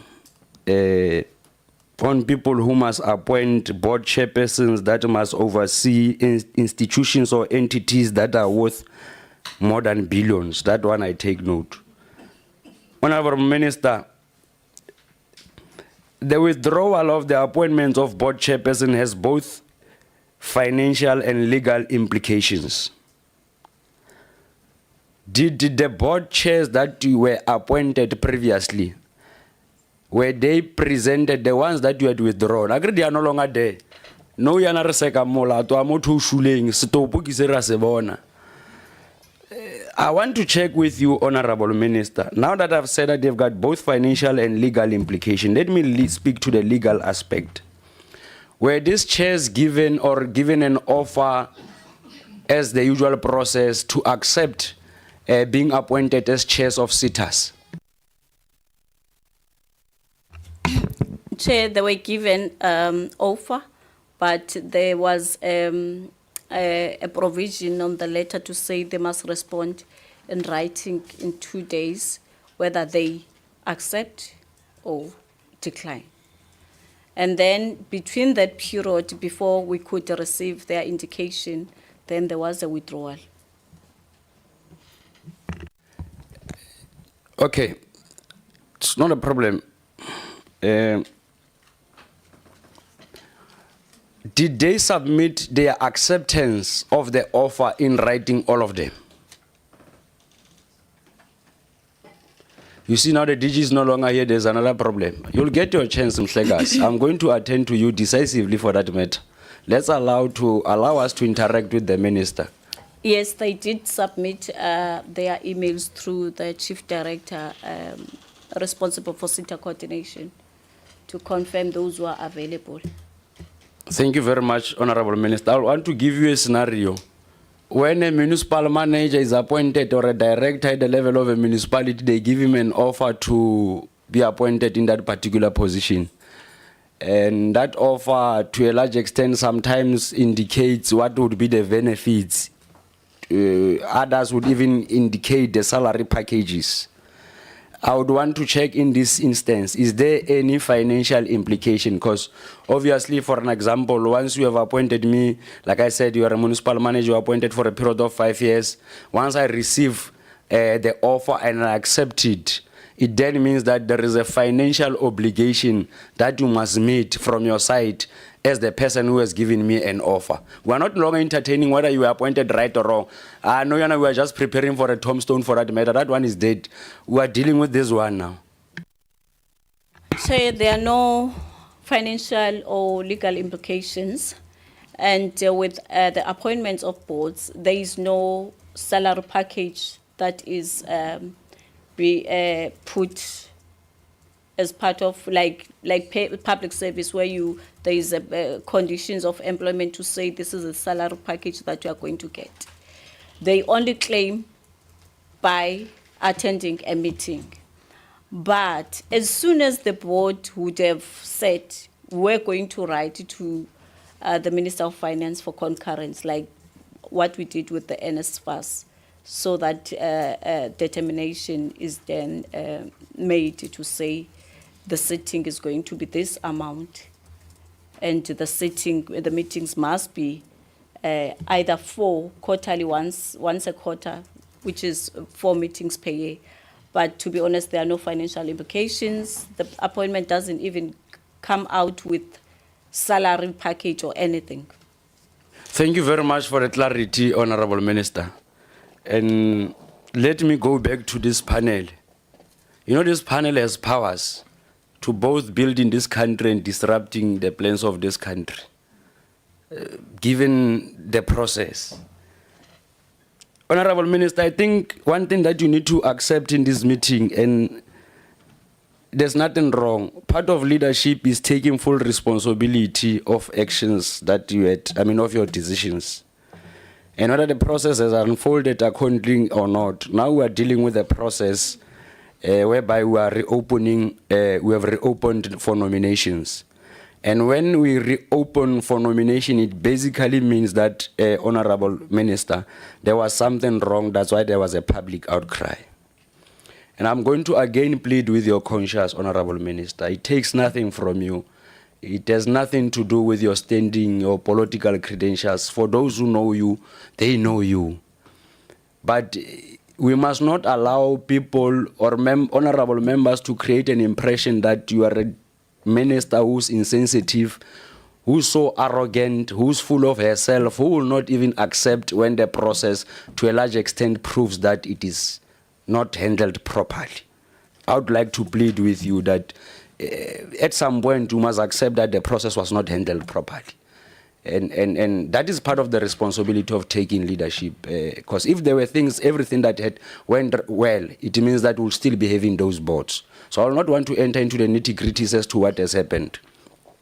Your report in terms of your withdrawal letter, I think it is paragraph number 5. It says that I will also establish a new independent panel to process nominations.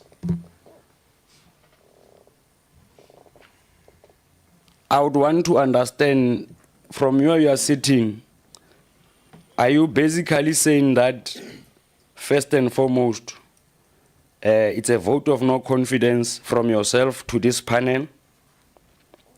But second to that, is it a confirmation that indeed this panel, to a large extent, there were certain things that they did that was inconsistent with the process? Let me stop there before I confuse my sequence of questioning.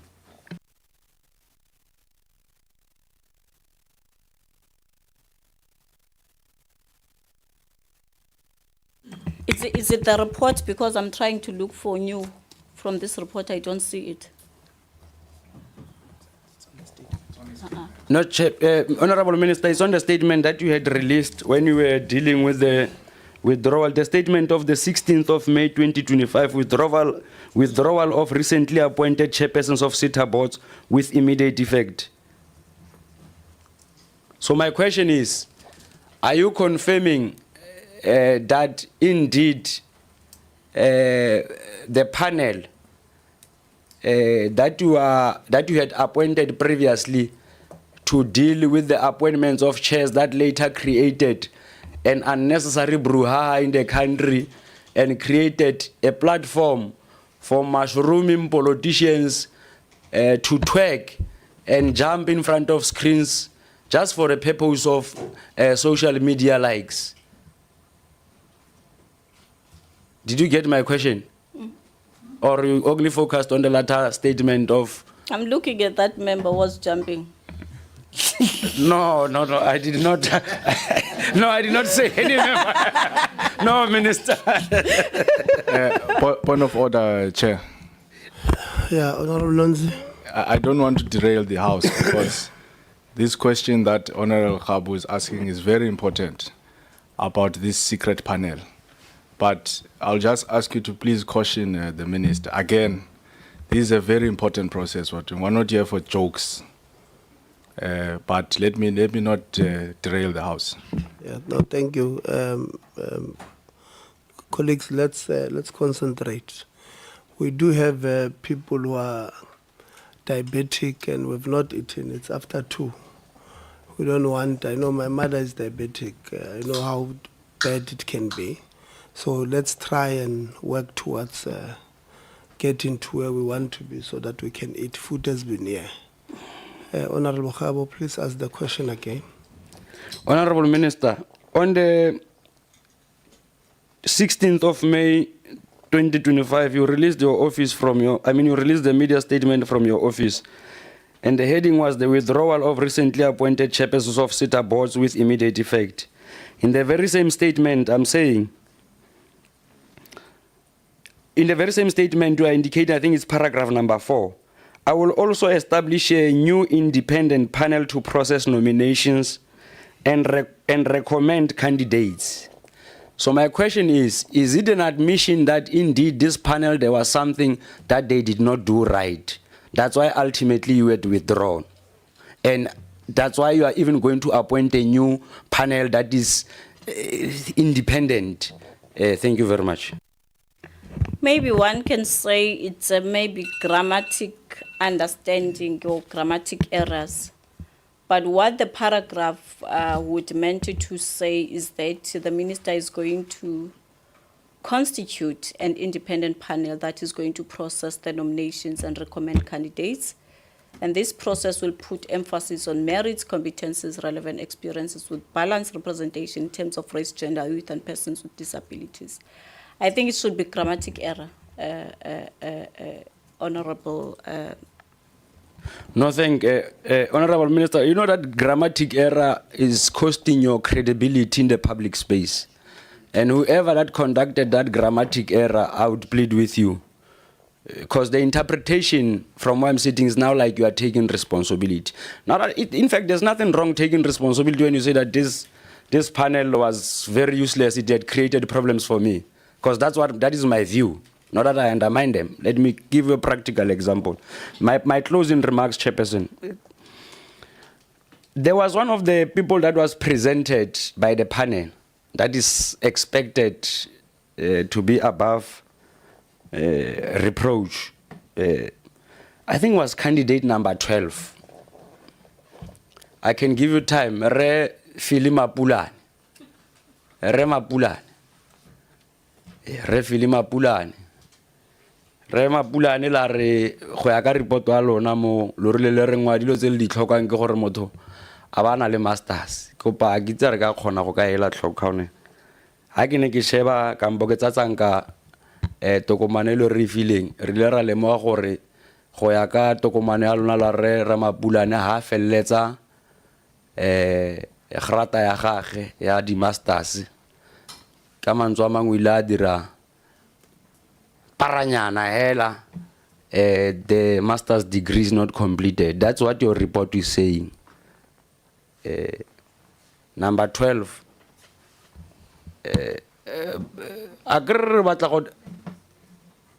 When we leave this meeting, Honorable Minister, you must address the media, apologize to the people of South Africa, or this panel has misled you.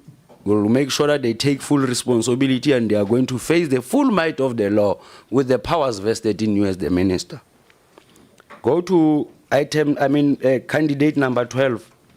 While we are checking on candidate number 12, Honorable Minister, maybe as part of my parting shot, Chair will allow the Minister a while to check on that thing.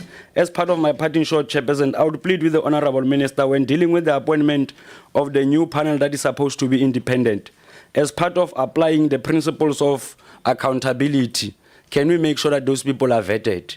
Because now it has always been suspected that they are going to be biasness. But equally, Honorable Minister, it is our belief that in our decisions that we are taking, we must be able to demonstrate the geographical spread of this country. It cannot be that through and through, even in terms of budget allocation, would forever want to be biased to certain provinces and leaving out certain provinces. But equally, Honorable Minister, plead with that panel of yours, of which I'm suspecting that majority of them are old people of that panel. It cannot be that in the country where the dominant population is young people, you have got the majority or the entire list of chairpersons that are old people or above 50. It cannot be right. It cannot be accepted, and the argument that would be presented would be that young people have not applied. And I want to put it to you, whoever said that young people have not applied, that person is lying to you. That's why the credibility of that board is highly questionable. Because we can put it to you that young people who've got masters, who have qualified, not through bogus or unquestionable universities, who have qualified, who have got master's degree, have applied. But through systematic processes, because of these people, there is nothing that we can prove that they were not biased. They have managed to remove those people from that list. And I would like to plead with you, Honorable Minister, maybe as part of responding to my question, if you can just tell me, the annual financial statements must be submitted by tomorrow. And I've asked this question, what is going to happen? The DDG spoke of section 49 trying to threaten me, and he spoke of section 55. And I've taken him through to say that, can you say to me that, in fact, the DDG indicated in the last meeting that you wrote a letter instructing accounting authorities to take full responsibility of that process of submission. I don't know if I'm quoting you in verbatim. As we close. Yeah, as I close. I knew it is going to get to that point. Now the time is long. But we have always been allowing people to speak even if their time is over. And I'm going to plead with you. And I've allowed you. Yeah, it's always the case with you. No, I've allowed. I'm going to get to a point of now relegating to a level of Honorable Lonzi, No so that I can also be respected. It's been 4 minutes. Thank you very much, Chairperson. I think the issue of PFMA will be clarified as to what is it that we are going to do now that there must be submissions this weekend. And equally the issue that I've raised there, Honorable Minister, in terms of candidate number 12 that I've asked questions about. Minister, you answering any of the questions he has made, or you think there were comments? Chairperson, I think I indicated in my opening before the presentation that as a mitigation measure for us to close that vacuum as the department, we have since requested, in terms of Section 49 of the PFMA, written to Minister Kotongwana, the Minister of Finance, and he has given us, we have obtained concurrence from the Minister of Finance to assign CEOs to execute this responsibility so that come the 31st of May, financial statements are indeed submitted, as well as the performance reports to the AG. I think that's the first part. The second one is around the vetting of the panel. It's more of a comment when I look at it. Honorable Khabo, but it's not the surname. we take note of this the process that we need to also undertake, so that we make sure that we are transparent in our approach, and we bring people that are going to actually assist us in concluding this process, which is long overdue, and our people on the ground are waiting for us to come up with clear interventions on how best do we then skill the nation. Hence, there is a skills deficit. So it's one of the areas that we're going to focus on as the ministry, to vet the panel before we could also give them a responsibility to execute this responsibility. And the representation of young people in these boards, it's one of the issues that maybe we're going to consider, but we would also request you, because we work on the documentation that we have received. So it is our collective responsibility here in this meeting, in this parliament, to encourage young people, that those that we know that they meet the criteria, to be nominated, so that they are going to be considered. Because we have seen this when we're doing the NSFAS. We did not get anyone, young people, who met the criteria. There were only 2.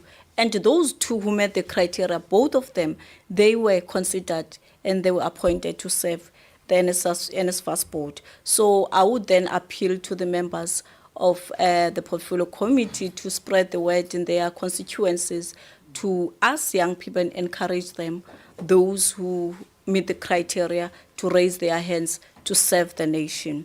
I also pick up some of the areas that we are speaking about, Honorable Khabo, in terms of the limitation as far as the recommended list. It's consciously correct for me as a public representative and as a leader of the society, because all of us here, we are leaders of the society, representing my organization, to see with what we are raising. I also pick up that there are some limitations, in particular with Mr. Mohlopi. I don't know whether I'm pronouncing him correctly, Philemon Mapulane, that the master's degree is not complete because he's still busy with the dissertation. However, with the gazette that we have issued, it doesn't necessarily say master's degree this time around. I don't want us, when we see Mapulane being nominated, I don't know what the panel is going to say, but this one did not have or doesn't have a master's degree. It says preferable. Honorable Chair, I think it's very important for me to emphasize that point. Thank you so much for your comments. I think they are empowering us as we navigate the space and prepare for this second leg of the exercise that we need to embark on. Thank you. Thank you very much. So the first gazette wanted masters, not NQF level 8. The first one, or you'll check. Okay. Bomfu. Yeah, no, thank you very much, Chair. Thanks a lot. I think from the start, from my side, Chair, I would like to appreciate the Minister for really withdrawing the whole previous process. Because what happened here, the whole department was put into disrepute with all of this process. It's this thing, Chair, of throwing a facade. When you've arrived, you throw a facade as if you're coming to do something different that never existed in this world. When there are easy things to still achieve what you want to achieve by just going for the easy route. I think there were about 3 previous ministers in this department. I've never heard of a panel from them. It started by, I think it was Professor Tlengwe Mkhize, it was Minister Dr. Naledi Pandor, and the Blade. In the department, there are staff that can do this process. The problem starts by saying, by throwing the facade, that I want to do something extreme, and things, they just fall apart, worse fall apart. Because we've got this tendency that have arrived, I want to be seen, good, I'm so extreme. And then things fall apart. When there is easy route, for the whole of, I don't know how many administration, all the ministers have used the internal staff in the department. My first question is from the minister, what didn't you not trust? Because the reason I'm asking is for the first time we hear that for onboarding this board, even the chairs, there is a panel. And this panel, all of us, we're saying it's a secret panel. No one knows who they are, how it was onboarded. What prompted you to say there is something happening in this department that I'm so fearful of, that I don't want to utilize this department's resources? As I mentioned, that there's been 3 administrative before. All of them have been saying, you guys have been running this process for the past 20 years, 30 years. Run it for me again, the way I want to run it. I will scrutinize it. Was there something, Minister, that you didn't trust in the staff in the department? I think I did indicate when I started, Chair, to say AG raised this thing, flagged this thing, that previously the process that was followed in appointing AAs was irregular. So we're responding to the call of the AG to say there was no clear process and paper trail that would say, as the minister, you follow this.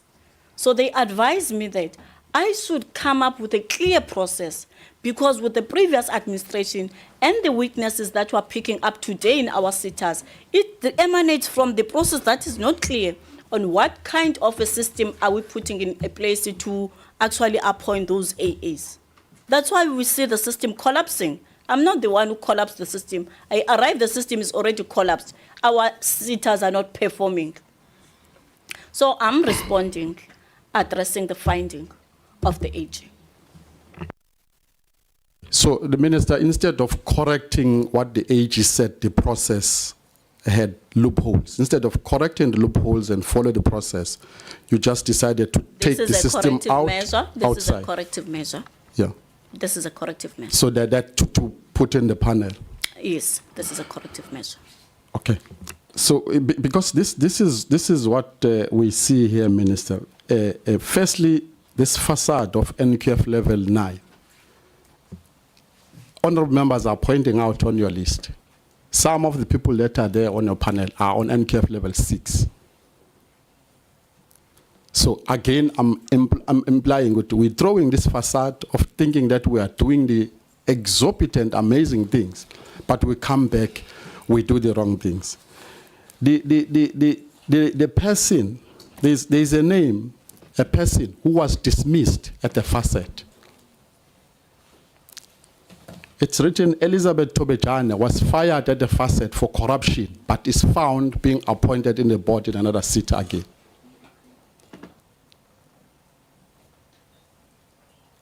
These are the things that we are saying that it's a problem in the department. I don't know whether maybe there is a problem with the advisors or there is a problem because now we will need to move from the department staff because the staff was not involved in this process. Maybe there is a problem with the advisory or that panel that you appointed. Because there were corrupt people here that they've put. It's quite extreme that the public was screaming about this thing. To all of us, it looks like cronyism.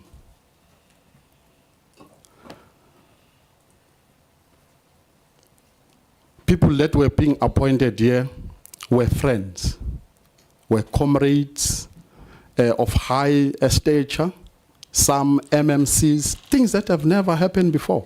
We see it for the first time, as I'm saying, Chair, to us who are outside, we've seen this thing happening, but we've never seen it to this extreme. What is happening in the department? Are you being advised correctly, Minister, with the whole of this process? For the second time that is going to go to this process, are you being advised correctly this second time around when now you are repeating this process? Yes, I am advised correctly. And I'm happy to see, Honorable Ngubane, that you can pick up that it was wrong for politicians to serve in those boards. Because with yourself, you served in 2 boards of SETAs when you yourself was a leader of the African National Congress. I'm happy when you can see those things that are wrong today, the things that the collapsing system that you are speaking about today, you were part of it. I'm happy and I'm taking note, at least when you're talking from experience, because you were part of the mess that we are trying to resolve today. Can I correct you there, Minister? Let me assist you to correct you then, Minister. You must ask your staff. When I was appointed at MICT SETA, I was running my IT business. I was not a politician. Just to assist you in that. I was not leading in Johannesburg region. Minister, stop misleading us, Minister. Minister, please allow, let's not interject when he's speaking. Continue. Honorable. I was appointed at MICT SETA because I was a businessman who was running his own ICT business. I was a member of ITA and I was a member of ITPF, the Associations of IT, who sends a letter on the MICT to appoint me. If you don't know, you must ask and don't mislead us here. Honorable Ngubane, hold on. Honorable Khakha. Clarity, sorry, Chairperson, because it was very explosive. So there's just one thing that I need to clarify. Did the minister say that Honorable Ngubane was part of the mess when he was leading in Johannesburg on behalf of the African National Congress? Is that what she said? I don't know if Honorable Ngubane was leading in Johannesburg in the ANC. I think whoever said that must confirm that, because I've corrected the lies in this room.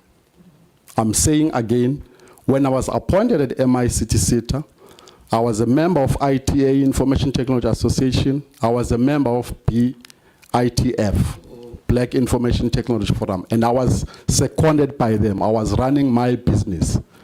Can then the person who said that confirm that? Okay, Minister. Clarity from Honorable Khakha. Yes, Mr. Ngubane was leading in a branch in Johannesburg, and when he chaired in SETA for 3 consecutive years, getting adverse findings. But now he comes here and tells us how we should turn around the entity, when where he was chairing, the entity received adverse findings for 3 consecutive years. Honorable Maseko, welcome. Thank you very much. Chair, you know, in the spirit, usually Karabo says in the spirit of Paseka. We started this meeting correctly, so, and our agenda is quite clear. Let's not derail in the intention of this meeting to make sure that we address the issue at hand. There is a withdrawal of the list. It has nothing to do with Member Ngubane, and he's not part of GNU. I'm not protecting him. But I think the questions that have to be asked, Minister, respond to them. Let's not go to an extent of we derail the intention of this meeting for the sake of having to have the political scoring boxing match that I'm totally not interested in. We need to just focus and make sure that we do adulting in the right way of being here, holding each other accountable in responding to the questions, and not fall into the trap of derailing what is it that we need to address today. So can we try to stay away from that? Because now we do have files, all of us.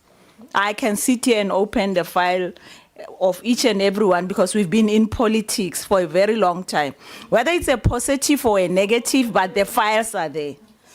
So can we just stick to what we are supposed to do?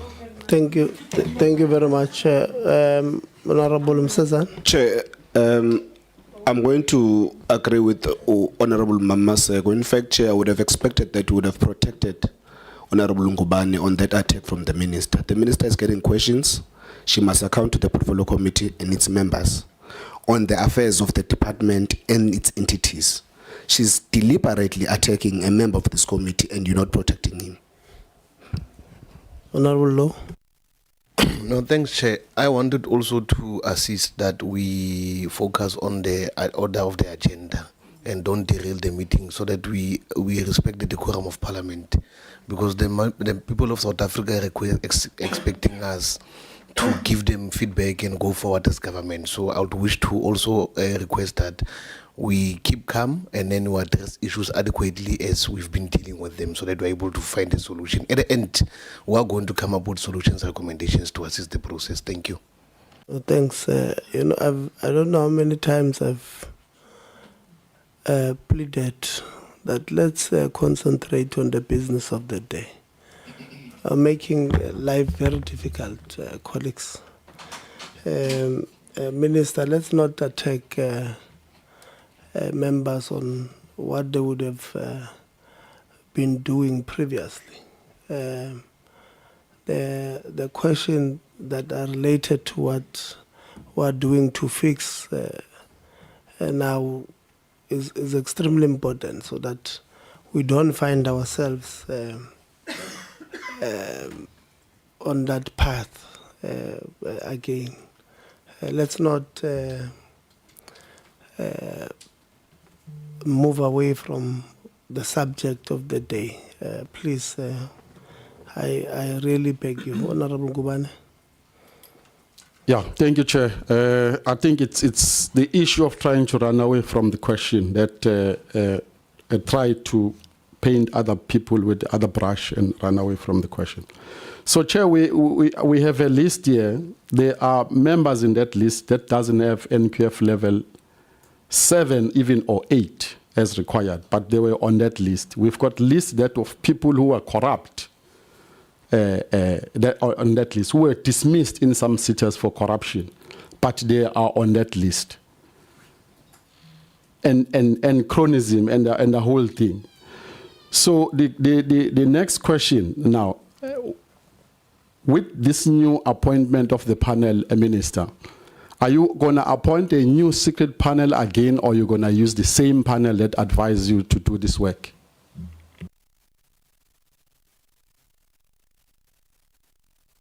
Chair, can I give the opportunity to SETA coordination to speak on the first issue that he has raised? Thank you, Honorable Chairperson and members. I want to clarify the list with profiles of panel, of recommended candidates. The lowest NQF level, a candidate with the lowest NQF level is NQF level 7.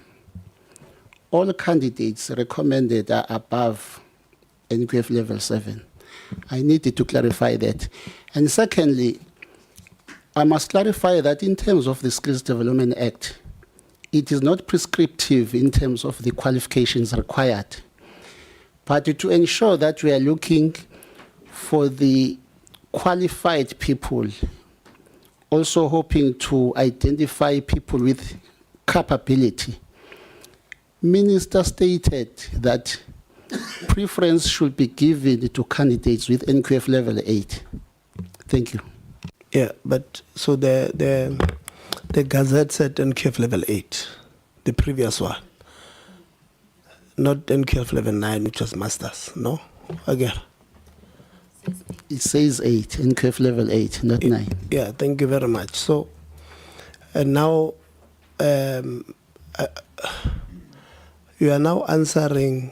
You are saying there's at least one person who has been appointed with an NQF level 7, when the minimum requirement is per your Gazette said NQF level 8.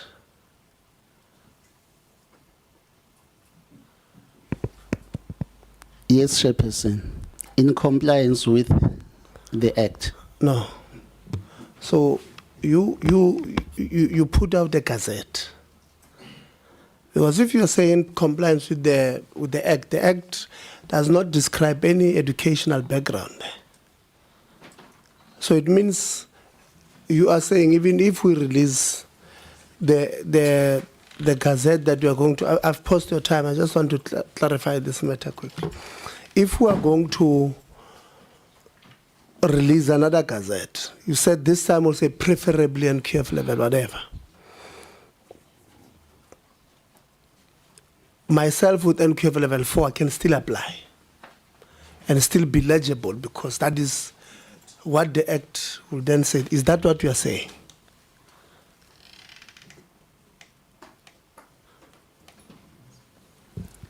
Given that the legislation is not prescriptive, Chairperson, in terms of the qualification requirements, Minister has suggested NQF level 8 as a preferred NQF level.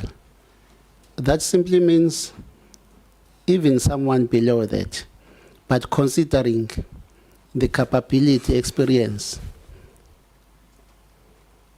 as well as the leadership experience that person will be in possession of. No, I disagree. So I did see that.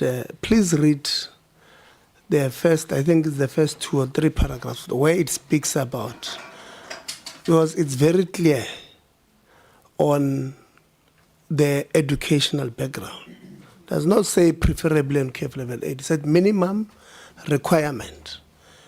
Please read it, whoever has it there, so that we're clear. So, because there's a point I want to make here about what you are saying now, what has been said earlier, and what members are alleging. Because there's a DDG.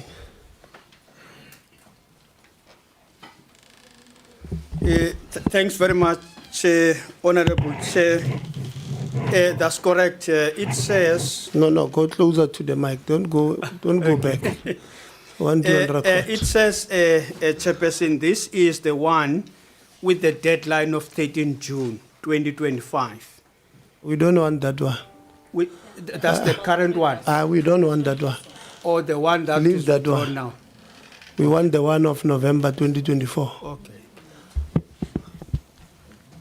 You are going to open it. I'm telling you, it says minimum requirement of NQF level 8. Yeah. Yeah. Now, SETA coordination, when you say trying to respond to the allegation made by Honorable Ngumane, or no, because his allegation is that there are people there with no NQF level 7. You say, no, that's not true, which is fine.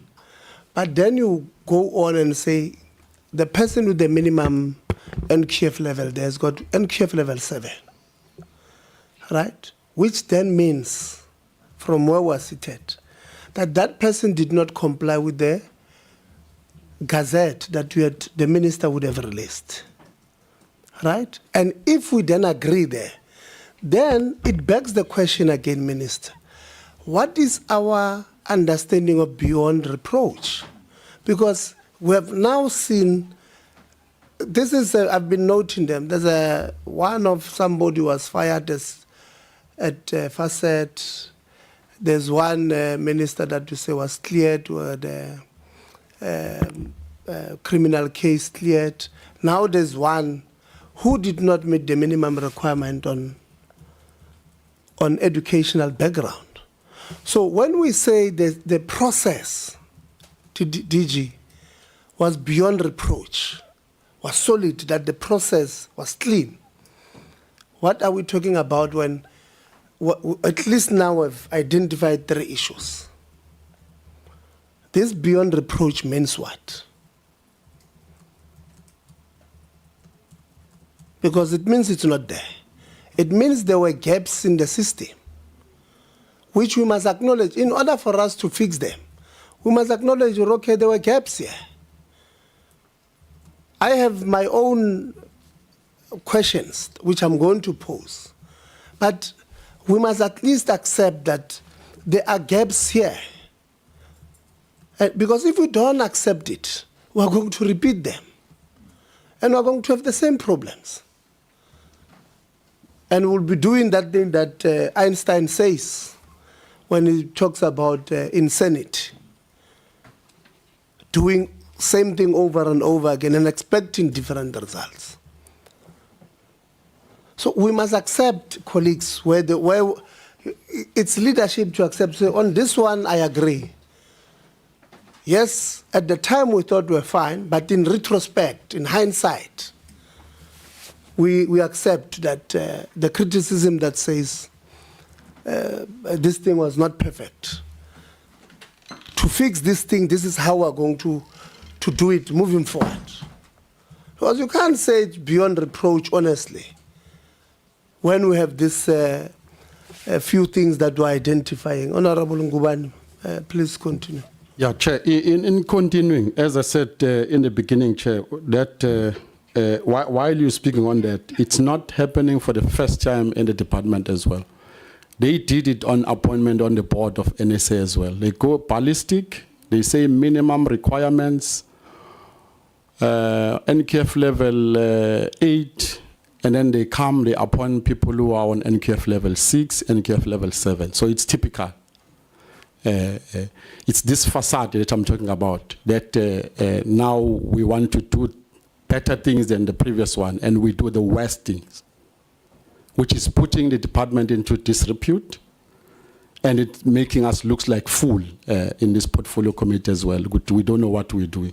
So I think I'll end there, Chair. Thank you. No, thank you so much, Chairperson. Maybe with this one, we need to categorize them, Chair, to say the minimum requirements of the AAs differ from the minimum requirements of chairs. Maybe that's where we don't understand each other. With the chairpersons, the minimum requirement was NQF level 8, which is a master's degree. Honors degrees. And the chairperson of NSA has that. Because I think he was not in the portfolio committee. Remember, Chair, I brought a submission here on AAs now to say I received a number of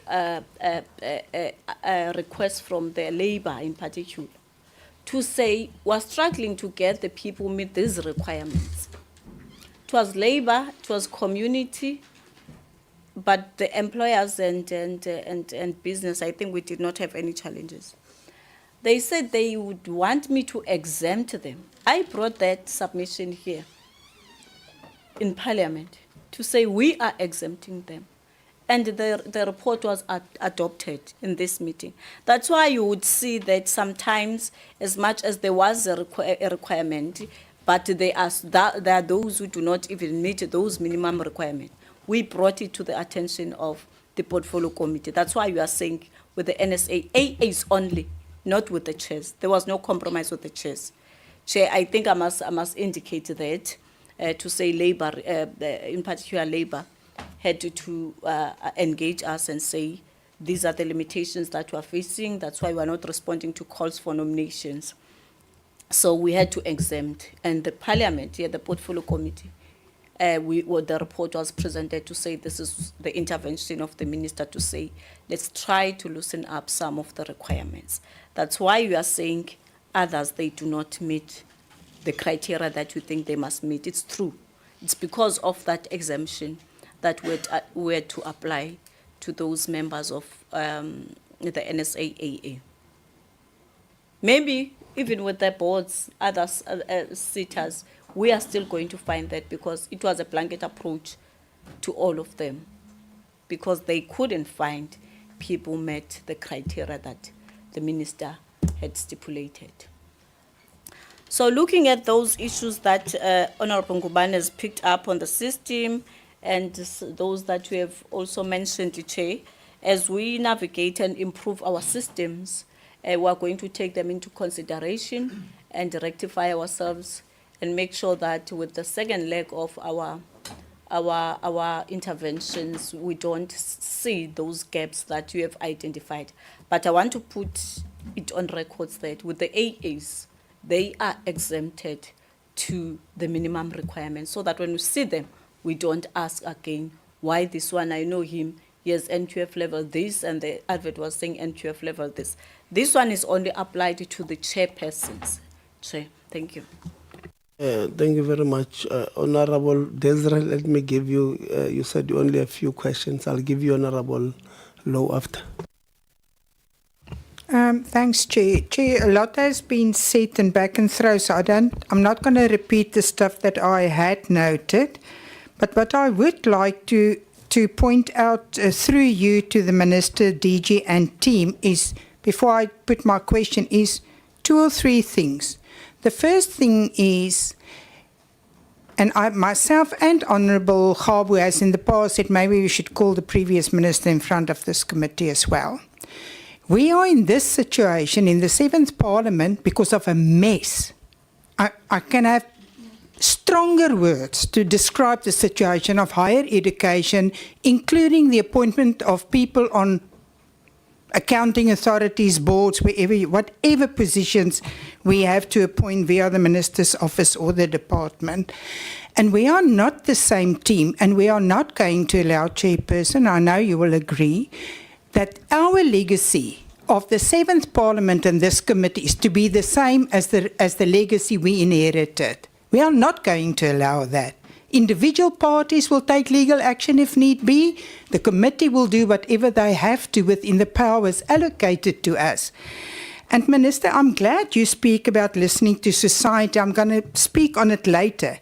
But the preamble of the Constitution of this country say, we the people. So I'm putting it to you today, if you are going to listen to some society, you've created the precedents today for your future, and that is to listen to all society, no matter what. It's very easy to run a campaign on social media on unhappiness, and then you will have to respond the same way you acted today. So I, Chairperson, am of the opinion, no matter how much the Minister tried to explain on Wednesday and how much this is going here with advice and without advice, is that you have to acknowledge, it doesn't mean you're a bad person, because I'm not here to talk about personalities, but you did not apply your mind. There's no other way to think about it. Because Wednesday, during the question session, you said that this list was bloated. You even mentioned about PhDs and engineers, medical doctors, whatever. But not a word, not a single word about expertise to save the broken entities or authorities. Not a word. It seems like, and I have great respect for academics and achievements that people make. But when you want to fix a broken system or body, you need people who specializes in that. You know, while this was going on, I thought about many PhDs and many people with nothing. And then you would, and the one thing came up was that I trust a priest or a pastor or whatever, but we had a pastor who used doom on the congregation. So anybody with anything is not necessarily the right person. So I do think that in your statement, by the way, which you have issued, and I'm not sure if all members have it, my apology, Chair, I didn't share it again now while I was sitting here listening to this, actually says that, because you spoke about the independent bodies and panels and whatever, you actually says here, I will also establish a new independent panel to process the nominations and recommend candidates. So this means that you cannot, if I understood this correctly and what you have said previously here contradicts, because you said you have these independent people who you trust, whatever. You cannot use the same people to do the same position interviews, not one of them. We will find out. We also politicians for a very long time, since 95, if you want to know exactly. So that is the thing. And Chairperson, the Minister must also tell us, I believe, whether you believe it, is my question. You know, it's like too much power corrupt. If you use the same panelists, the same whatever advisory bodies, and you appoint the same people over and over and over, it's going to become a mess. Too much power. I, as an applicant or an aspirant applicant, might eventually know who they are because they're always the same, and bribery will come out of it. It happens. that we are in government. But Chairperson, my questions are, and I actually would like to quote some of the media stuff that I read. I read your statement, I read all the media coverage that the President has, and there are words, Chairperson, like, it was a mistake. There was nepotism, what. And that's why I say you did not apply your mind. My questions are the following, Chairperson. Can you tell us by the time you withdrew, you sent letters to these successful candidates, if you want to call them that you are going to appoint. You just now said on one of the responses that they got letters. In 2 days they have to say whether they accept the appointments or not. So in that 2 days, I saw there was a date on one of the articles of the 19th of May, and you withdrew the list on the 15th or something. So in that 2 days, that any person responded with a positive that they are accepting? If so, who are they and where are they connected?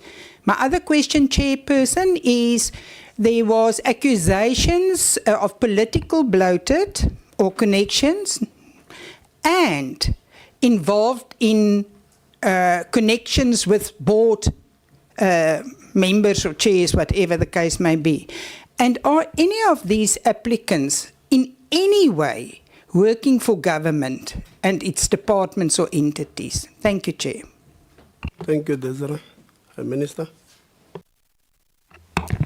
No, thank you so much, Chair. Within the list, some responded and others did not respond. So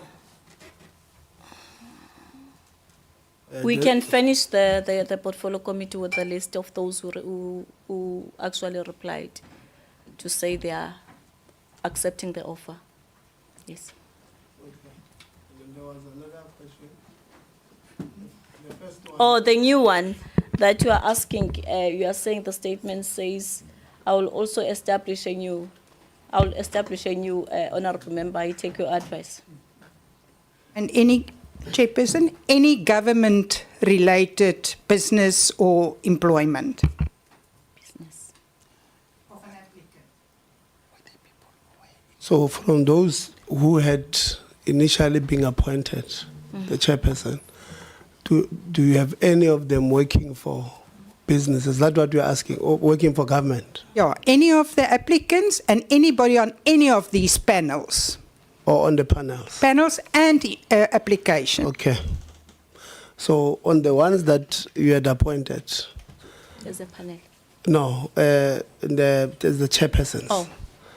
Did you have any of them working for government? That is one. Number two, are the panelists that you had appointed to deal with these matters of NSFAS, this one, all of them, working for government?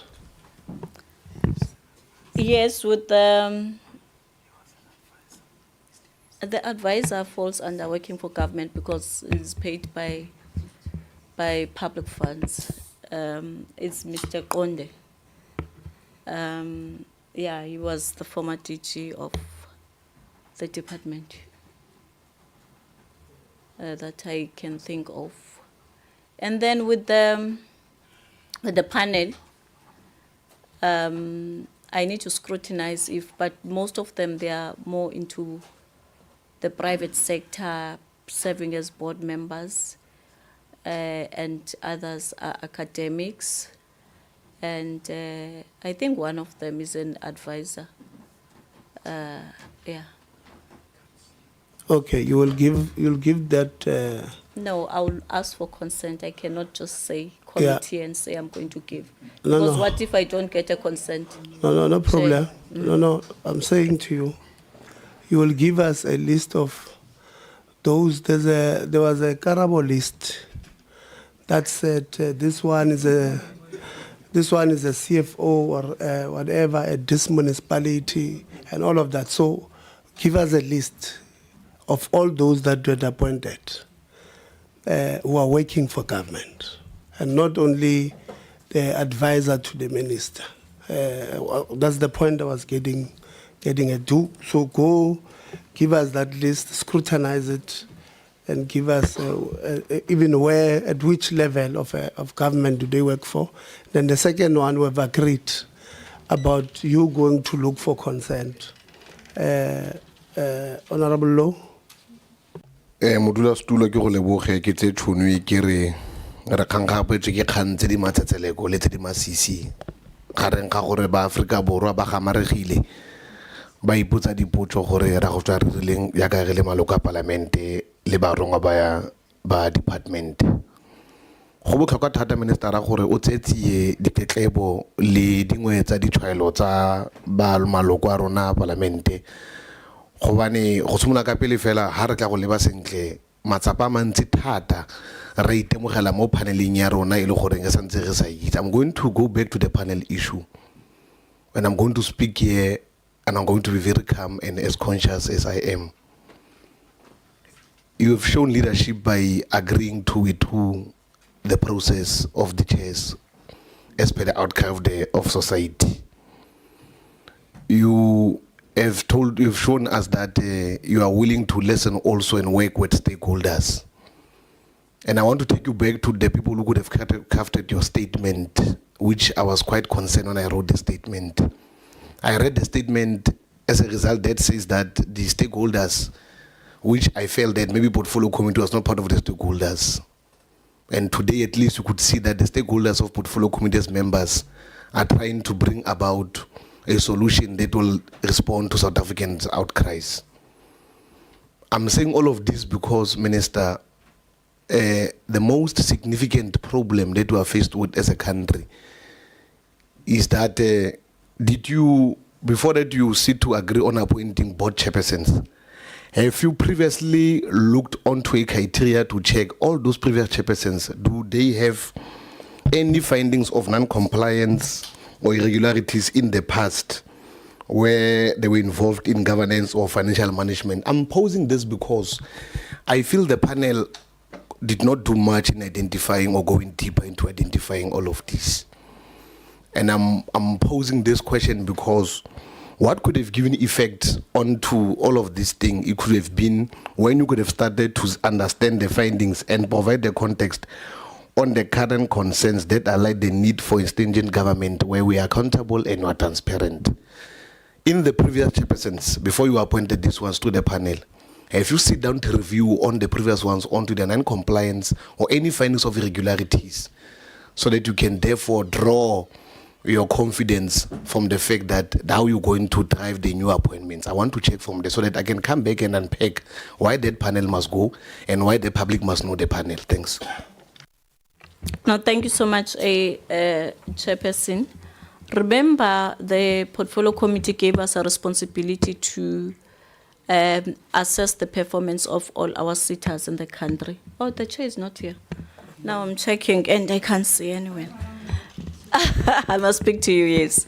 So we did that exercise. NSA provided us with the report. Then that's the report that guided us on how best should we approach each and every SETA in trying to identify the strengths, the weaknesses, and what kind of a caliber of a chairperson that we should put in that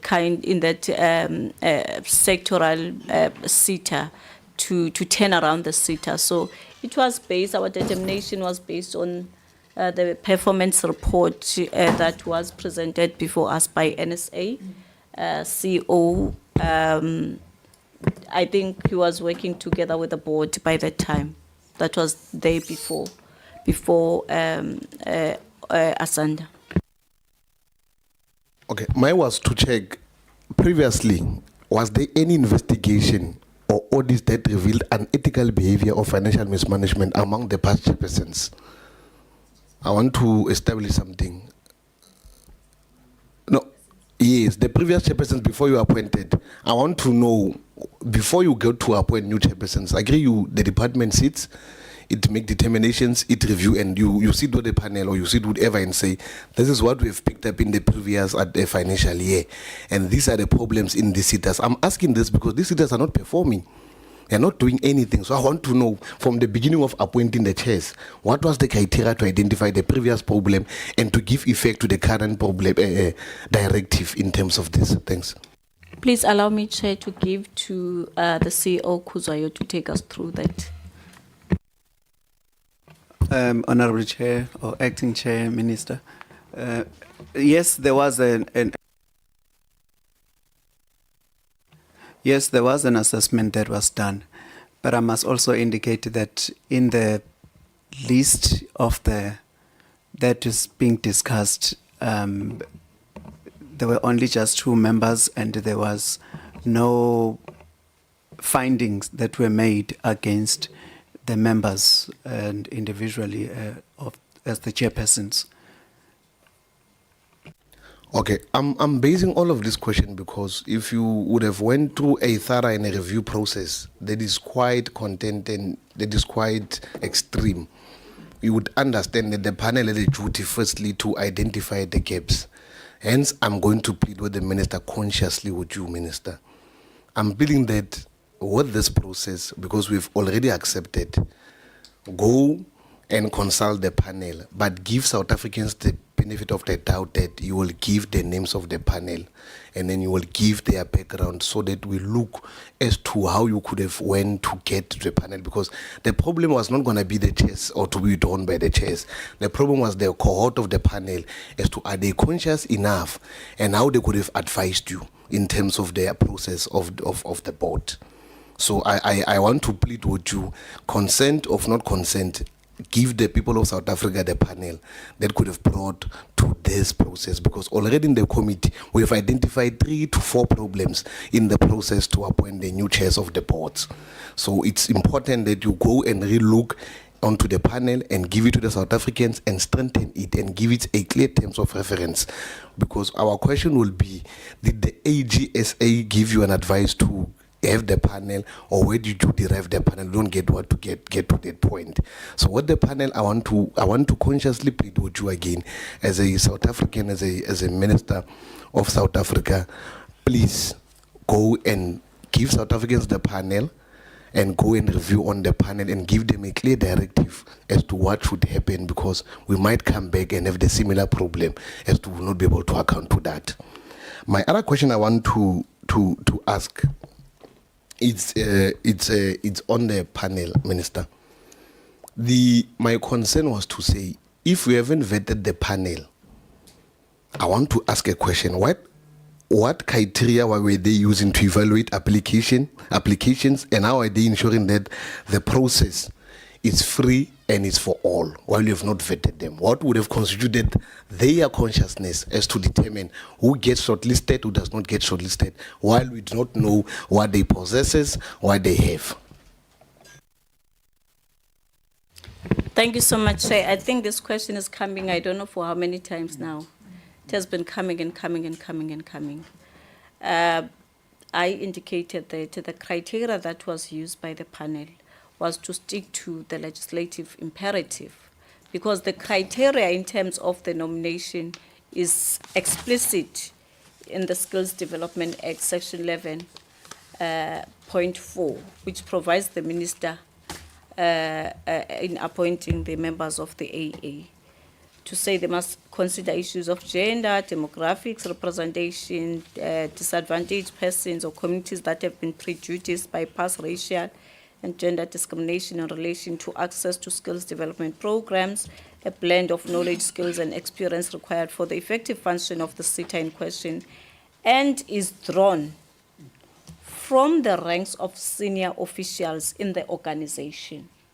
So I don't want us to believe that those who are serving in, who are senior officials in organization, they're not allowed to serve in these boards.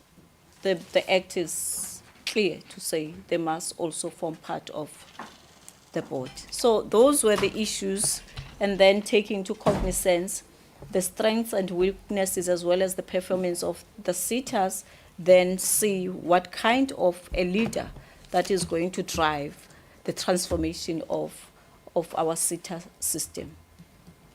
Okay, I was asking it deliberately because I wanted to get to the point where, at this particular moment, what mechanism will you employ to address the potential conflict of interest among those overseeing the review currently now? So that we understand, do we have measures in place we understand you don't only speak of the act, because the act can give you a directive, but does it unpack provisionally what is expected? Because there should be an act, there should be a policy and a code of conduct that gives directive to certain individuals who preside over others as to how do you prohibit it. These particular issues do not come and repeat themselves again. I'm putting it into the directive because I agree we're trying to, the members could have asked other questions, but we're trying to drive it to the solution based on that. When we come back, we're clear. I want to know what mechanisms are in place to address any potential conflicts of interest among those overseeing this review at this current epoch. I think the first part is to sign a bit after being sent letters of intentions of the minister to serve this independent panel. What is going to follow is the vetting process. That has been recommended by the members of the portfolio that we should vet these people. We cannot just hand over a process which is sensitive and critical to people who are not vetted. That's the area that we're going to focus on. And also make sure that they sign the declaration of interest. That's the key areas that one is going to consider during the reappointment of this panel. No, thanks. You should also include on vetting the minister. I started with it in my response. Yes. Okay, thanks. And we check their interest also. How disturbed you, I could see. No, he was when I not. was responding. No, he was not. He was not. Minister, I'm moving to another question. The question is trying to address that the decisions to take, are there any public announcement or reports detailing the criteria used for the reappointments? Have you done a detailed criteria that you've explained to the community, or you only release a statement? The Gazette speaks to the public. Have you, I'm trying, have you make other means of extraordinary from the department in terms of is beside the Gazette? It's the Gazette, Chair. Okay. And then I want to check, how transparent is the reappointment process? I believe it is transparent because there is no other media of communication that you can utilize as government beside Gazette. That's transparency to say there are these vacancies that are open, so people must respond to the call for nominations. I'm asking transparency based on this, Minister. Let me try and put it down. We are at the reappointment process where we've identified issues that could have hindered our process through the public outcry and the issues that could have put forward in place. Now, I'm giving the Minister an opportunity to reassure society calmly to say, out of my observation, that is going to be our transparent process in going forward. There was an outcry, one minister, that said, we'll prefer, as this process is going to be on the public eye, the minister should be able to time update and communicate with the public so that tomorrow we don't find ourselves wanting as a country. So that is my question based on that particular way, because we are today debating a process of the first appointment, whether was it according to the law or was it not according to the law. I want you to reassure our citizens today what will propel you at this point, so that we do not go and say the panel, the DG, or whoever. We are going to say, I went through and I'm satisfied. I went through the policies, the Gazette. This is my transparency. I can defend these particular individuals. I'm raising this because previously you could have had a problem where you could only account to few individuals, but you couldn't account to individual chairpersons, because when a process comes from an independent panel, when it gets to you, you are expected to study, apply your mind, and look at the legislative, and then you align as what you are going to announce into the public. That is why I'm trying to bring you into. Thanks. In terms of accountability on this process as empowered by the Skills Development Act Chairperson, the only entity that the minister must actually account to or consult in relation to the appointment of NSA of SETAs is to seek NSA approval, no concurrence. So what one is going to do as part of engaging the communities to understand how far we are without declaring those who met the criteria or requirements or not. Because I want us to move together with the society to understand how far are we, is to from time to time through media statement, brief them to say the process now is here. People are being vetted now. with this number of people that have applied. We have sifted this number that met the criteria. We are still in a process of doing that. It is going through media engagement, but we are not going to declare who are those people that are sifted or that met the criteria, because it is confidential up until the process has been concluded by the NSA in terms of the Act. There is no other way I could declare that information, because the legislation empowers me that I must consult the NSA before the information can be communicated anywhere.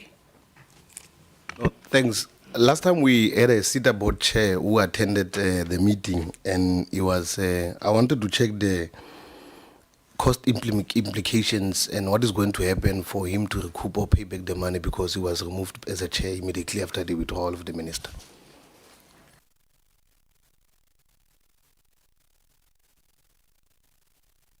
Section SETA chairperson. For now, we did not get any indication that there are financial implications, but we are still going to make a follow-up and find out from the relevant SETA and provide the response in writing, Chair. Because at this point in time, we don't have a clear indication, but our understanding is that there is no financial implications. But however, if when we go back to double check with the SETA to get more information and to find something else, we are going to respond and provide the detailed response on this matter. Oh, the reason I was asking it is that he did travel and arrived in Cape Town, so I think he must look onto it. So that what are the cost implications? Because he before that he was told that you are no longer the chair. Shame, he was here and then he was as a chairperson. So please look onto that so that we can cover up all aspects. Now, Minister, in my closure, I want us to agree that it is crucial that all nominees possesses an NQ level 8 qualification as mandated by the Skills Development Act. And then to enhance transparency and integrity of the appointment process, the following, we will have to engage the South African Qualification Authority, SAQA, to audit educational credentials is also critical. Thank you. Thank you very much. That was a comment. I'm going to be very quick, Minister.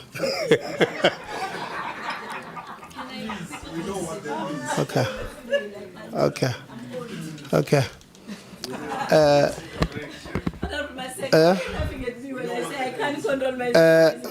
Okay. Let's do this, members. Let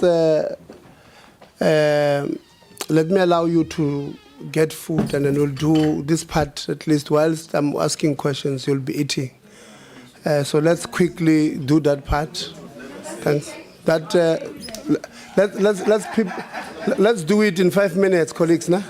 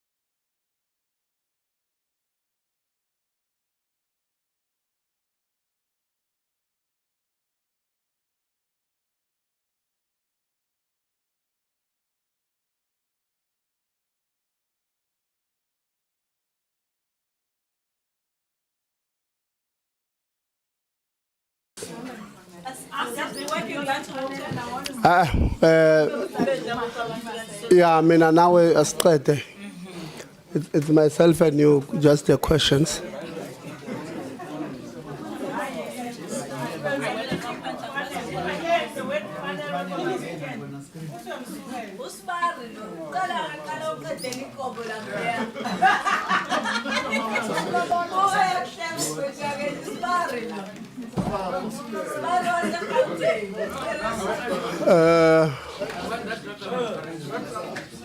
Let's dish and go sit down, colleagues. Kabo?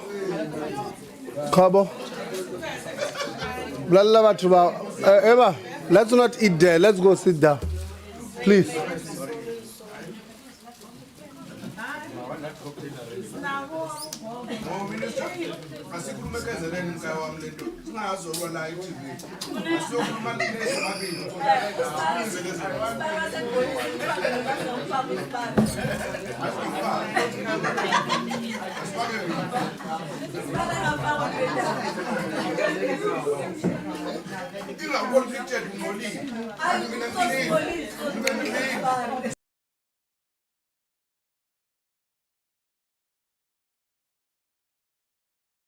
Continue, members. Those who are still dishing, please do so very quietly so that we can continue. It's late now. It's 3:20. I was called to order on email by one person who, Honorable Cesar, please go answer the phone outside. The meeting has started now. I was saying I was called to order by one of the people who were watching us. No, SABC has left. They are going to compile a report. They've got deadlines. I made a joke on a lighter note about when we're talking about Honorable Molife's PhD. And I said, I hope he did not get it as an RPR. And somebody, it was a joke, you know. Yeah, but I understand where the person comes from, that there are a lot of current students and prospective students who want to go to Fort Hare, and if we keep on making jokes about Fort Hare like that, it might not look good. And I would like to, I know we were specifically talking about the RPL, given what the SIU had reported to us about the RPL program on the 14th of February this year. But I understand where the person comes from, and I want to apologize to him and many others who may feel offended about that particular comment, which I made as a joke. Minister, the advert, when it comes, it says SETA board chairs at what. So where does it go? Who receives these applications?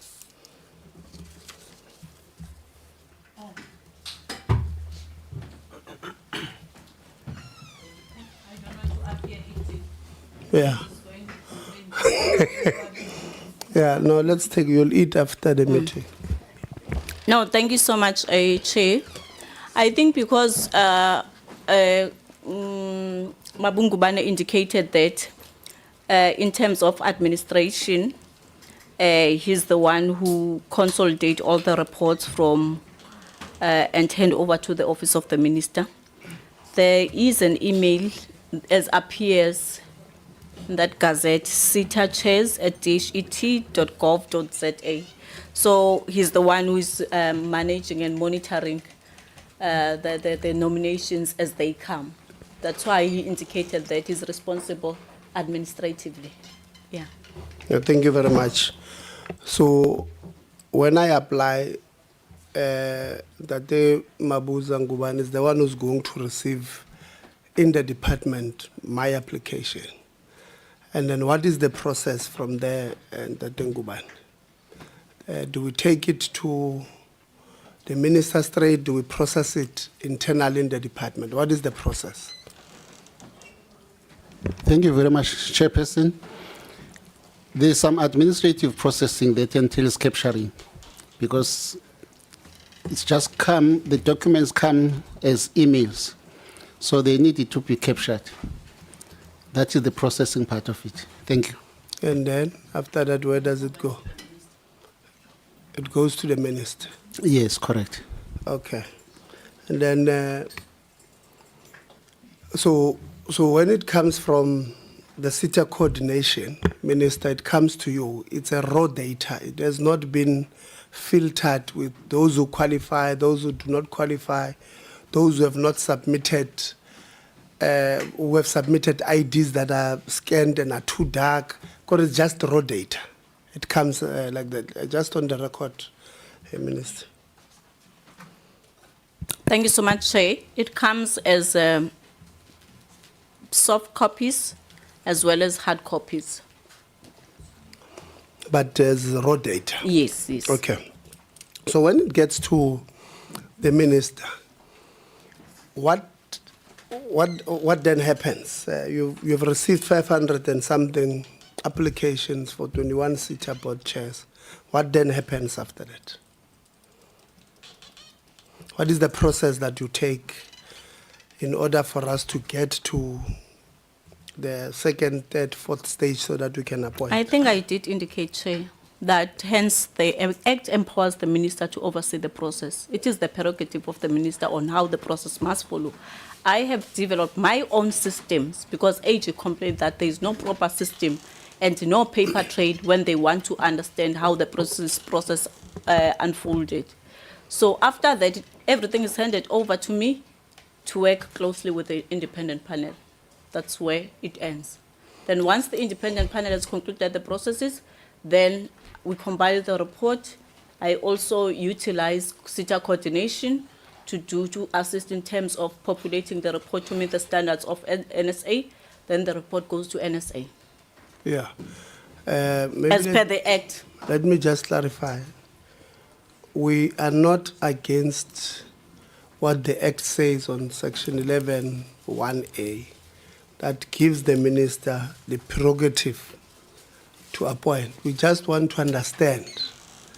You have 520 applications.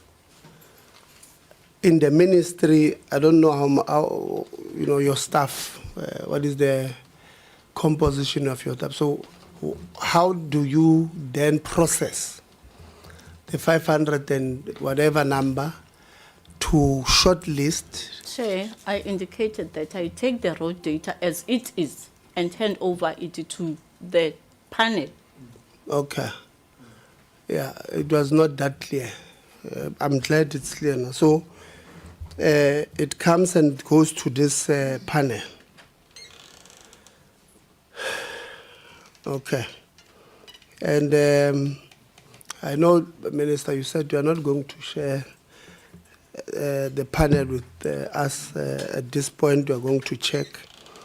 But what is the, you did say that the panel is credible, fit for purpose.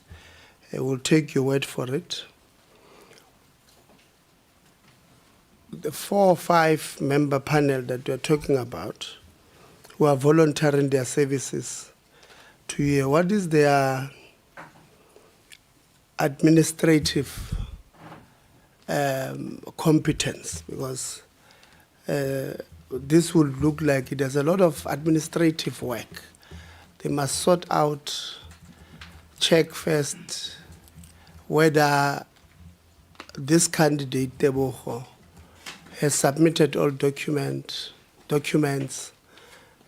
has the documents are certified, has got the relevant qualifications, all of those things. That's a pretty much administrative part of the work there. What is their, do they have an administrative support that you are giving them, the panel, because I suspect if you are putting in a panel, it's a high level panel of very serious people who,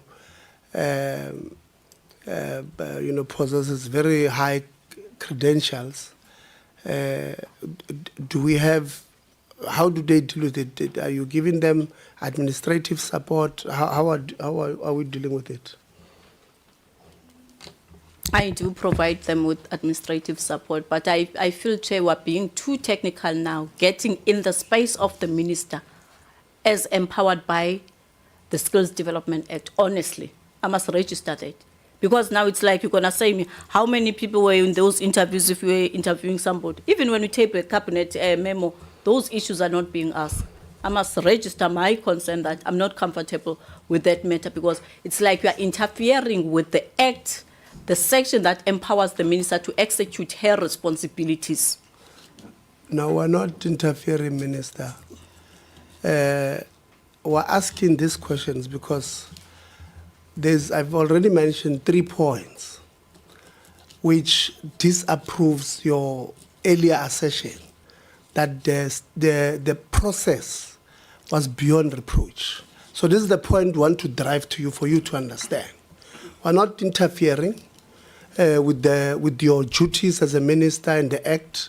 We don't want to enter into that space.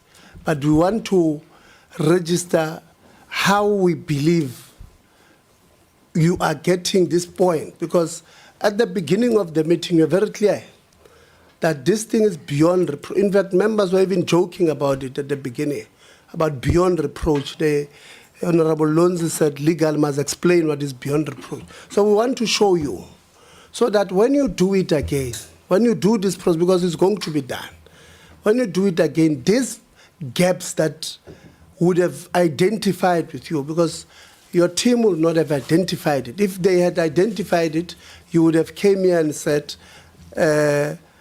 initially we believed that the process was too clean, was 100%, was perfect, as you said. But in retrospect, we believe it's not. So we're not interfering. And I want to also place it on record that this is not interfering. This is us doing...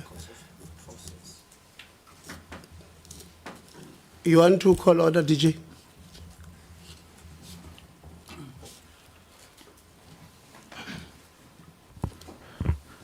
Thank you, Chair. I don't know if I can comment. Yeah, but we are talking, DG, and you are disrupting us. We've been telling you the whole time. So that's why I was asking if you are calling order. No, I'm not sure.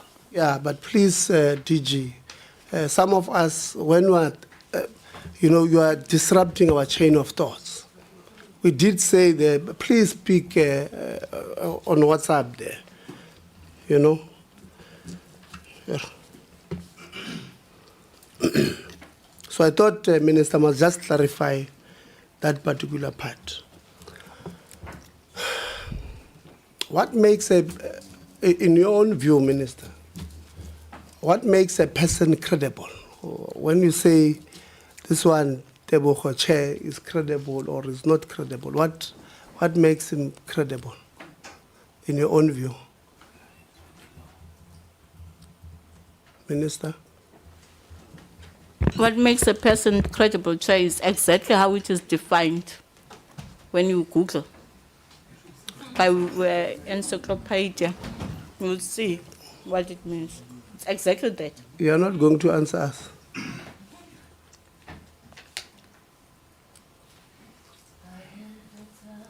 You are not going to answer us, Minister. I've responded, Chairperson.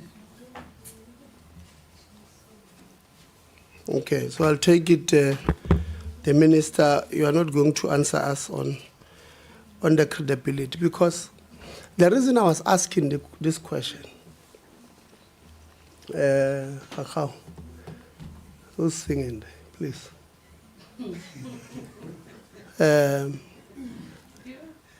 I was going to say, if you are saying to us, you have handpicked, or what do you call it? What is the right word? Yeah, handpicked, or you have applied your mind on who then becomes this panel.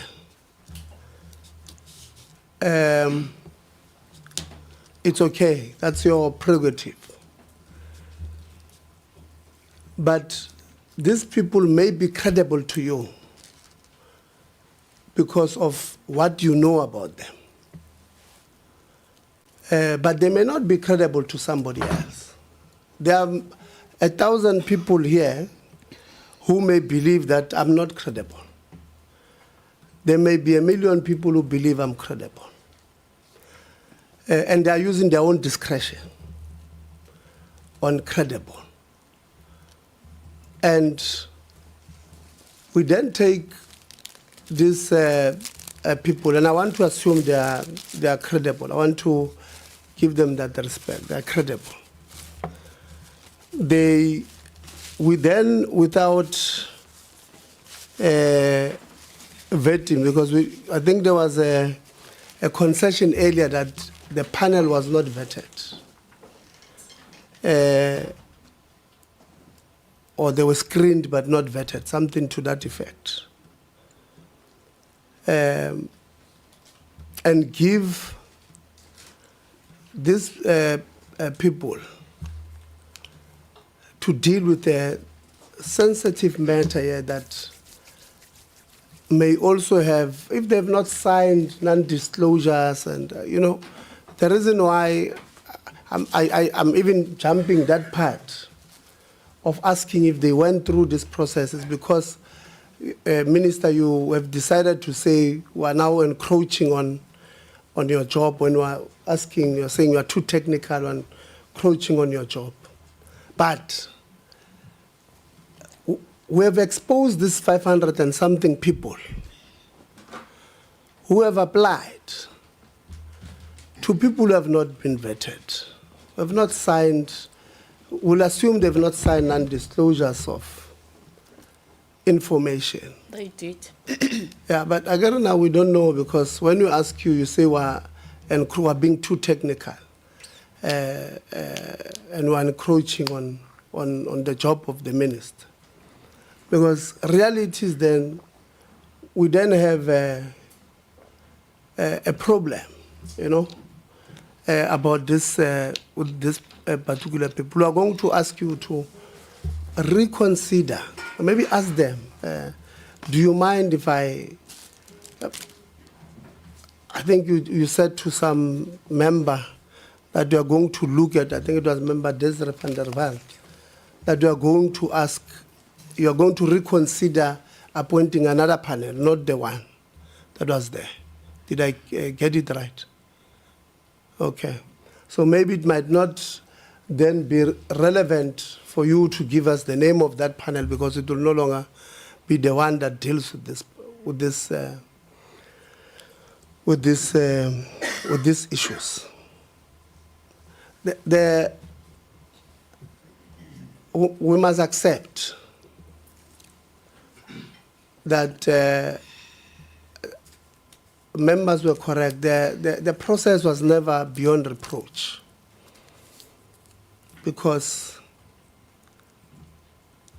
you have a highly qualified individual, as Honorable Ngubane says, who was in the SETAs system as a COO, who the same system says there's allegations of corruption against. I must confess, I don't know the story around this matter of Elizabeth Tobejan.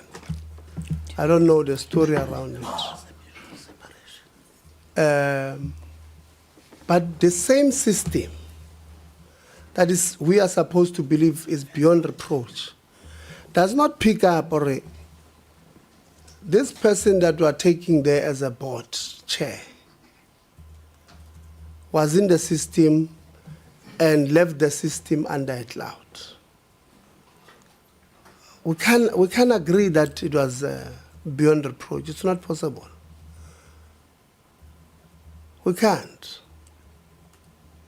And we must accept And if it means maybe the panel did not have enough resources, maybe the reason is we did not give them enough resources to pick these things up. We just said to them, we want the report next week Friday. They had to go, that company that you have appointed, EMI or whatever, they just ran through over the counter. They did not even go to, in depth.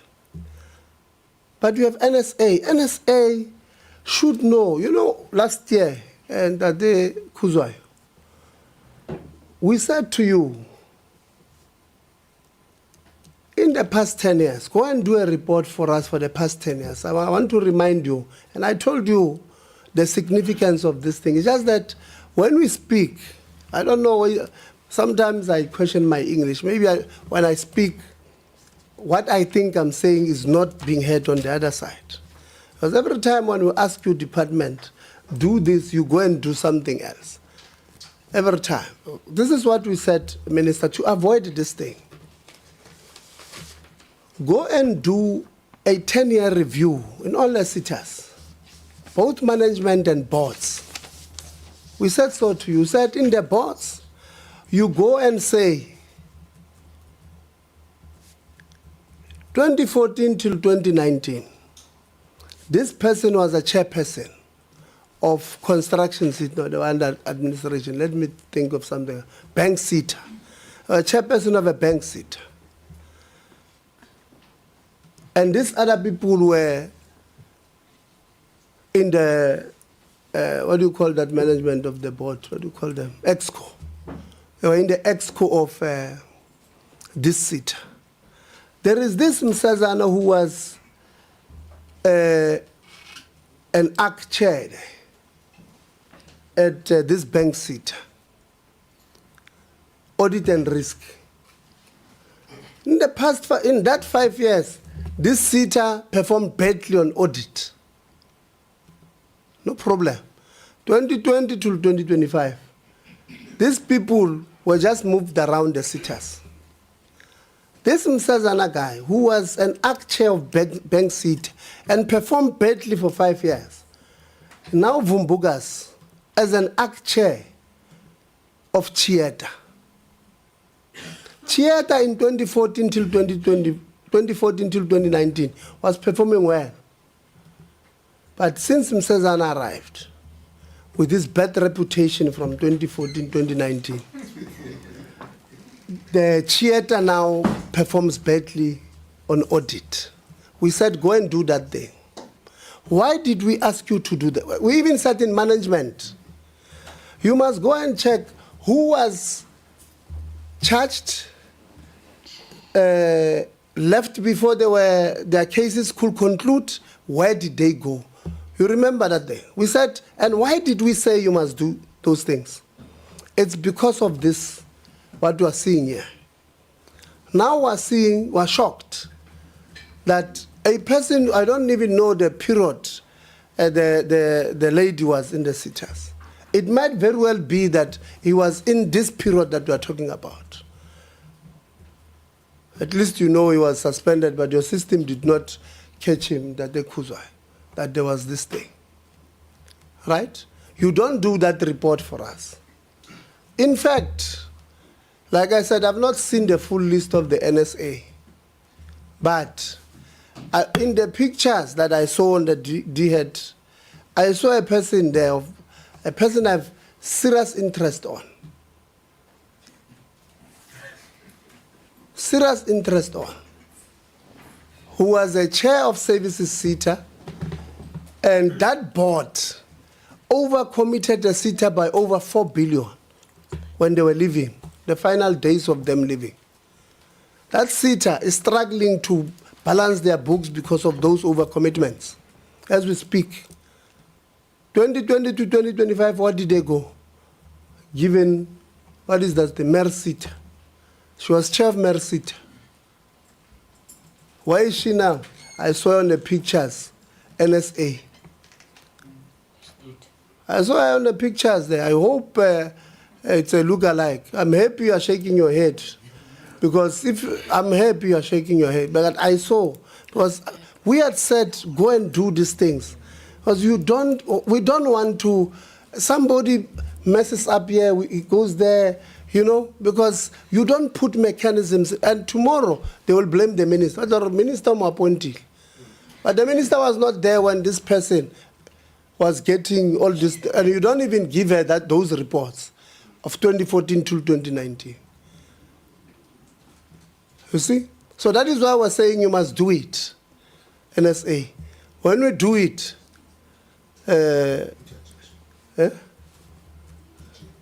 DG, no point of order. DG, switch off the mic, Minister, so that we can hear the DG. The DG has got a point of order.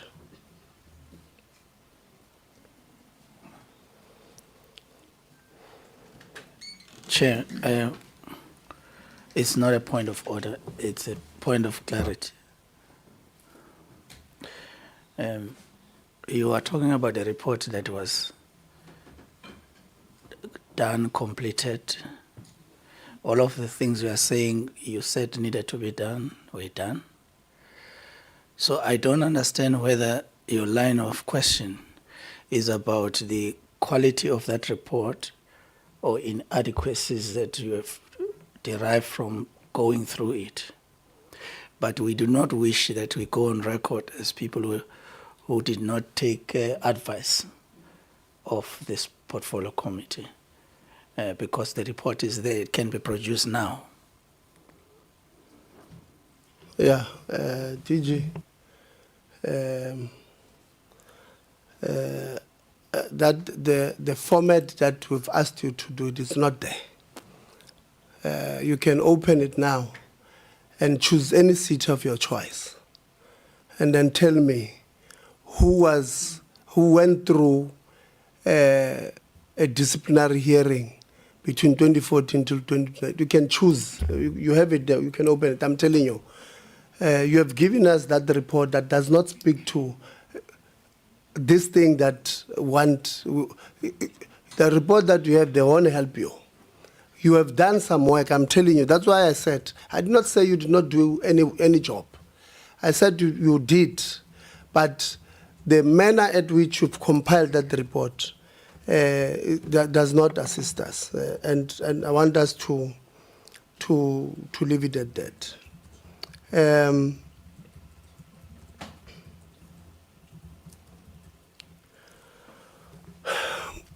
The what do you call this, the minister? The Gazette. I did not hear whether you said. I thought it was out, but I hear that after you had a conversation with Honorable van der Walt, you are saying it will come out. Can you just clarify on the Gazette? Is it out or it will come out? Chair, it's not Honorable van der Walt. It was Honorable Soul was having a concern that the issue of race is not covered on the Gazette. Then we said, as much as it is out, we wouldn't mind to make those amendments and reissue again tomorrow, which is then going to extend the days. Okay. It was not Honorable van der Walt. Okay. So okay. So on the race, you'll just put you're encouraging colored people, Indian people, and white people to apply. Okay. No, it makes sense. If you can just also add young people, people with disabilities, to also apply. Honorable Khachau, you had a follow-up. You're done. I'd even forgotten about the follow-up, Chair. Chair, I want to say, so the minister obviously can't tell us who the people of the panel are. You also can't tell us which wing of Luthuli House authorized it, which is fine. My question is, are you able to provide the committee with the minutes? Order, Chairperson. With the minutes of the... Can I I submit and then Yeah, I no, check but the you're order. not making things easy for you. Are you willing to No. give us Can I the call minutes order, of I'm not Chairperson? making things easy for you. I'm going to stop you because you're not making things easy for yourself. Honorable Khabo. I want to call the honorable member to order because of, in terms of the Skills Development Act, there is no way where the progressive and revolutionary house of Lutuli is being mentioned there. So the honorable member, she's been disingenuous. She's just misbehaving by dragging the name of a revolutionary leader of the gigantic African National Congress into processes where Lutuli House is not involved. Thank you. Honorable Khakho, please ask the question properly if you don't want me to take my minutes. Minister, are you willing to furnish us with the minutes of the meeting of the panel, that the final consideration that then served before your table on the recommendation that you took to NSA? Sure, Chair. It is the discretion of the minister. The issue of the appointment of chairpersons of SETA boards. There are no minutes that I'm going to table before them. The only thing that I can share, because it is in the public domain, is the reports that I've tabled before NSA. And to clarify matters, there is no Lutuli that has ever engaged on this matter, hence there is no provision in the Skills Development Act on their role. Thank you. Indeed, Minister, there's no Lutuli. It's not a follow-up, Chair. Yeah, but It's a request. you see, Deputy Speaker said to me, if somebody opens the mic, I'm finalizing this matter. There's no Lutuli members. I know that it may be easy to want to take a jab at political parties, but the first one, let it be our job. Let's stick to our job. Honorable Msazan. No, Chair. For me, it's not another question or follow-up or nothing of the sort. I'm just concerned about the report that the DG is speaking about and that you've responded to, Chairperson. At least I haven't seen it. I might have missed it. So just a request, maybe that we are finished with it if you have it. Thank you very much. No, thanks. We'll do so.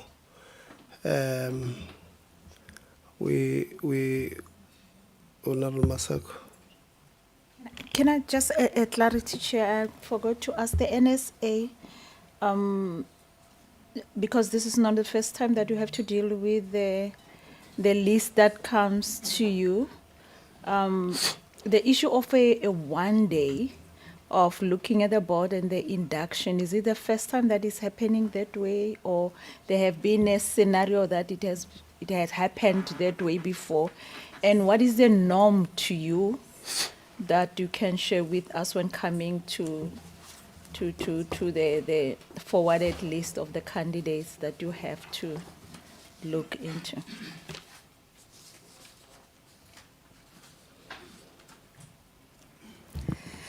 Thank you, Honourable Member. So in respect to your question, and I'm sure Honourable Members would have heard, Minister, that the term of office of the SETA boards lapsed on the 31st of March, 2025. So the matter was brought to us on an urgent basis, precisely informed by the fact that the term of office has lapsed. I'm sorry, Chair. You know, I'm one patient person you can ever get. So the question that I was asking you is it the first time that it has happened this way, this time of 1 day? And what is the norm in the past that, or has it ever happened this way before? And to you, the norm, if you can share with us that it can make you to have a due diligence in looking into this. What is the norm to you? All right, thank you, Honourable Members. So in terms of has this happened in the past, I don't think the authority would be in a position to answer that because our appointment, we would have received our appointment in May. So in terms of past experience or having that institutional memory, we would not be in a position. However, through you, Chairperson, I could request the executive officer to maybe respond to that. All right, thank you, Chairperson. So there is no norm for consultation, but there is a procedure for calling the NSA meetings. So has this happened before? The only time it happened was when the consultation for 2020 appointments occurred, because we were pressed by the COVID national lockdown. And subsequent to that, the authority had taken a resolution that going forward, there would have to be information forwarded beforehand and so on, and which then followed. That was the procedure that was followed. But this time, as the chairperson has indicated, there was this challenge of that there was the term of office had expired, and there was a need to arrest the situation. So the board, the authority, considered that presentation by the minister and understood that there was a need to quickly arrest the situation that was created by the vacuum. Yeah. Okay. Thank you, Chairperson and honorable members. The NSA consultation was conducted on the 6th of April. Is it April? Sorry. On the 6th of May, then the NSA advisory note was received by the minister on the 9th of May. That effectively means it was not one day. Thank you. All right, no, it's fine.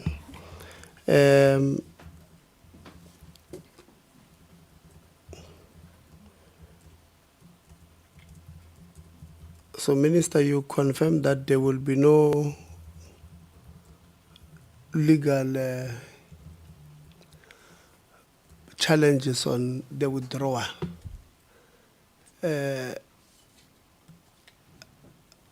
we saying that those who are appointed, the 21,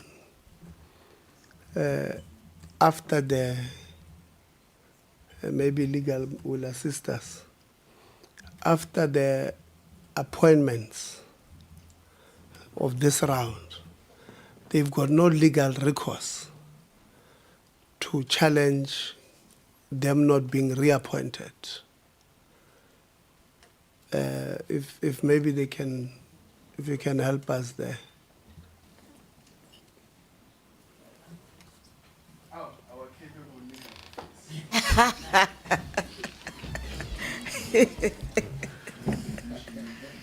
The most dumbest, according to the chair.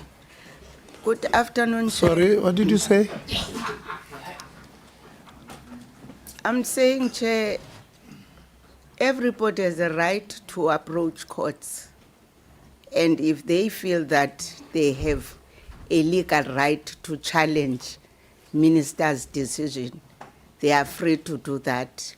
But as legal, we will be ready to go and defend minister's decision. So you are saying to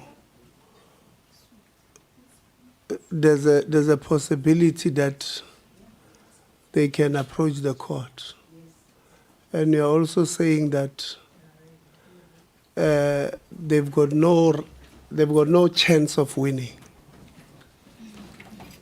I wouldn't put it like that, Chairperson, because it depends on what their papers that they'll be filing are saying.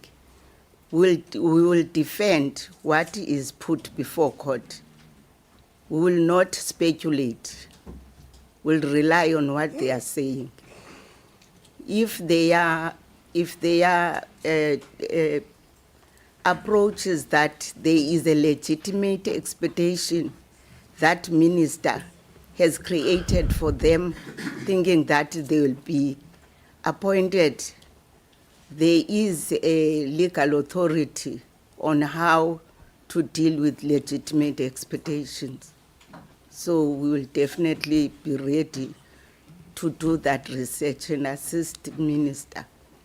Thank you, Chair. Yeah, the approach of the legal team, and I'm trying so hard. I'm going to give you another look. I'm trying so hard to ignore the first point when you took the mic. That according to me, I'm saying the legal team is the most damaged, which I find it very unfortunate, coming from a chief director of the department. But what you are saying to us is that legal team, your minister says, there might be a legitimate case for people to want to take their appointment or withdrawal on a legal review, and we're not doing anything. It's as if we're saying we know we're sitting on a landmine, or we're sitting on top of a sinkhole. Maybe let me use sinkholes. The township I'm coming from has got a lot of sinkholes. And we're not going to move. We're going to wait for that day where a sinkhole is going to swallow us. I don't think that's a proactive attitude. I don't know legally what could be done. For me, would be to, I know that the letters would have been written to these people, or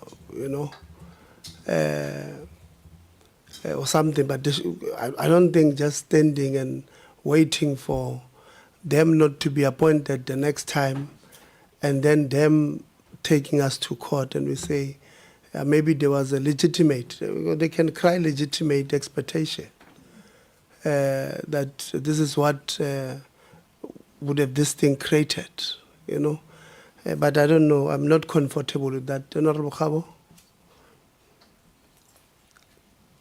Yeah, thank you very much, Chairperson. I wanted to address that issue that you have had correctly. And today might be happening to you, tomorrow is going to be us.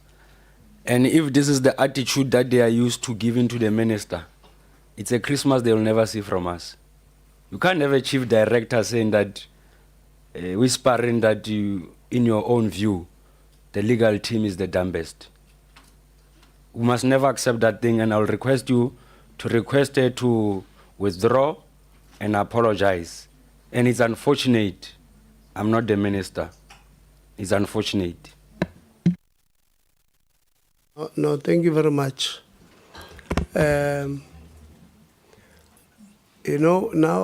maybe let's close the meeting, but I was going to address that part, Minister. It's Honorable Lonzi before I go to the close. Yeah.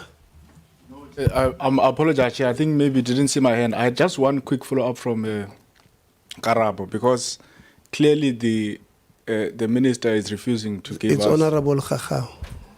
Yeah. Honorable Khakao, sorry. Yeah. Clearly the minister is refusing to give us the names of the people in the advisory panel. So I've just got one question for the department now that is here. The chair of the NSA, the DG, DDG, the advisor to the minister, the coordinator of SETAs, the PLO, the entire department. Is there anyone in the department who knows the composition of the advisory panel of the minister?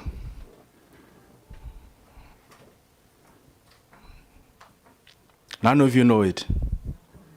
All right, no, thank you, Chair. They had indicated earlier that they don't know. So colleagues who have arrived at towards the end of this session, and I want to make few remarks on the proceedings today. There are certain things that I will not be comfortable with, but I've taken oath and I've accepted that I'm going to be the chair of the committee.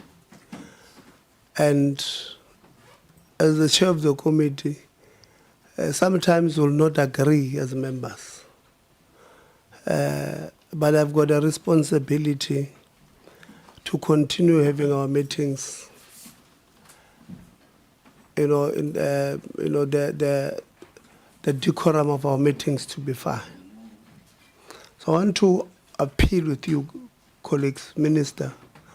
There were instances in the meeting where I personally felt that we are raising our voice and we are speaking over members. It should not happen. You will not like some of the questions they ask you, but it should not happen that we create an impression that you can decide to answer or not to answer members in this house. They do have a recourse if we don't answer them. But let's also fix the attitude. And let's not, and I did plead earlier on, the combative way of doing things does not mean we'll get things right. Let's be patient with one another, but let's respect one another as well. The DG did it. I mean, many times when members were speaking, at some point I will ignore it until members will then call order again. That this chitty-chatting, and when you have a big voice, colleagues, you are disrupting, even like I was saying myself, I've got a responsibility to listen to all questions so that if you don't answer the question, I'm able to protect the member because they've got limited time. And to even a point, where the DG were addressing our own issues here, and you are responding. It's just that I was a little bit lenient. But that doesn't happen, DG.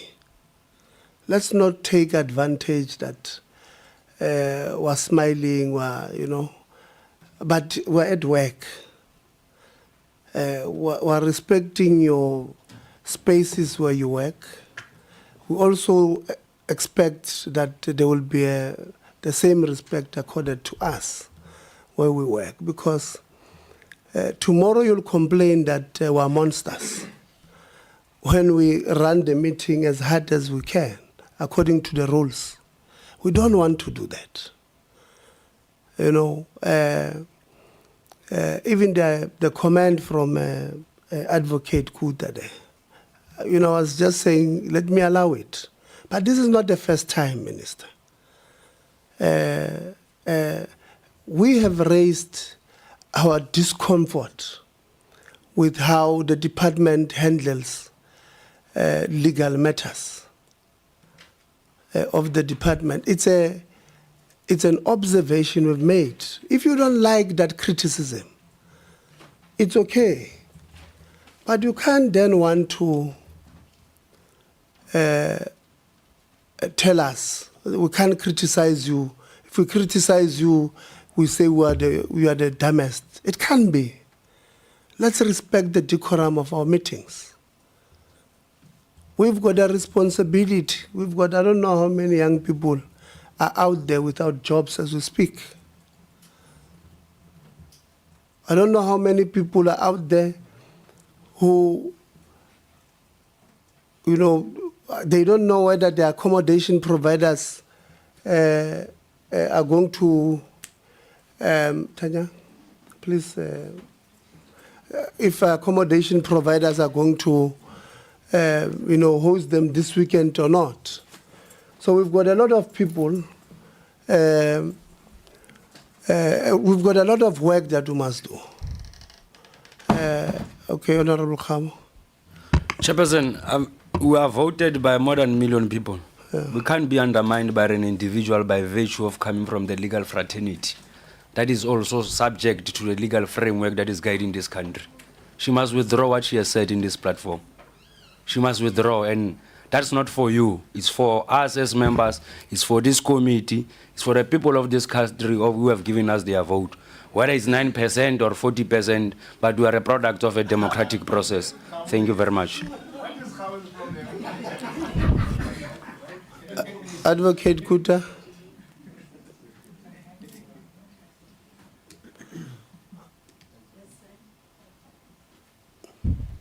Are you willing to Listening. withdraw? I'm listening, Chair.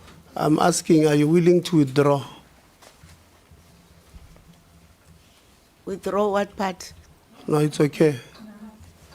It's okay. You see, Minister, this is, close the mic. This is the attitude that we're talking about. And we don't only see this attitude from the department. Even some of the stakeholders we have here, I think we might need to, Minister, I don't know, we might need to look at the recourse on how do we report, because this is not the first time, that we have these problems, including from your stakeholders, Minister, your universities. We ask them for information, they never bring it, and all of that. So we might need to, members, when we sit next time, I'll look at the legal recourse we have. Who do we then report to? Maybe to the speaker, to report to the leader of government business. But because this can't be, this attitude cannot continue. We have an attitude here of people who simply don't care. They've got this I don't care attitude. When they are paid by public, money that is collected from our public, who many of them can't even afford to pay those taxes. And Rona, who are paid by them, we behave as if we own this thing. So we might need to look at it. We'll look at it with the research team, MAMP, so that we look where do we report, because it's not a good attitude. It's a bad attitude, and this is not the first time that we are seeing these things. And Minister, they are like this because they came and lied to us with the third court. I don't know what's funny, Advocate. Who's laughing there?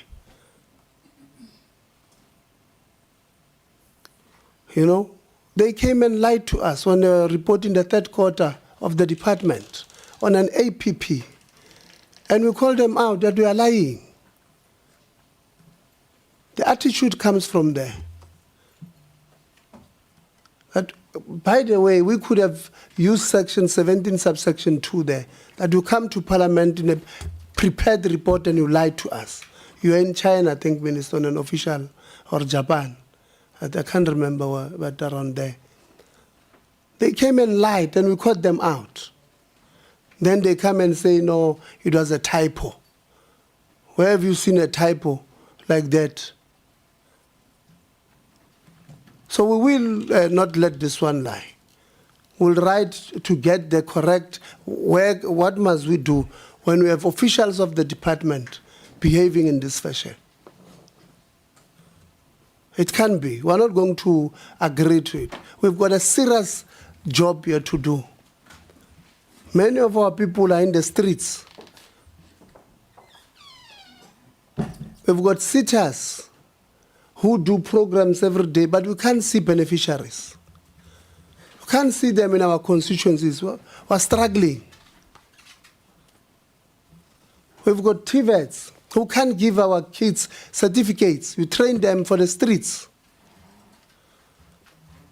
We've got universities who have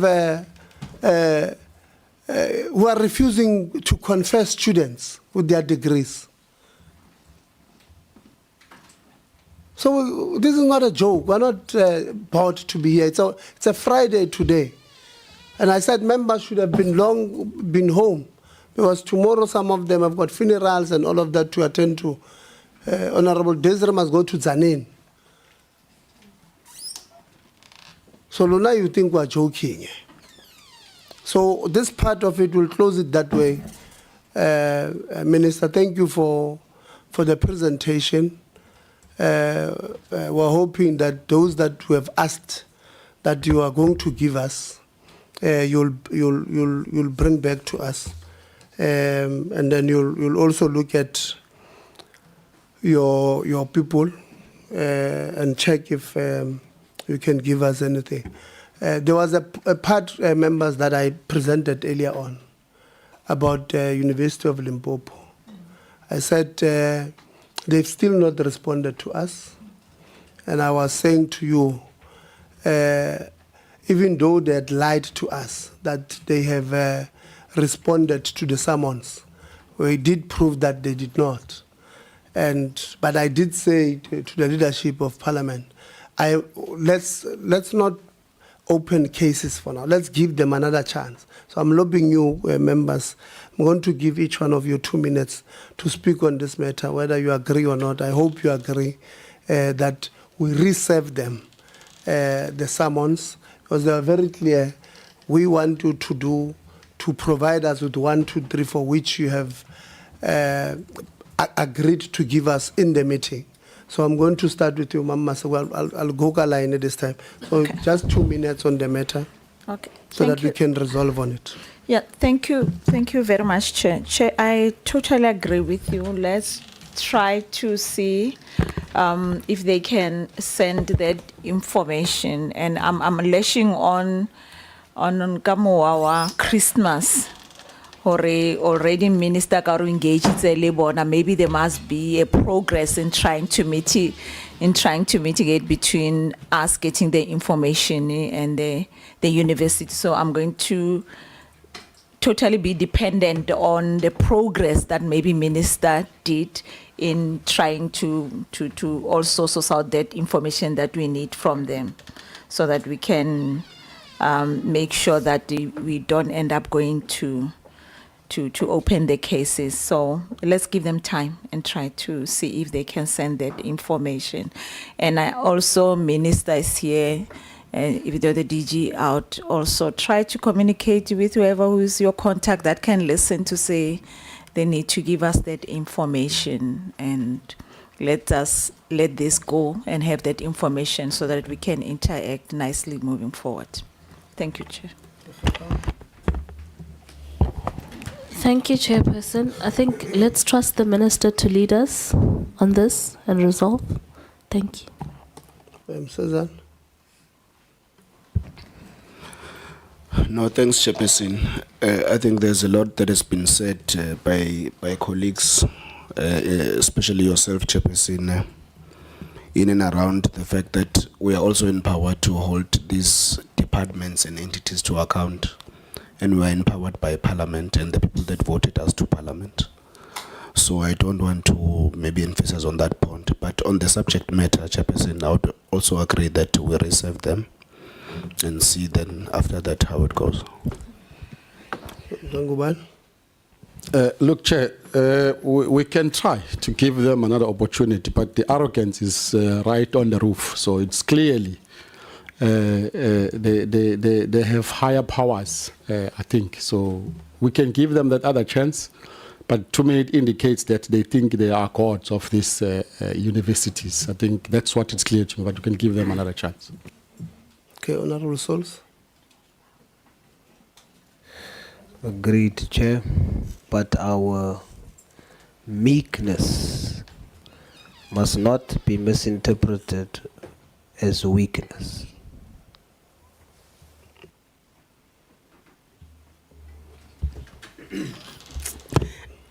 Chair, agreed to, but nje a homework of reminding people in this room that we will not take light disrespect at all point of time. And if they continue presenting themselves the way they have did today, we will have to take other measures, because a room was very unconducive today. We sat because we are obligated to sit. Otherwise, there was a lot of disrespect circulating around, which I think it's just out.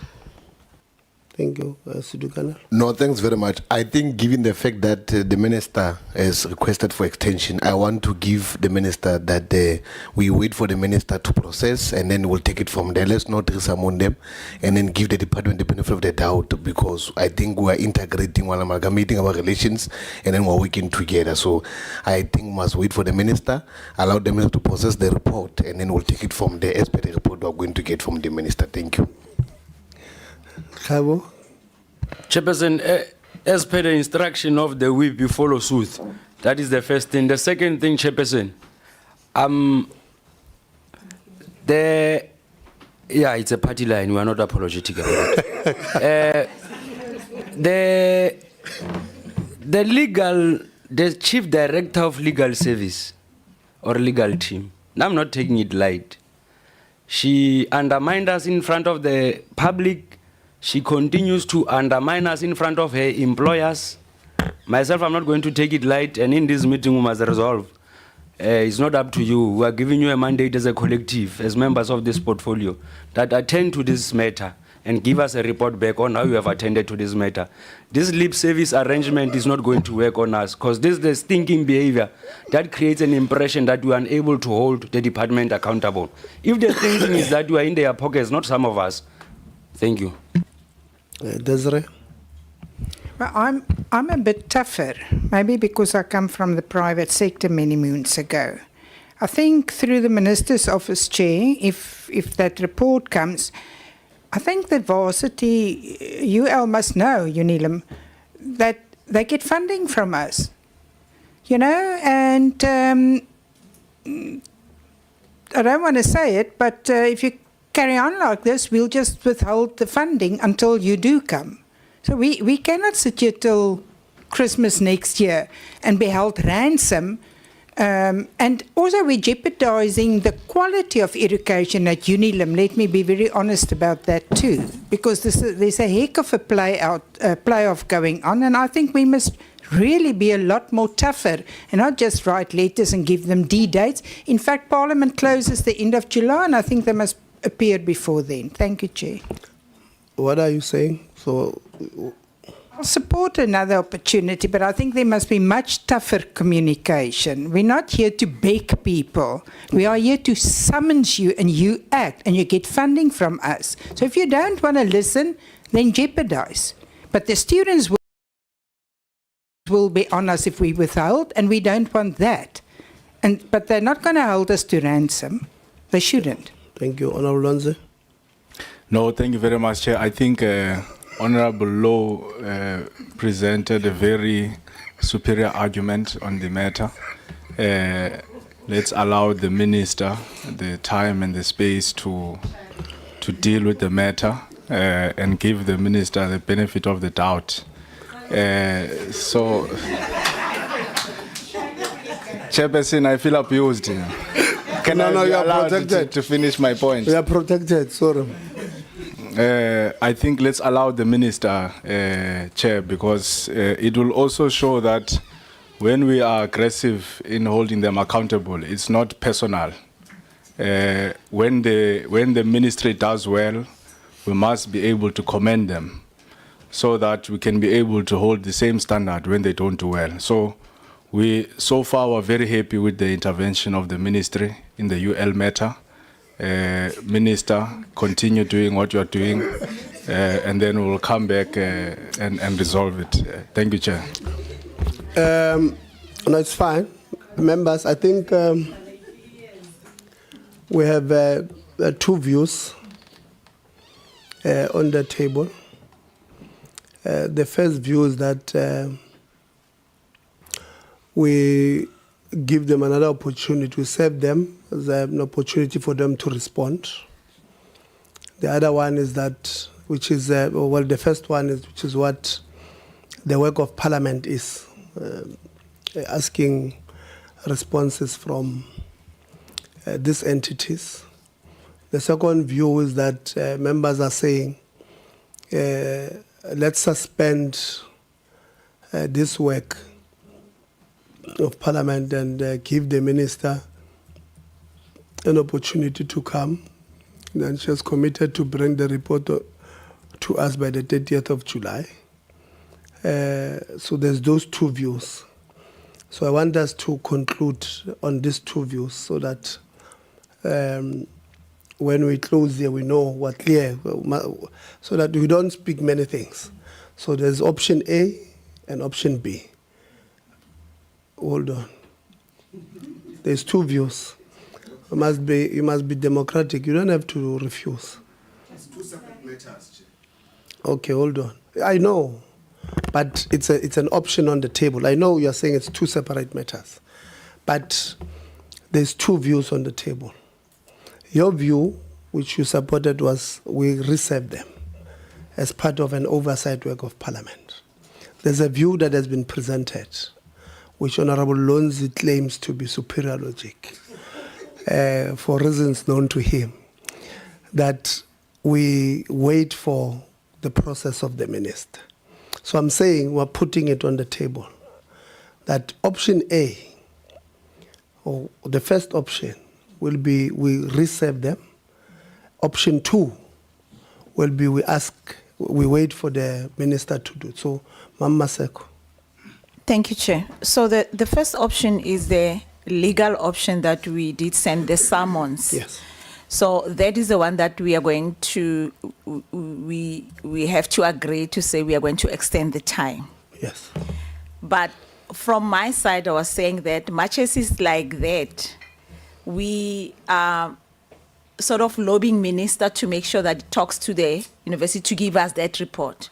Yeah. But the report that still has to be consolidated of the minister for the end of July is still coming. So this is our process, that we have a legal matter that we have to receive the report based on that legal matter. We cannot shy away and say we are now going to say minister, because already there's cost attached to this legal matter that we need to get the report. So they are totally two separate. Okay, so you are saying extend the time. Yeah, we're saying we serve them, but we ask the minister to tell them that, so that this matter Makes can sense. be closed. Thank Okay. you. Thank you, Chair. Khakao, option 1, 2. I want us to be clear on this matter.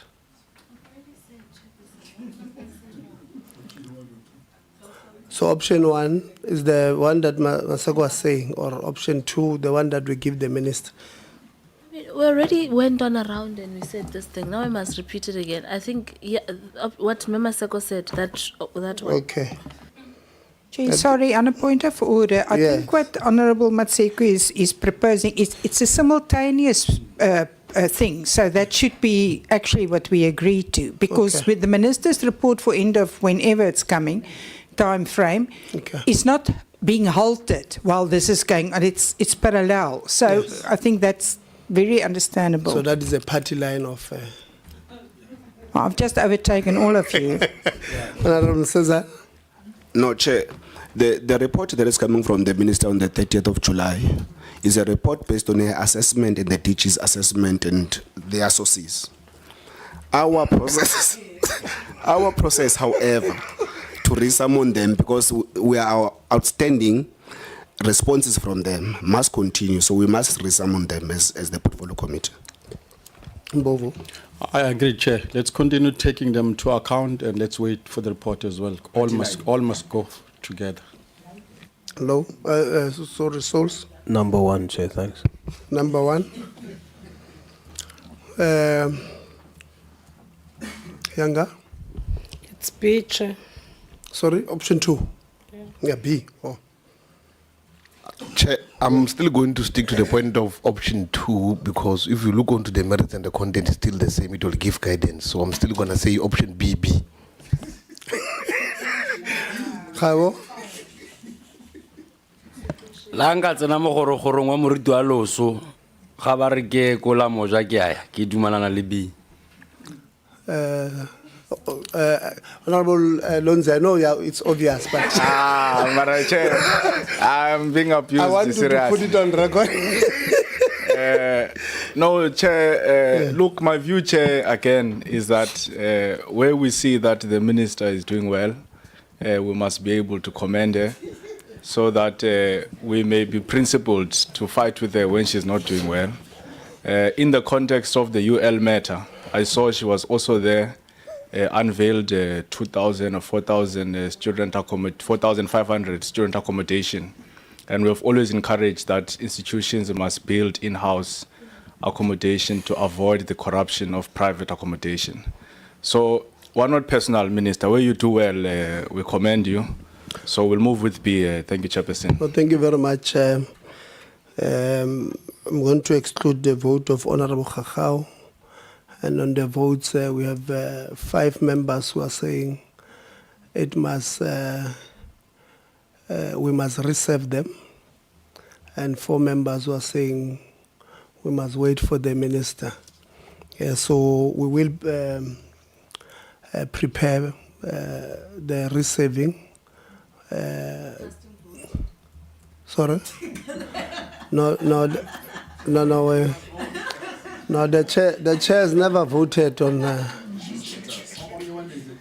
Yeah, the chair will vote when there's a tie. And you don't want to hear what would have been my vote, Honorable Lawrence.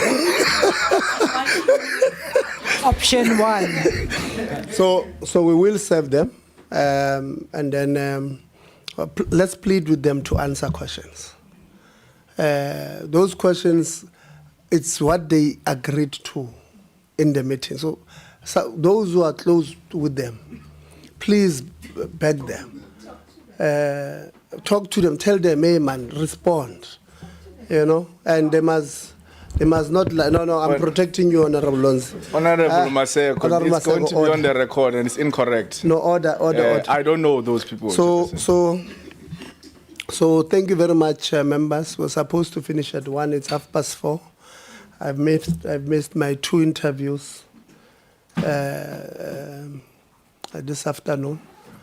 I wish you the good weekend. We're meeting on Tuesday, members. We have a joint committee meeting with Basic Education. Yes, we have. Okay. I just wanted clarity before you say goodbye to us. Just on the issue of, say, for example, nothing happens for responses or appearance again. Is there a process, of course, then, I think, that we can also refer the matter to SCOPA, but we first obviously have to look at whether the financial side is worth going to SCOPA. I just want to put it on the table to you that we mustn't give up completely. No, we will not. When we summon them now, we will give them the day to come present the documents before us, as they have asked for us to do. So when we summon them, we'll obviously look at our program. Our program is really jam-packed because of the budget 2.0, 3.0. So we're supposed to be going on a recess soon, we're not. So we'll work until throughout middle of July, I think. So we'll put them between June and July. Between June and July, when we finalize the summons, we'll tell them when, which will be in Parliament, and where in Parliament, and with the date as well. But they will come. If they can't, we would have tried to be as lenient as possible. Like we have as lenient as possible now. Like I said, they did not respond. They just lied and said they've summons this and that, which is a story. Members, this meeting stand agenda. Have a good weekend. We'll see each other on Tuesday. Chairman, I think that item you smuggled into the agenda. No, how are you? Sorry. Hey man, I have just concluded the meeting now.